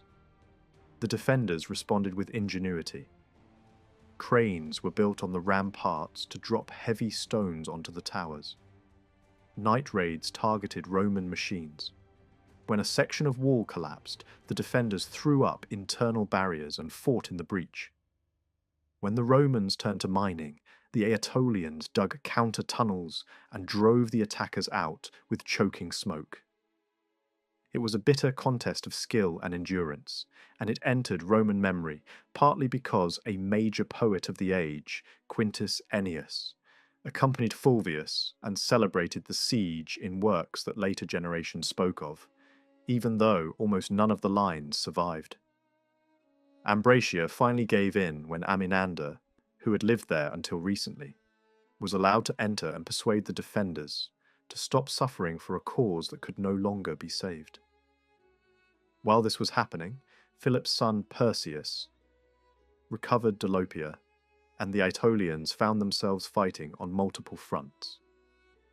Pressure came not only from Rome and Macedon, but also along the coast, where other forces attacked their positions. When the Aetolians approached Fulvius, again seeking peace, he set terms, and this time they accepted. The settlement that followed reduced the Aetolian League sharply. It included a cash payment spread over years. a formal acknowledgement of Roman dominance, and a rollback of Aetolian influence to the pre-war state. Key places were lost, including Ambracia, Delphi, and Oeniadae. Cephallenia was taken separately by Roman decision, and the takeover was not gentle. The main town resisted and was eventually sacked after a long siege through the winter. Oeniadae was returned to the Acarnanians. Ambracia, ruined by the war, was granted the label of a free city, a consolation that did not erase the damage already done. One of Greece's major leagues had been reduced to a secondary role. The strain of defeat pushed it toward internal conflict and decline. Quintus Ennius travelled with the consul Fulvius during the brutal siege of Ambracia, and by the standards of his age he was already a celebrity. What made him unusual was not only his talent, but his background. Many of the first big names in Roman writing came from parts of Italy where Greek language and Greek habits were everyday realities. Their first tongue might be Greek or Oscan or something else entirely, and Latin could come later. Ennius himself came from the far south, from Calabria, and he carried Greek culture into Rome almost like imported fire. He borrowed Greek patterns for nearly every kind of poem he wrote, even when he was celebrating Roman wars and Roman heroes. He presented himself as part of a Greek lineage, boasting that Homer's spirit lived again in him.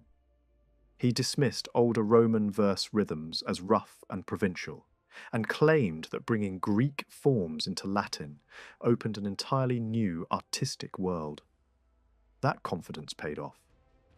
Fulvius rewarded Ennius for turning military success into lasting fame. Ennius was granted Roman citizenship, and Fulvius also carried home a prize that mattered for culture as much as conquest: a statue group of the Muses taken from Ambracia. In Rome, it became the centerpiece of a new temple dedicated to Hercules in his role as patron of the Muses, built in the field of Mars. It was more than a building. It was a public signal that literature and learning could have a place in the capital's official life. It became a meeting point for poets and educated men, a space where artistic ambition could gather under the shadow of Roman power. Ennius was not alone. Other early writers occupied the same in-between world, acting as cultural translators, carrying Greek stories and styles into a Roman audience that was becoming hungry for them. Gnaeus Naevius, a playwright from Campania, produced comedies and tragedies shaped by Greek originals, copying their plots and their rhythms while writing for Roman crowds. Another figure, Livius Andronicus, came from Tarentum, a strongly Greek city in southern Italy, and he built a career by adapting Greek material into Latin performance. There is a sharp irony at the beginning of Latin literature. One of the first great works in Latin was a translation of Homer's Odyssey, produced by a man who was Greek by origin and training. The birth of Latin literature, in other words, arrived through a Greek gateway. The stage mattered especially.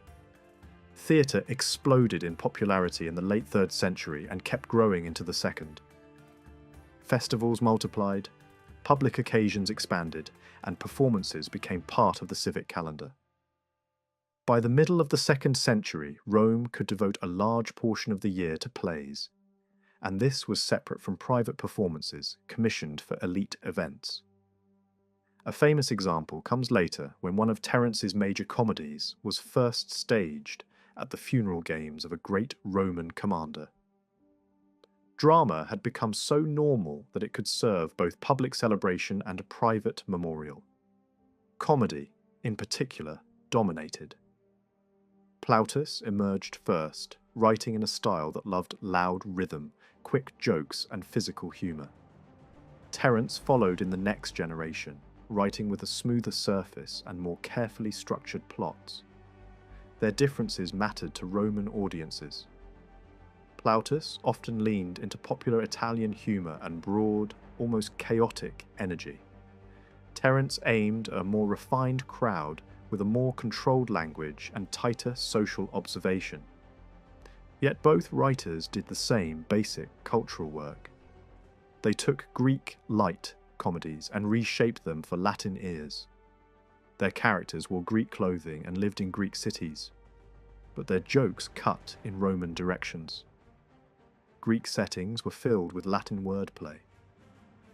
Roman moral expectations were laid over Greek social structures. These productions were sometimes described as stories in Greek dress, but the audience was never meant to forget the Roman world outside the theatre. Especially with Plautus, the stage became a safe place to laugh at Roman habits, while pretending it was all happening somewhere else. The same pattern unfolded in prose.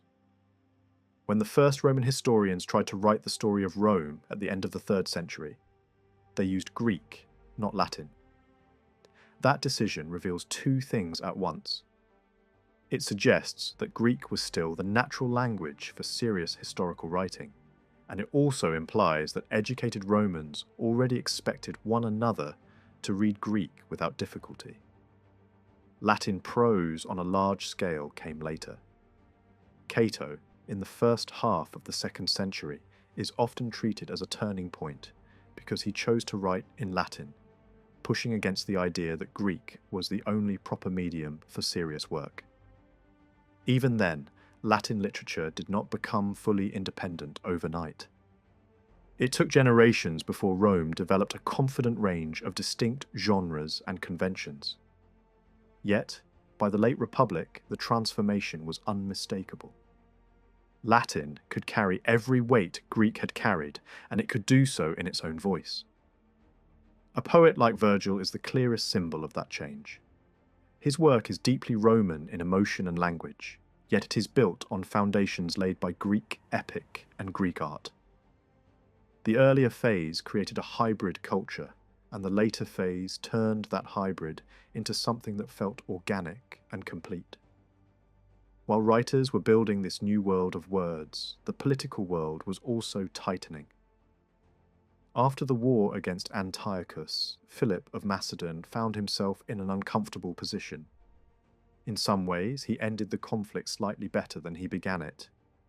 He had provided real military and logistical help to Rome, and he regained certain advantages, including the return of his son Demetrius, control of Demetrius, and the cancellation of the remaining war indemnity.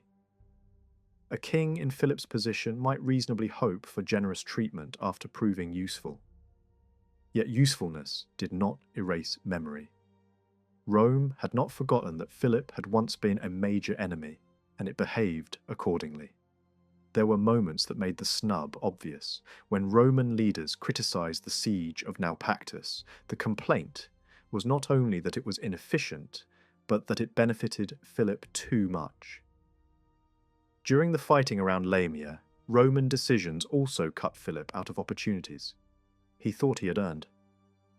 Meanwhile, other settlements limited his gains. Regions were allowed to remain independent rather than being folded into Macedonian influence. Some territories Philip had taken or recovered were left in a kind of political limbo, their status delayed in silence while Rome decided what it wanted to do. The message was restraint by uncertainty. Philip could not know how far he was permitted to go, which meant he could not build a secure future. This was the balance of power method in action. Rome's aim was not to create one dominant Greek state and then negotiate with it as an equal. The aim was to keep every state dependent.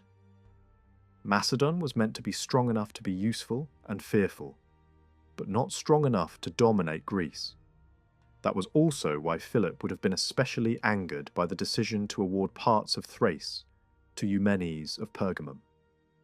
To Philip, it looked like an insult layered on top of strategy. Why should a king from Asia receive land in Europe, right next to Macedon's frontier? From Rome's point of view, the logic was colder. Philip's assistance was treated as a kind of repayment for mercy already given. Rome had left him on his throne after Cynoscephalae instead of removing him entirely, and that was considered the real favour, Nothing further was owed. In the new arrangement, the Mediterranean world was increasingly organized around a few major approved powers, each pinned in place by Roman advantage. In Greece, the two pillars were the Achaean League and Macedon. In Asia Minor, the pillars were Pergamum and Rhodes. Around them were smaller states and cities, some labelled free, others placed under tribute, all living under the shadow of Roman arbitration. The arrangement looked like stability, but it was a stability designed for Rome's convenience. Philip did not take it lightly. Stories circulated that he kept his bitterness alive by replaying the humiliating settlement terms aloud every day, as if refusing to let the wound scar over. Whether the tale is literally true or not, it captures something real. Resentment was expected, and it was feared. When Vulso withdrew Roman forces from Asia Minor and marched back through Thrace and Macedon, his army was attacked by Thracian tribes and suffered losses, including part of the loot. Rumour quickly suggested that Philip had encouraged the attack, or at least that he was already leaning toward a future war. Even without proof, the rumour mattered because it matched what many assumed: that a king treated as a permanent subordinate would eventually look for a way to break the leash. By this point, Rome's dominance no longer needed careful disguise. Within less than 20 years, Rome had defeated three major Mediterranean powers: Carthage, Macedon, and now the Seleucid kingdom. None would fully recover its earlier stature. The centre of gravity shifted decisively west, and with that shift came a change in tone. Earlier, Roman policy in Greece had often wrapped itself in language about freedom, self-government, and respect for Greek autonomy. That language had always been flexible, but it served a purpose. It helped Rome gain allies and soften resistance. After Antiochus, the mask slipped more often. Rome still used the same underlying method, building a balance of powers that relied on Roman approval. But it did not always bother to act as though Greek freedom was the main concern. Compliance mattered more than goodwill. Influence became more openly tied to the threat of force, not only to diplomacy and slogans. Greek states had already learned the pattern. Roman armies could leave, but they could also return quickly. Withdrawal did not mean release. It was simply a different posture. A sense of destiny fed this change. Some Romans took comfort in prophecies and grand narratives that described history as a sequence of world empires, with Rome as the final and greatest. Whether such ideas caused policy or merely justified it, they suited the moment. If Rome believed it had become the central authority of the world, then demanding deference began to feel natural. That reality can be seen in small details. In Asia Minor, kings like Eumenes understood perfectly that their position depended on Rome. In later documents, local communities were assured that royal favours would hold firm because Roman power stood behind them. It was an admission made without embarrassment. Authority in the region was secure only because Rome guaranteed it. Another kind of evidence comes from letters in which Roman officials promised continued goodwill to Greek cities on a condition that was never far from a threat. Future benefits would depend on the city maintaining goodwill toward Rome. Freedom was offered with strings attached, and the strings were visible. Kings and embassies learned quickly how to speak to Rome. In the Senate, Eumenes presented himself as Rome's most loyal friend, emphasizing obedience and service, stressing again and again that his kingdom's greatness came from Roman generosity.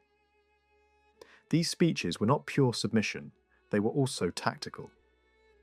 But the tactic worked only because it matched what Rome wanted to hear.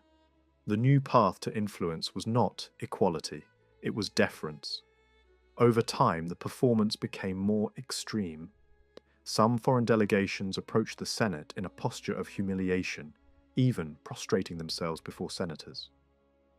Kings did it too, calling the senators saviors, as if Rome's governing class had stepped into a quasi-divine role. This was not merely flattery. It was a recognition of the power imbalance and a way of surviving inside it. Roman arrogance and foreign obsequiousness fed each other. Rome insisted on having no equals in the Mediterranean. It enjoyed reminders of its superiority. Allies learned to speak the language that pleased Rome because their security depended on it. Later, historians could look back on figures like Eumenes with contempt, describing him as a king reduced to a caretaker of Roman conquests, burdened by taxes and insults until he resembled a servant more than a sovereign. That judgment is harsh, but it captures a reality. Rome's partners prospered only as long as they remained useful and obedient. Even in speeches attributed to Rome's friends, there is an awareness that domination did not require permanent garrisons.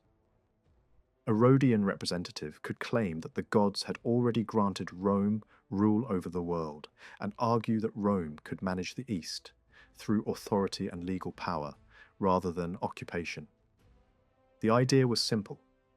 Rome had conquered by force, and now it could govern through the right to decide disputes, confirm borders, and label cities free or not free. The threat behind those decisions remained the same. If compliance failed, armies could return. Others said it even more bluntly. In the early stages of the conflict, spokesmen described the world as already subject to Rome's will. That was not just rhetoric, it reflected what many could see with their own eyes. Whether Roman soldiers were physically present or not mattered less than the knowledge that Rome could appear, punish, and reorganize at will. In the new Mediterranean order, direct rule was only one option. Submission to Rome's status, enforced by the possibility of reinvasion, could achieve the same result. During the Syrian-Aetolian War, Rome did more than defeat an enemy coalition in Greece. Step by step, it pushed its reach into Asia Minor while also tightening its hold over the Greek world. Asia Minor sat farther away, on the outer edge of Rome's attention, while Greece lay closer, easier to watch, easier to pressure, and quicker to reach with ships and legions. By the time the fighting ended in 188, a long trend had hardened into something permanent. The eastern and western Mediterranean were no longer separate arenas. They were becoming one interconnected system, and Rome stood at its center. From that point on, nearly every major question in the eastern Mediterranean, security, borders, alliances, disputes between cities, gravitated toward Rome. The very act of seeking Roman advice or Roman help placed states and kings in a subordinate position, orbiting around a power that could decide whether to answer them or ignore them. Greek states still dealt with each other, of course. They were neighbours, rivals, partners in old leagues, bound together by geography and tradition. They still met in assemblies, negotiated at conferences, and occasionally fought. But the biggest decisions, the ones with wider consequences, increasingly ended up before Roman officials. Rome became the court of appeal and the final referee. At the same time, it kept intervening in smaller local matters whenever it suited Roman interests, sometimes to punish, sometimes to stabilize, sometimes simply to remind everyone that Rome could step in. This kind of selective miscalculation worked precisely because it was unpredictable. Petitioners never knew when a complaint might bring a commission of Roman envoys, or when it might be dismissed. That uncertainty encouraged more petitions, not fewer. Yet Rome held this imperial position in a way that looked unusual compared to later empires. It did not immediately turn Greece into a permanent province with a standing army, a fixed bureaucracy, and routine tribute. Instead, Roman leaders refined a set of tools that allowed control from a distance. One of the strongest tools was not a fortress or a tax office, but a diplomatic concept: friendship. In the modern world, states still talk about friendship. Ancient diplomacy leaned on the idea even more heavily. For centuries, elites around the Mediterranean had maintained cross-border bonds of ritual hospitality and mutual obligation. A Greek aristocrat might treat a foreign noble as a protected guest friend, with expectations of help and loyalty that could last for generations.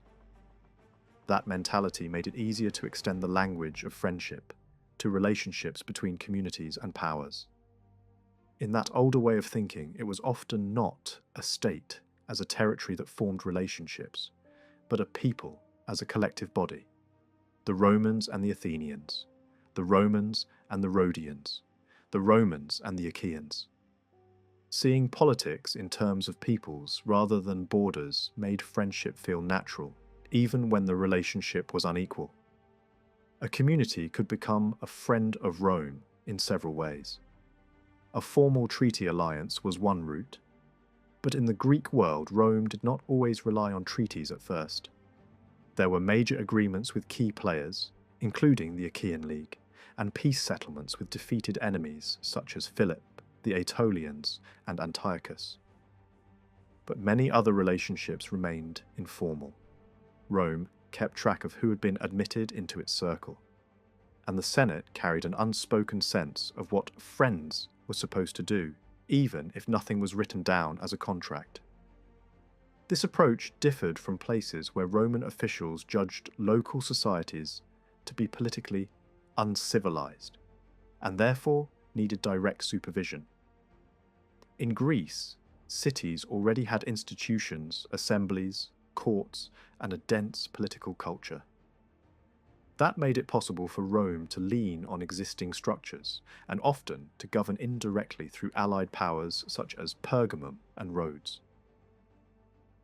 Friendship could also grow out of cooperation, helping Rome in war, supporting Roman diplomacy, supplying ships or provisions, providing intelligence, or simply aligning with Roman goals could push a state into the category of friends. Even surrender could sometimes lead to a kind of protected status because there was an assumption, at least in some cases, that the dominant power would not impose demands so extreme that the surrendered community could not survive. Underlying this was a familiar model from social life. In Roman society, unequal friendships were common. The weaker party owed services, deference, and support. The stronger party offered protection, influence, and favours. The same logic carried over into international politics. Friends of Rome were expected to be loyal and useful. They were expected not to threaten Roman security, and to contribute to Roman campaigns when asked, whether by sending troops, money, supplies, ships, or advice. Refusal or even hesitation could be treated as bad faith. Rome preferred the help to be offered voluntarily because unsolicited assistance signalled the right attitude. Friends were also expected to act as stabilizers, to mediate quarrels, discourage wars that might disrupt the wider peace, and consult Rome before taking extreme measures. In return, friends enjoyed privileges. They could send envoys to Rome freely to plead a case or report a threat. Those outside the circle often faced obstacles, delays, restrictions, or the need to obtain permission from Roman commanders closer to home. In wartime, special truces might be arranged to allow travel.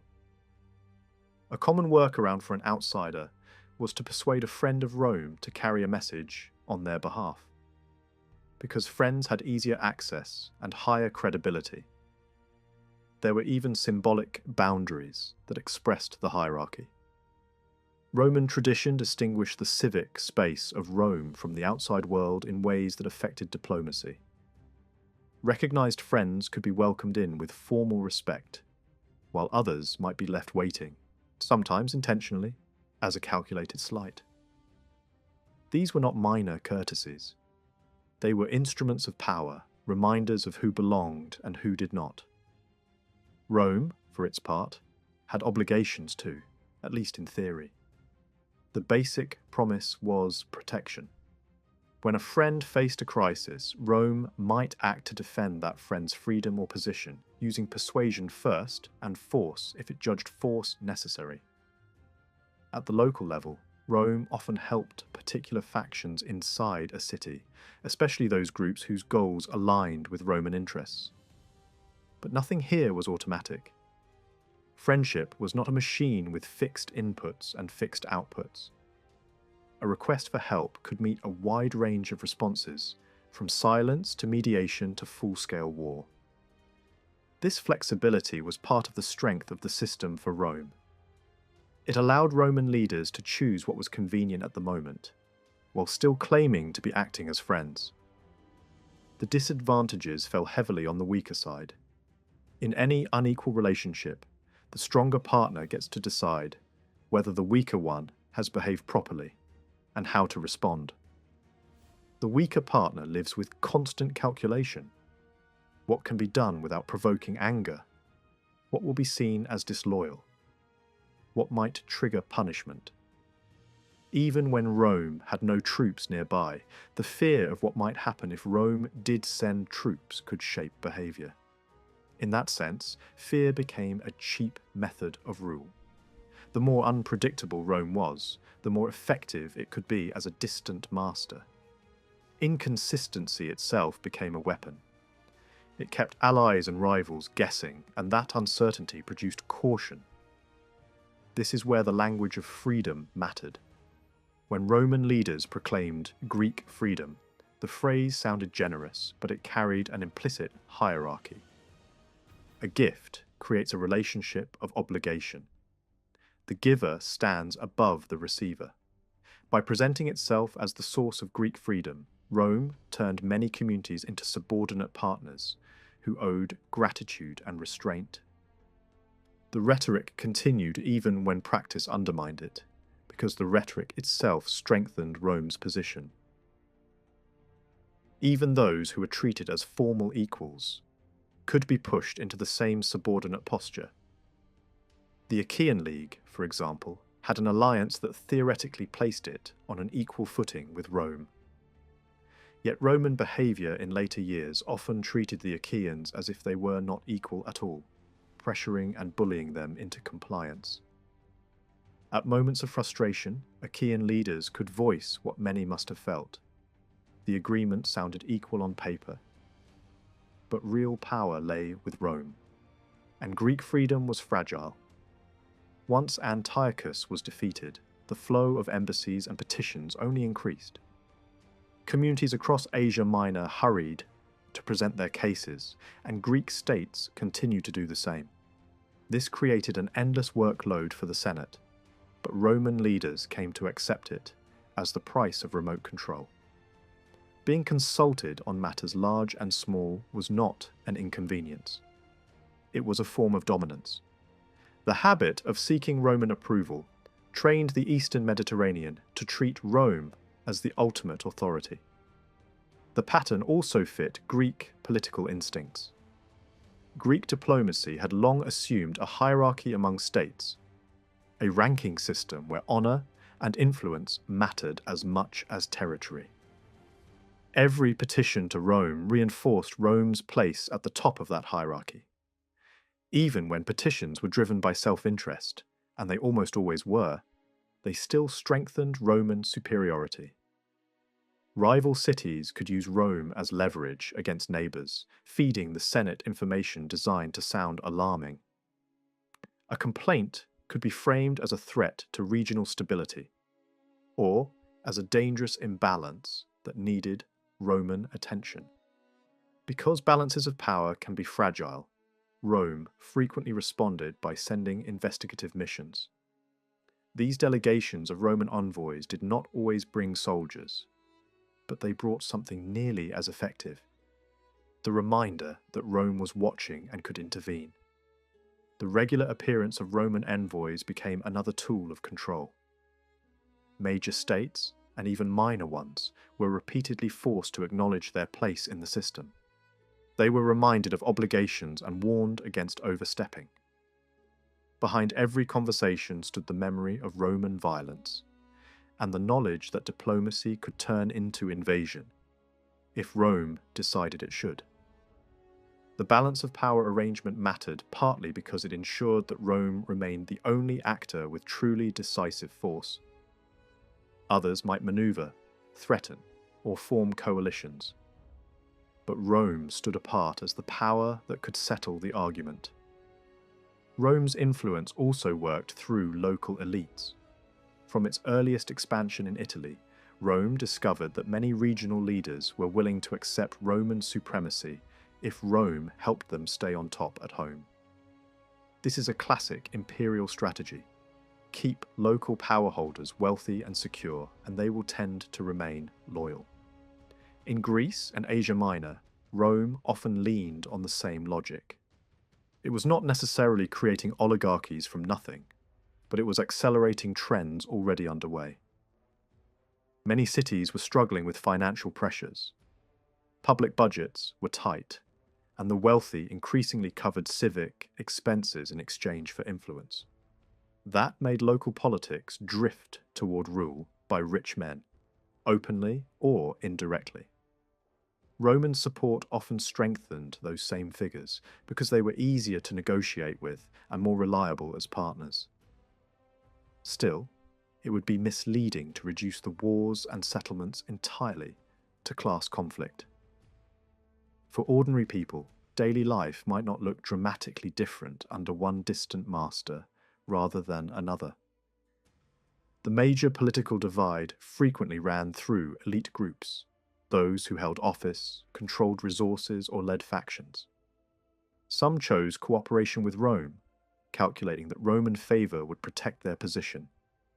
Others resisted, hoping to preserve autonomy or to avoid being overshadowed by rivals, backed by Roman power.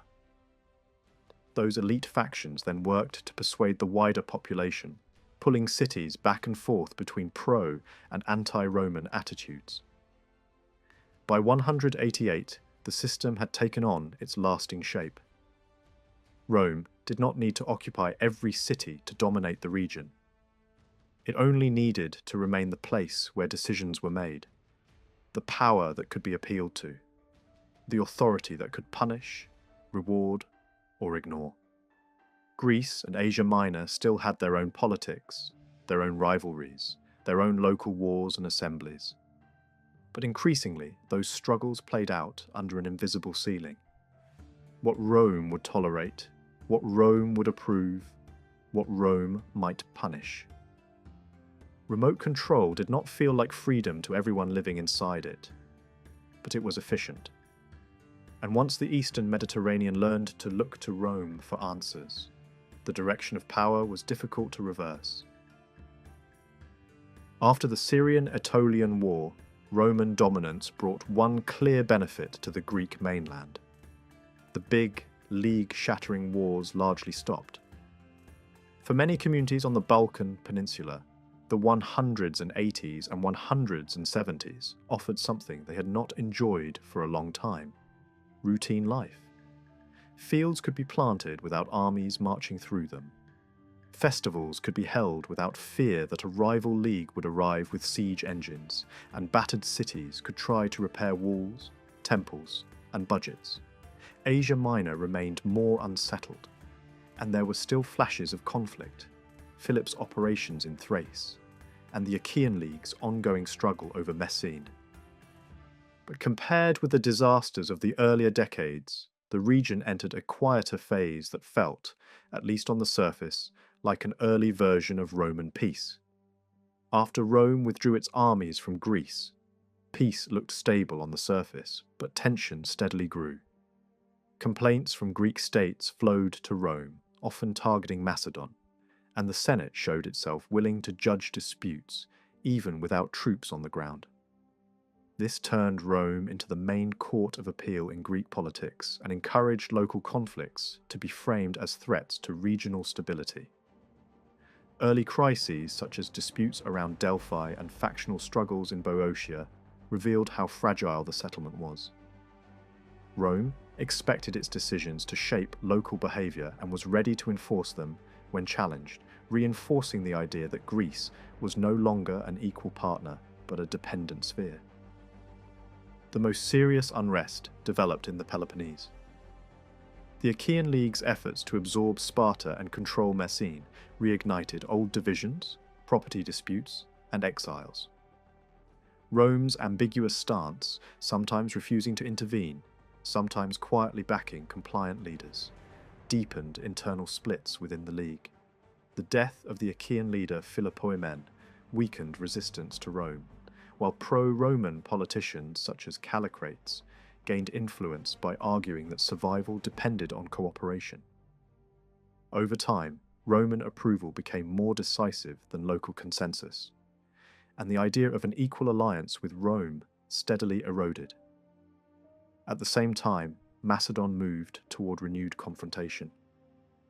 King Philip V, feeling sidelined after helping Rome defeat Antiochus, tried to rebuild Macedonian strength without openly provoking Rome. Roman suspicion remained constant, and Philip's actions, territorial moves, population policies, and northern campaigns were interpreted as preparation for war. Internal tensions worsened when Rome favoured Philip's younger son Demetrius, contributing to a dynastic crisis that ended with Demetrius's murder. Philip died soon after, leaving unfinished plans and a kingdom burdened by distrust. Perseus, Philip's successor, sought recognition from Rome while also restoring Macedonian influence through diplomacy, alliances, marriages, and mediation in Greek affairs. These moves reassured some Greeks but alarmed Rome and its allies, especially Pergamum, which portrayed Perseus as a growing threat. Roman inspections, warnings, and diplomatic pressure increasingly isolated Macedon. Perseus's symbolic military march to Delphi sharpened Roman fears, and Rome actively encouraged Greek states to distance themselves from him, making war increasingly likely. In Asia Minor, Rome attempted to rule indirectly through Rhodes and Pergamum, but this strategy produced instability. Pergamum expanded aggressively, Rhodes ruled harshly in Lycia, and conflicts spread. Rome's slow and inconsistent interventions often worsened tensions, even as its words carried enormous weight. By the mid-2nd century, Rome had become the decisive arbiter across Greece and Asia Minor, shaping outcomes without constant warfare. Yet this system rested on suspicion, coercion, and imbalance, setting the stage for further conflicts rather than lasting peace. Rome really was distracted by heavy fighting and administration in Italy, Spain, and the Western Mediterranean, so it preferred remote control in the east through allies like Rhodes and Pergamum. But the Senate's sudden decision to protect Lycia from Rhodes was not only about distraction. It showed Rome's attitude toward Rhodes cooling. Rhodes had growing contact with Perseus, strengthened its fleet with Macedonian timber, and looked less reliably obedient than Pergamum. As the crisis with Macedon deepened, Rome treated hesitation as suspicious. Rhodes tried to stay safe by promising some naval help to Rome, while also entertaining Perseus's request that it mediate, a polite way of asking for neutrality. In Rome's new political climate, neutrality itself was risky, because Rome increasingly demanded clear alignment. The road to the Third Macedonian War accelerated in 172 when Eumenes of Pergamum came to Rome and privately pushed the Senate toward conflict. He argued that Philip V had rebuilt Macedon, and that Perseus had inherited both the resources and the plan for war. He framed Perseus' diplomacy and border actions as steps in a larger scheme and used the most effective fear trigger: the idea that Perseus might one day invade Italy. The Senate, already thinking about war, quickly hardened. Soon after, Eumenes was attacked near Delphi and nearly killed, and Rome also heard stories of further Macedonian plots. Whether every detail was true mattered less than the effect. The Senate now had a public, moral case for war. A Roman grievance list at Delphi portrayed Perseus as a treaty breaker, a corrupter of Greek politics, a violator of sacred spaces, and a threat who invited northern peoples into Greece and destabilized society. Beneath the moral language, the core issue was power. Perseus was rebuilding influence in a region Rome increasingly treated as its sphere, and Rome was reaching a point where it no longer wanted equals. Even while talking war, Rome initially lacked full readiness, so it used 172 to isolate Perseus diplomatically, securing tribes and leagues, pressuring Illyria, lining up Asian kings, and weakening Greek unity by dealing with individual cities rather than leagues. Mobilization followed: troops, ships, supplies, while envoys toured Greece with armed escorts and threatened anyone who backed Perseus. Marcius Philippus then met Perseus and offered a short truce that mainly served Rome by buying time to finish preparations. Later, Romans even boasted that they had deceived him. When Perseus's envoys finally went to Rome, they were dismissed and war was formally declared. In 171, both sides raised very large armies. Early fighting went badly for Rome. Perseus beat Roman forces near Callinicus, and Roman brutality, especially the destruction of pro-Macedonian towns, spread fear and reshaped Greek politics. Roman indiscipline at sea and on land also alienated allies, forcing the Senate into damage control. The war dragged until better leadership arrived. In 168, Lucius Aemilius Paulus first crushed Perseus's ally, Genthius, in Illyria, then maneuvered Perseus into battle near Pydna. There, the Macedonian phalanx initially pushed hard, but uneven ground broke its formation. Roman units exploited the gaps, and the Macedonian army collapsed. Perseus fled and surrendered. The Macedonian monarchy ended, and Rome became the uncontested top power. After victory, Rome punished harshly and reorganized Macedon to prevent recovery, deporting elites, abolishing the monarchy, dividing the kingdom into 4 separate republics, restricting movement and trade between them, and controlling key revenues and resources. Rome also backed friendly factions in Greek states and tolerated violent purges by pro-Roman groups, tightening political dependence. Rhodes's attempt to mediate before Pydna became a disaster because it arrived too late. Rome interpreted it as bad faith and as sympathy for Perseus, especially since Rhodes had not delivered the full naval support it promised. Meanwhile, Eumenes, despite helping drive Rome toward war, lost standing after the victory. Rumours accused him of wavering or seeking payment, and Rome's mood shifted after Pydna. It no longer wanted strong, independent allies beside it. The Senate cooled toward Pergamum, favoured Eumenes' brother Attalus to pressure him, and generally signalled that loyalty did not guarantee rewards. In the new order after Pydna, Rome reduced not only enemies but also allies, preferring a system where no Eastern power could stand as a near equal. Rhodes felt the new harshness in a more public and humiliating way. Some Romans even argued for immediate war against the island, while Roman forces were still in the east. That faction did not prevail, and prominent voices opposed it on moral and practical grounds. But the fact that it was seriously discussed showed how far trust had collapsed. After the Macedonian War, Gaius Popilius Laenus stopped at Rhodes while travelling on to Egypt. The Rhodians, desperate to prove loyalty, took a grim step. They voted to execute the leaders of the pro-Macedonian faction. Those who could not bear the prospect killed themselves first Others were put to death. It was a brutal attempt to purchase safety with blood. Like other Greek states, Rhodes also sent envoys to Rome with congratulations after Pydna, hoping ceremony might soften anger.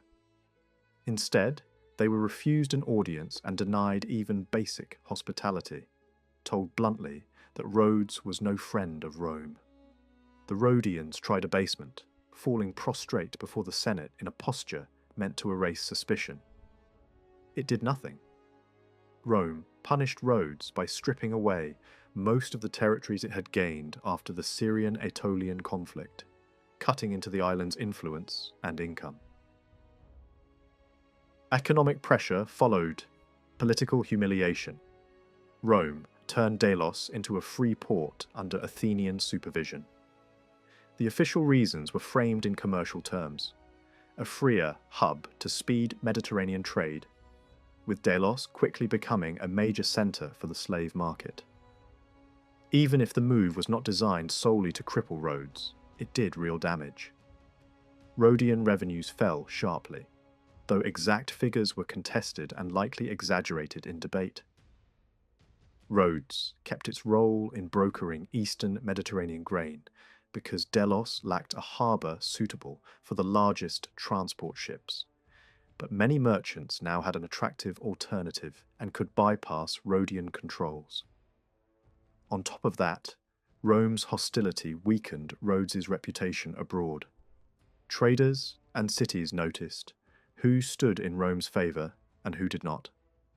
Athens, meanwhile, was rewarded.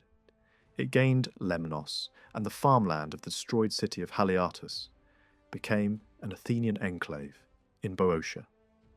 Athens was not being elevated because it could challenge Rome, but because it could be strengthened without becoming dangerous. Rome was shifting from a system of a few robust powers to a landscape of many weaker ones. That kind of settlement made resistance harder to organize and easier to punish. The treatment of Rhodes and Pergamum was meant to be theatre as much as policy, a demonstration that Rome could humble major states without even going to war. In the years after Pydna, Rhodes repeatedly asked for a formal alliance treaty, not because it suddenly loved dependence, but because it wanted certainty and a defined place in the new order. The Senate refused again and again. Rome no longer saw partners as equals. Only later, once the lesson had been absorbed, did Rhodes receive an alliance at all, and even then it was written on unequal terms and allowed Rome broad room to interfere. Eumenes adapted more quickly. The rebuff in Rome taught him the behaviour expected of a subordinate ally, and he chose survival over pride, preferring to keep Pergamum intact rather than provoke Rome into cutting it down. The change in Rome's posture becomes even starker when set against earlier promises.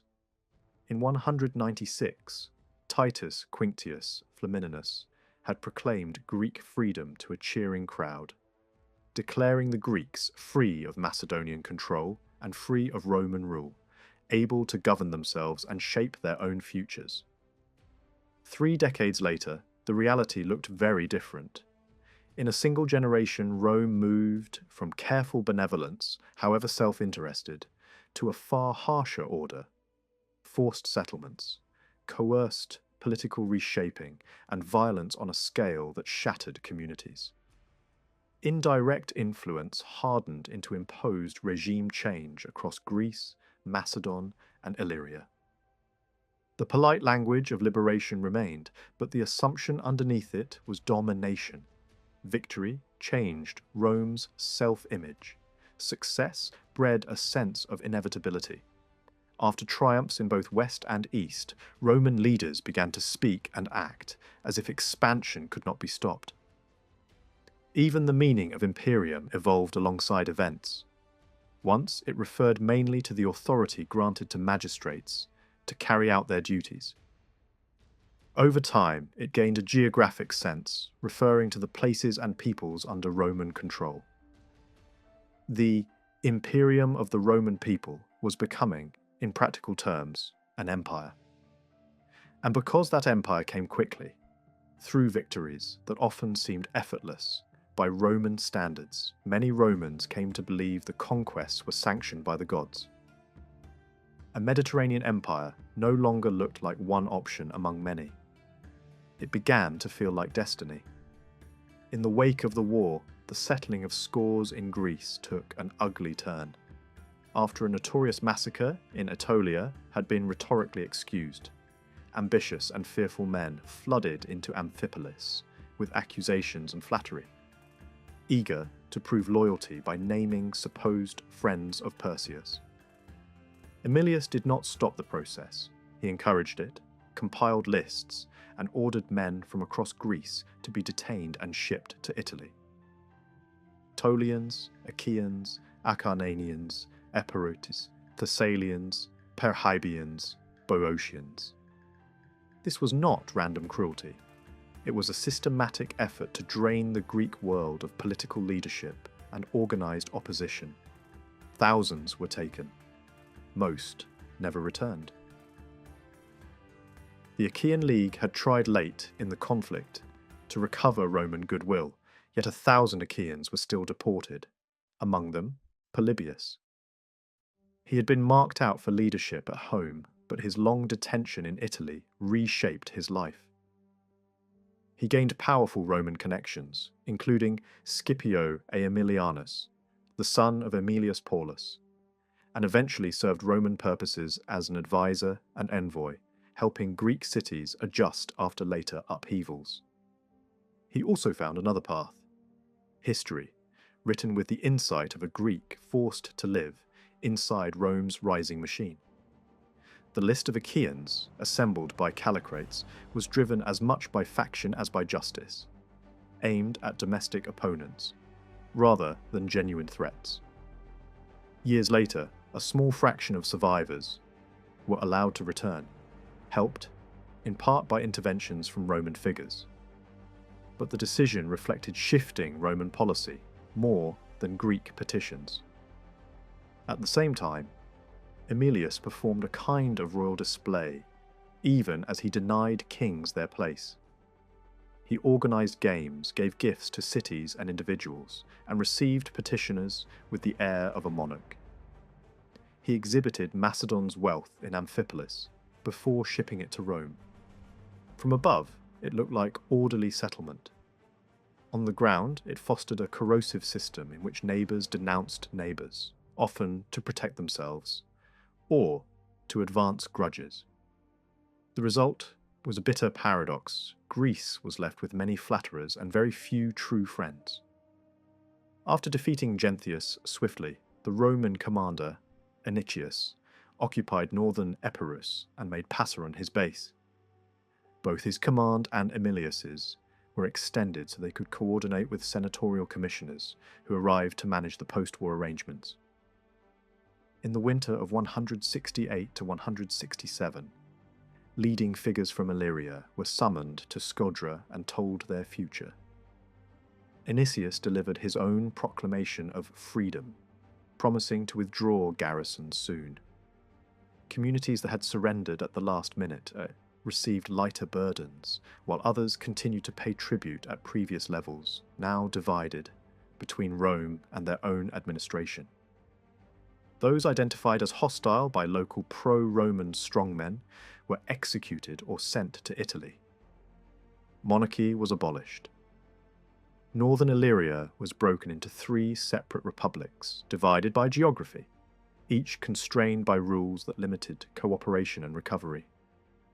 Southern Illyrian communities retained their older status as Roman friends, and Genthius's fleet was distributed among allied ports to patrol the Adriatic.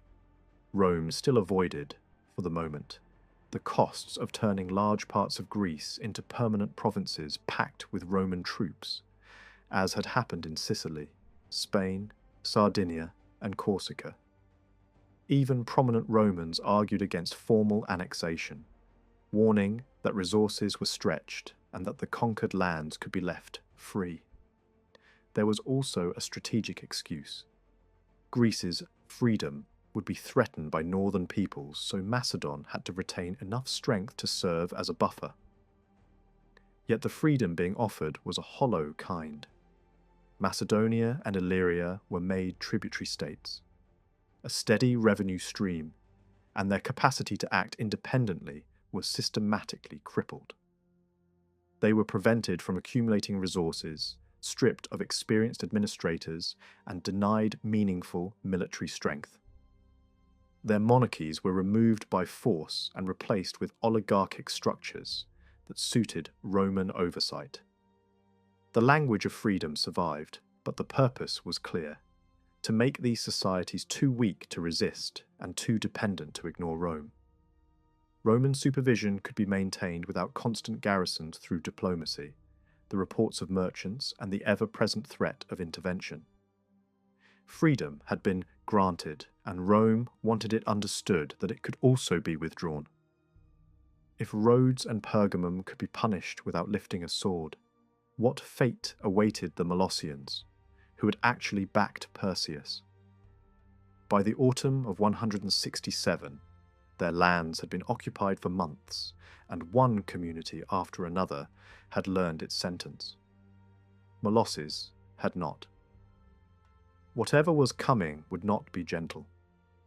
Emilius marched into Epirus and informed Anicius, stationed nearby, that no action should be taken when events began, because he carried direct orders from the Senate. The troops were to be allowed to enrich themselves from the Molossians and other Epirot communities that had sided with Macedon. Emilius then sent officers throughout the region, announcing that Roman garrisons would soon leave and that freedom was at hand. The announcements were a trap, calming towns into complacency. Next, he demanded that public and private valuables be gathered in central locations, presented as the price of pardon. Then, Roman detachments arrived under arms, ostensibly to collect the treasure. Once they had control, the restraint vanished. Towns were sacked with the full catalogue of terror: killing, rape, looting, destruction of defences, and the burning of public buildings. Around 150,000 people, men, women, and children, were seized for sale into slavery. In a moment, Epirus was devastated and depopulated. Its economy shattered, its league broken. In later years, coinage nearly ceased, a sign of deep poverty, and long afterward, travellers could still describe a land dotted with ruins, where thriving communities had stood. Archaeology helps trace the pattern of destruction. In Thesprotia, 3 major towns have been excavated: Phanote, Gitana, and Elea. The region seems to have been divided during the war. Some Thesprotians fought on Rome's side, yet every major site shows damage. Phanote, positioned on the edge of Molossian territory, resisted and was punished so thoroughly that the remaining inhabitants could fit into what had once been only the Acropolis. Its fortifications were not rebuilt for centuries. Gitana lost its public buildings and walls, and only part of the settlement was reoccupied later. Elea was hit hardest and was never inhabited again. When written sources mention the Sprotians fighting for Rome and the physical evidence shows towns destroyed regardless, it becomes difficult to avoid the conclusion that the violence did not neatly separate friend from foe. It may also reflect the influence of local power brokers who could steer Roman anger toward enemies and away from allies.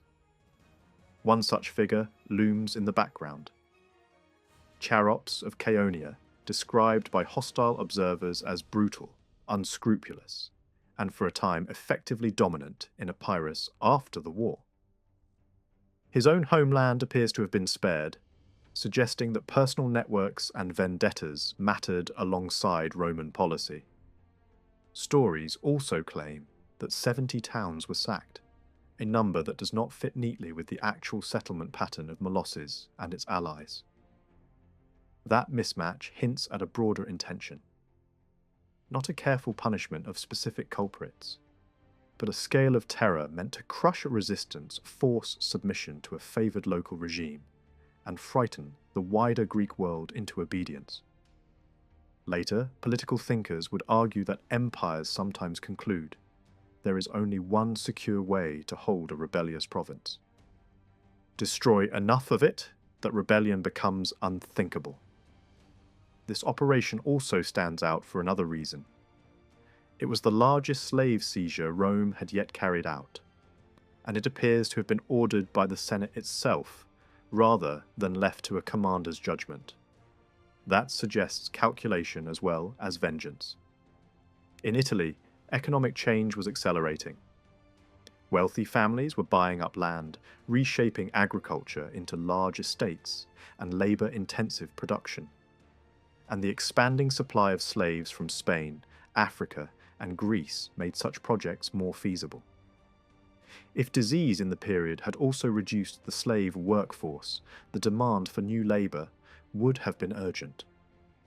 A century later, Roman writers could still treat Epirot slaves as a recognisable category, valued because they were often taken in family groups, which made them easier to manage. In some cases, those uprooted families endured across generations, enslaved, far from home but still bound together. When the commanders returned to Rome, they did so in triumph. Anicius displayed Genthius in chains, along with the Illyrian royal family, and poured a vast sum into the public treasury. Genthius was then confined in Italy, where later tradition even pointed to a tomb said to be his. Yet Anicius's celebration was overshadowed by Aemilius's, which became legendary. Aemilius delivered such wealth to the treasury, and Rome now possessed new streams of regular income, that the Senate made a dramatic gesture. It cancelled ordinary direct taxation of Roman citizens indefinitely. Even his soldiers grumbled that they had not been paid enough, but the complaint rang hollow because their bonus had been generous. What made the story even more powerful was the claim that Aemilius enriched himself not with money, but with reputation, distributing booty to his men and the state rather than hoarding it. His triumph lasted 3 days, heavy with spectacle. Macedon had been rich, and its kings had long sponsored Greek art, now that wealth was paraded through Rome as proof of conquest. The first day showcased art and luxury objects, wagon after wagon. The second day displayed captured arms and armour, arranged to look as if they had been dropped on a battlefield, followed by an immense mass of silver goods, bullion, and coin carried by thousands of men. Near the end of that day came a particularly pointed symbol, Perseus's ceremonial chariot, bearing his arms and armour, topped by the simple diadem of kingship. On the third day, Aemilius rode in his triumphal chariot, preceded by a great sacrificial procession. Gold treasures were displayed, including objects of staggering weight and craftsmanship. And then came the centrepiece, Perseus himself, surrounded by his children, whose presence stirred pity even among spectators enjoying the show. The image captured an important shift. In earlier decades, kings who surrendered could sometimes be spared, and even treated as friends. Now, a defeated monarch was dragged through Rome in chains. Perseus was later confined under house arrest in an isolated Italian town used to hold high-value prisoners. The humiliation broke him, and he died soon after, refusing food. The pride that had made him resist Roman pressure became, in the end, the instrument of his death. If Aemilius's parade expressed power through wealth and dignity, Anicius's had an unsettling cultural edge. Accounts describe a theatrical event in which Greek performers, brought to Rome for entertainment, were turned into objects of ridicule in a chaotic contest that invited mockery and insults. Whether the details belong exactly to that year or to a later moment, the episode points towards something larger: the question of Greek culture and Roman identity. and the uneasy blend of admiration and contempt that Rome increasingly displayed. Greek and Roman worlds had touched for centuries. Trade connected them deep into the past. Greek religious practices and deities had entered Roman life gradually, sometimes through crisis, sometimes through political choice. Greek words seeped into Latin early. Roman tradition even claimed Greek influence on the earliest law codes. There were diplomatic contacts long before Rome marched east with legions. None of this, at first, seemed threatening. Cultural exchange did not automatically make Rome feel less Roman, just as later nations could borrow foreign ideas without abandoning their own identity. Greek artisans worked in Italy. Greek styles shaped public architecture, and Greek stories and practices moved across borders in a shared Mediterranean world. What changed in the Middle Republic was scale and self-awareness. After major conquests, Greek art and ideas entered Rome not as a trickle, but as a flood, carried home by victorious generals and displayed as trophies. Roman aristocrats also gained the wealth to collect Greek artifacts and to use Greek taste as a marker of status. Competition drove the process. If one noble gained prestige by posing as a connoisseur, rivals followed. Greek artists painted triumphs for Roman patrons. Greek sculptors filled public spaces with monuments that celebrated Roman names. Greek architects designed buildings tied to Roman glory. Writers praised patrons and their families. Aemilius himself surrounded his household with Greek education and talent. Over time, Greek teachers and philosophers became fixtures in elite Roman life, and by the late 2nd century, education in Rome was largely in Greek hands. A later Roman poet would capture the paradox with a sharp phrase. Greece, though conquered the conqueror through art. Yet admiration carried a shadow. Some Romans felt culturally inferior before Greece's long tradition, and that discomfort often produced a compensating posture of superiority. Greeks could be celebrated as brilliant and still treated as contemptible. The past could be respected while the present was dismissed. Roman elites could enjoy Greek leisure in private while speaking of Greeks, with scorn in public.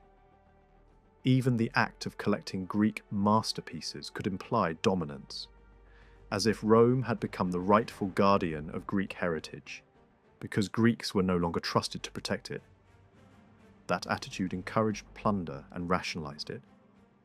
Rome also began to apply to Greeks a set of stereotypes that Greeks themselves had once aimed at the Eastern world.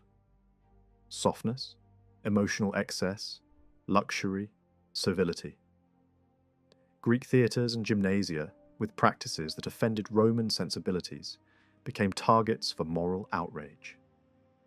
Some Romans claimed that Greeks lacked the Roman qualities of seriousness, discipline, and weight of character. The contradiction was constant. Greek skill was useful. Greek learning was impressive. Yet Greeks were attacked as morally unreliable. Part of this may have been shaped by the Greeks. Many Romans met most often: slaves, hired specialists, and diplomats, people whose survival depended on deference and, at times, flexible truth. Cato the censor is often presented as the loudest voice against Greek influence, but his position was not simple. He was educated and knew Greek culture, yet he attacked it fiercely and warned his family against it. His anger seems to have focused as much on Romans who adopted foreign manners as on Greece itself. What he defended was an ideal of early Rome: austere farmers, severe morals, frugality and public duty. In practice, Rome could not return to that world because victory had already transformed the city. Greek culture made it urgent for Romans to define what Roman identity meant on a larger stage, and many insisted that Rome's moral superiority explained its military success and its divine favour. From that perspective, Rule over Greece could be treated not as a conquest, but as proof that Rome deserved to rule. Sometimes the assertion of control took the form of public crackdowns. The Senate brutally suppressed a cult of Dionysus, claiming moral corruption. But the deeper anxiety appears to have been political, a movement spreading without senatorial sanction, creating loyalties that could compete with civic religion and citizenship. Similar fears surrounded the destruction of foreign philosophical writings, said to have been discovered in Rome, and the periodic expulsion of philosophers and teachers of rhetoric, even while individual senators privately hired Greek intellectuals. The pattern reveals tension rather than consistency. Greek learning was prized, but Greek influence was also feared as destabilizing. Even in art, Rome borrowed while reshaping. A striking example is the development of lifelike portraiture that emphasized age, scars, and imperfection rather than ideal beauty.